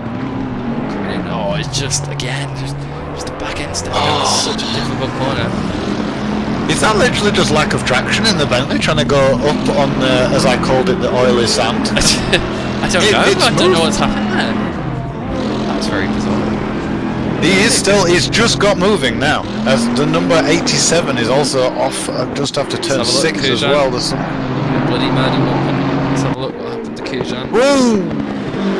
Ben will have had brown pants after that. As I'm busy watching replays, let's have a look. Just wait for Ben to go past here on the replay, and you'll see what I mean. If he cuts it for his rejoin. Oh, look, the 124 as well. Wow, the 124 ran wide as well. That was so and then here comes Ben. Oh, I didn't show it. Oh no. Kujan's lost it. Whoa, what's going on? The 30, the 333's lost it as well. Look at the 63. Shelikins is right on the back of Bertha now. She lost out somewhere again over the top of the corkscrew. Maybe she got caught up in the someone else losing it. But look at these battles we've got coming up with 11 minutes to go. These guys are going to start getting absolutely dicey. And look at the 720. Ogden's right there as well after having that mistake, but he's pulled it back. He's down in P14. He's got past the number 5 Bentley of James Finnegan, and he's catching up to the back of Mick Sheligan. So. You know, there's still a lot to play for. Who knows? Everything could change. How are they all so close after 3 hours? It's nearly been 3 hours. How are you all so close? So we'll keep an eye on that battle. Just going back to the leaders then. So your current leader, race leader, is Timothy Flanger in the number 33 Maniac Mavericks, and it is a 1-2 currently for the Maniac Mavericks team. Marcel Weiser in the second place position in the 22 Ferrari. And then the 912 had one of the worst starts I think we've ever seen, and credit to them, they have pulled it back. P3, they have done a fantastic job. They're looking at a podium here, without jinxing it. They're looking at potential podium. Oh, just want to talk over you just quickly. Ogden has taken Shelikins. It looked like Shelikins actually is playing the card as if he doesn't think he's got Ogden's pace, so he actually moved out of the way and it looked like he let him through. So I wonder if this is a tactical decision by Shelikins to try and latch onto the back of Ogden and then use Ogden to maybe get a little bit further up the field. Well, if Ogden can close in the back of the 333, it might give Shelikins a chance. Yeah, it could be a good strategy call. I did get informed in the chat that the 333 spam at the corkscrew, which is why he got back. We've just had Hayes Jr. off as well, coming into the final corner. It was the 4649 for Audi. I don't know what exactly was going on there, but they've just been. That's such a shame. They were looking at possibly taking the 169. That's not what they needed coming to the end of this, but they are looking like they're pretty safe in P5 still. At the moment they've got they've got a 4-second gap back to the number 109 Aston, and this is 4th position. So it's about a 4 or 5 second gap back to the 109 Aston, but that could still change. Who knows? This is incredible. I've never seen so much changing 10 minutes before the end of a race. I still don't even know. I don't know who's going to win. I've never put my money on anything. This is an endurance race. We shouldn't have so many unknown variables now by now. But for the 494 Ferrari that has been given the drive-through as well for causing a collision, I would imagine that was probably the one that we just witnessed with Hayes. Big disappointment from Hayes, to be honest, on that, because I was watching him for the last few laps, and as rightly so, someone said in chat, he was a 15-second behind at the start of the stint. He got it down to about 8 seconds, Ben McConnell, so he was closing in. So let's see if we can just keep that pace up again. It's such a shame, it really is. I'll have a little ride on board with him now, but I mean, unfortunately, he is very good right here, and I mean, he leaves it in second there. Go around some. I know some people like to dash it. But yeah, that's such a shame for them. That really is. It could have potentially been a P4. And now the 109, provided they can pull in the lap, I think they're safe at 109. They seem to have had a little bit of pace, but who knows? I'm not calling anything. No, we can't make any calls on anything now. It just all hell gets loose as soon as we try to make an assumption, and then everyone just swaps position, and we can't keep track of it because we all do it all at the same time. And just going back to this battle of triple three, Ogden's on the back of Lulu Burfoot now. Burfoot's going to have to, I think she's going to have to make that car quite wide to keep Ogden behind her. Yeah, but he's just made a mistake, and he's just ridden over the curbs there at turn 9 and run wide, so I think that could be her saving grace. Let's just have a little look at that. It was just, he hit the inside curb. Ogden, it was deadly, the curbs of death on the inside of every single corner on this track. It's caught them out all day long. It's so unfortunate. But yeah, this track is brutal. It's absolutely brutal. Is this track just unforgiving, unrelentless concentration you need to have to do it and not make a mistake, especially for 3 hours. So this falls right into the hands of Lulu Burfoot. So let's get back to, can she close down? Well, that's what we're going to find out, because let's get back to this battle, which we went away from for a bit, which is Patrick Prince ahead of Sebastian Laguna. And yeah, this is feisty. With 6 minutes to go, they are not racing position up ahead because you've got Ben McConnell and also the 7th Chris Frizzer, so they're not racing them for position. They are a couple of laps behind, but that 346 has been on the back of 16 for around about, I'd say, the last 20 minutes now. They've had a stellar drive so far. Yeah. They are so high up, they've got a comfortable AM lead margin. And they're ahead of pros and pro-ams. They're a great drive. They're only 5 tenths off Prince, who actually does have a 5-second penalty anyway. So they have inherited that position if it stays as it is. So they don't need to take any drastic risks or anything like that to get past. All they need to do is stay on the back. But if this causes Prince to slow down, they're being held up. They're being held up by the 007. They're trying to unlock themselves from the 7, from the Aston, and Prince is having trouble getting by him. This though is allowing the 333 to close up, Lulu Burfoot and the triple 3 to close on the back of them. She's only a couple of seconds off them now. This could still all change with 30 seconds to go. It's insane. That's what I was thinking. And I was thinking at the time when I said it, she was 5.6 seconds away, so just out of that position. But now she's 4.2. She's in position to gain another position just from Prince's penalty alone. So if these two battle and drag her closer, she can get involved in the battle, pick up the pieces. She's back in the top 10 again. That's fantastic. That really is. Even after that little mistake, and when she said she's put it at the corkscrew, and look, she's possibly looking back to get back into the so let's catch our breath a little bit and try and think about where we are with this one. So yeah, can we? I don't think so. I think we've got to keep going.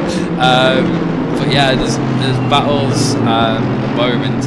I know the Ben McConnell and the 7 of Chris Frizzer, you can see up ahead, they are not racing for position. They are on different laps to each other. Looks like the 1, 2, 4 was going a little slowly then. They've just come into the pits. That might explain. But yeah, we've got the gaps come up from the leaders. Flamingo has now got a 59-second gap back to his teammate P2, Martin Weiser, and then Simon Fisher, who is about 7 seconds off the back of Weiser in P3. That makes him net P2 on the road because Weiser's 10-second penalty. Exactly. So it might not be so 1, 2 Weiser really needs to Mavericks. Yeah, Weiser needs to try as hard as he can to extend this gap, but he was over the 10-second mark a few laps ago. So it's advantage Fisher, and to be honest, I really want to see them do it. After the way that the race started for them, how much troubles they went through, and how well they've come back, A podium's amazing, but I know I raced with the guys from the Maniacs team. Just for how difficult Simon Fisher's race has been, and Lee's, and how well they've bounced back. I do kind of really want to see them get second place here. And they are still catching. They are catching. They're closing in on the 22 on the road. The 22 was 124.1 last lap. The 112 did 123.2. Oh, okay, that's just updated. I think there was a slight mistake there for the 22s. Advisor's just put in a 123.3. But Fisher responds a 122.9. So he's still got the pace. It's just a shame we don't have a couple more laps. As much as he will inherit P2, we'd love to see them battle out on the track. We would, but as well, Hayes is also catching back up. We saw him have that bit of an incident and lose a lot of time. And I think he was about 15 seconds again back from Ben McConnell. He's now 4.2 seconds back. McConnell has a 5-second penalty. This puts Hayes as 4th net P4 now. Oh, as Ben McConnell chooses to pit. Is this to take the 5-second penalty? Can't be. I don't think. They're pitting with a minute to go on the clock. We'll have to get some further updates on that. They cleared the thing. Fuel? Do you think they're running out of fuel? Oh, possibly. Yes, Ben is low on fuel. Wow. It's all changing. Oh, that is tragic for them, and that's not how they wanted to end this, but fingers crossed they can get back out there and just splash and dash. Hopefully come back in. They should be safe in P6, hopefully, fingers crossed. The 911 is just coming around the final corner now. So yeah, no mistakes, they should be safe in P6. Well, we've got 30 seconds to go. So your leader is currently on 126 laps. I think he will get one more lap in this time. He can afford to actually slow down at the line to not make it around. But there is Timothy Flamga starting his final lap after 127 laps around Laguna Seca. And let's just have a little bit of reflection time. What a fantastic race this has been. This has been an insane race. Like, it's been so hard to just keep a track of where everyone is, because there's been so many movers and shakers throughout this race, and little incidents happen. Yeah, it's been insane, but insanely good as well at the same time. And like the caliber of the driving from it, especially the guys in the top three, we've had some incidents from them, but those, once Fisher got back up there, the 912, and they qualified on pole, their pace has been phenomenal. Oh, absolutely. But as well, a special shout for McConnell and Hackler as well. They did a great recovery from 14th. Hackler pulled them right the way back up. Just a couple of little costly mistakes at the end has just knocked them down a little bit further. But yeah, that was a hell of a drive even back. With those mistakes, they're still a P6. They've still done a fantastic job to stay in P6. All that sort of stuff. But yeah, we will ride with Timothy Flanger, follow his car as he comes around the final corner after 127 laps, 3 hours of racing. He will come over to the line and take the win in the first round of Season 2 OOR Endurance Series in Europe. What a race. What a race. He's handled that pressure well. I'm just keeping a tabs on the 11th and 10th battle as 12th as well, because Lulu Burfoot is right on the back of them now. They are within 10th, so I'm just keeping my eye to see if there is any changes on that. At the moment they're staying pretty even, but they'll be going on to, I would imagine, this next lap will be the, oh no, this will be the end lap. Yeah, the leader's already crossed the line. They are This behind will the be leader, finish. so yeah. So that will, with the 5-second penalty applied, that will drop Prince to being 12th and promote Lahero and Lulu Burfoot up into 10th and 11th respectively. So Going good back race from them. On board with our P2, who, well, with Hayes being 3 seconds back, will be a net P3.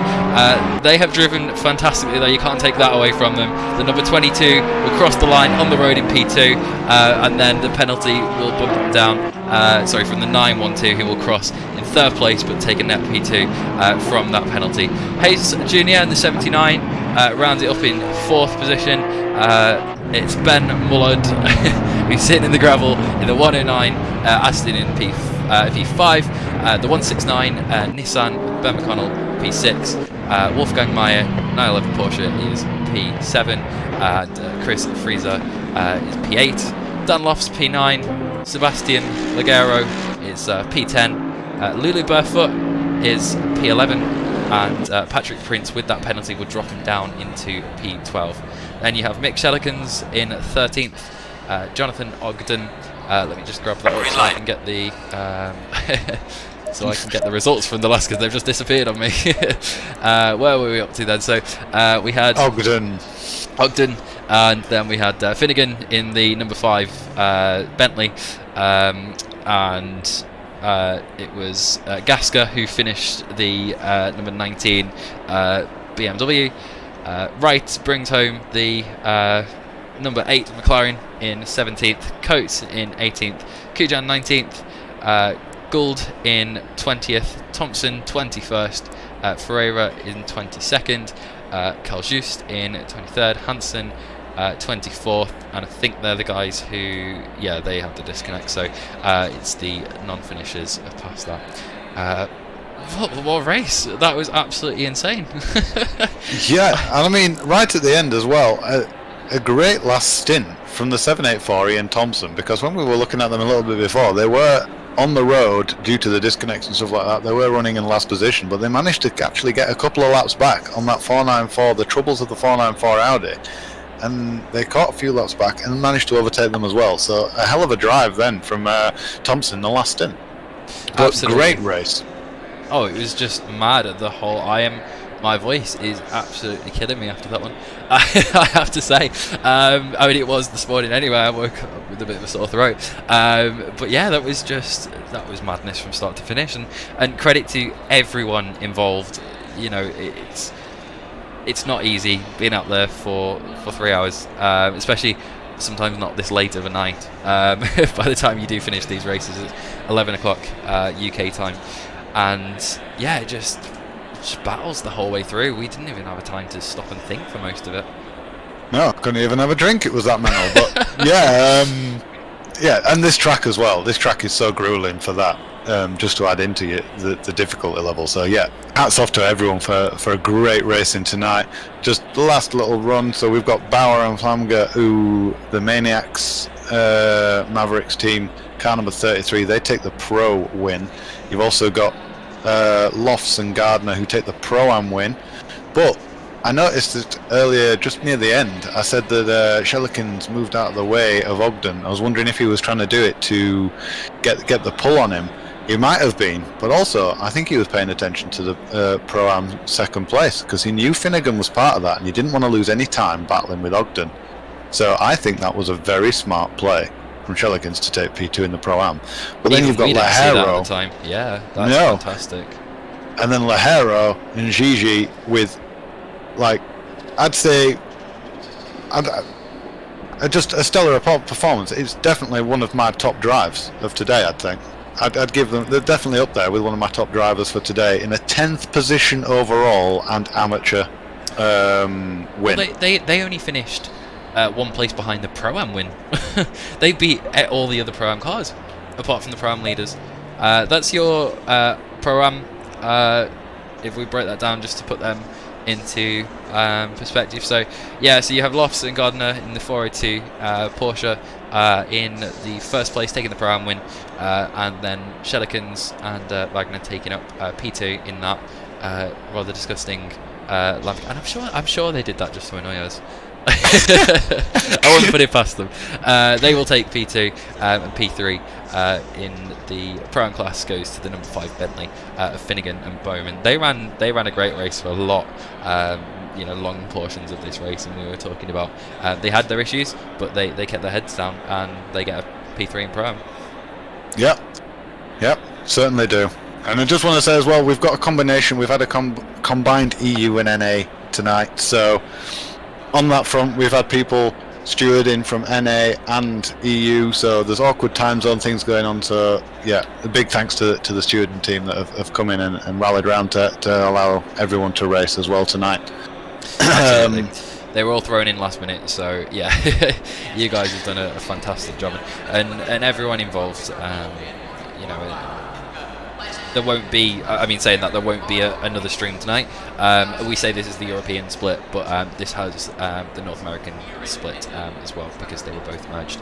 So there will be no North American Endurance Series specifically split. All those drivers were in this one. Yeah. Oh, sorry, and Asia Pacific, I need to add on. So, yeah. Yeah. But yeah, the next race will be at Donington. So, be interesting to see if the same drivers rise to the top there, or if some different tracks throw up some different things, because it's a completely different style of track to this one. Well, we don't know, do we? That's the thing. It could be different cars will suit different tracks, so we'll have to see going into the next race. And yeah, we'll see who comes out on top on that one. But yeah, I want to go back to the 991, and that was heartbreaking for them. They had such a good lead, and yeah, end up finishing 63 laps behind. Unfortunately, sometimes that's the game, and we all know it has its bugs, especially when changing drivers sometimes. But yeah, just really unfortunate for them. But fingers crossed, you guys can come back in Donington, and yeah, you can prove us wrong for the next one. Yeah, in a month's time, I'm looking forward to watching their comeback drive, because yeah, totally horrible way for that race to end for them, especially from such a position they were in and how well they've been driving. So yeah, I look forward to seeing them come back next month and just show the class again. Absolutely. So I think we will wrap it up here, and yeah, we will say, thanks to everyone for sticking around. I know these are the long ones, and credit to everyone involved.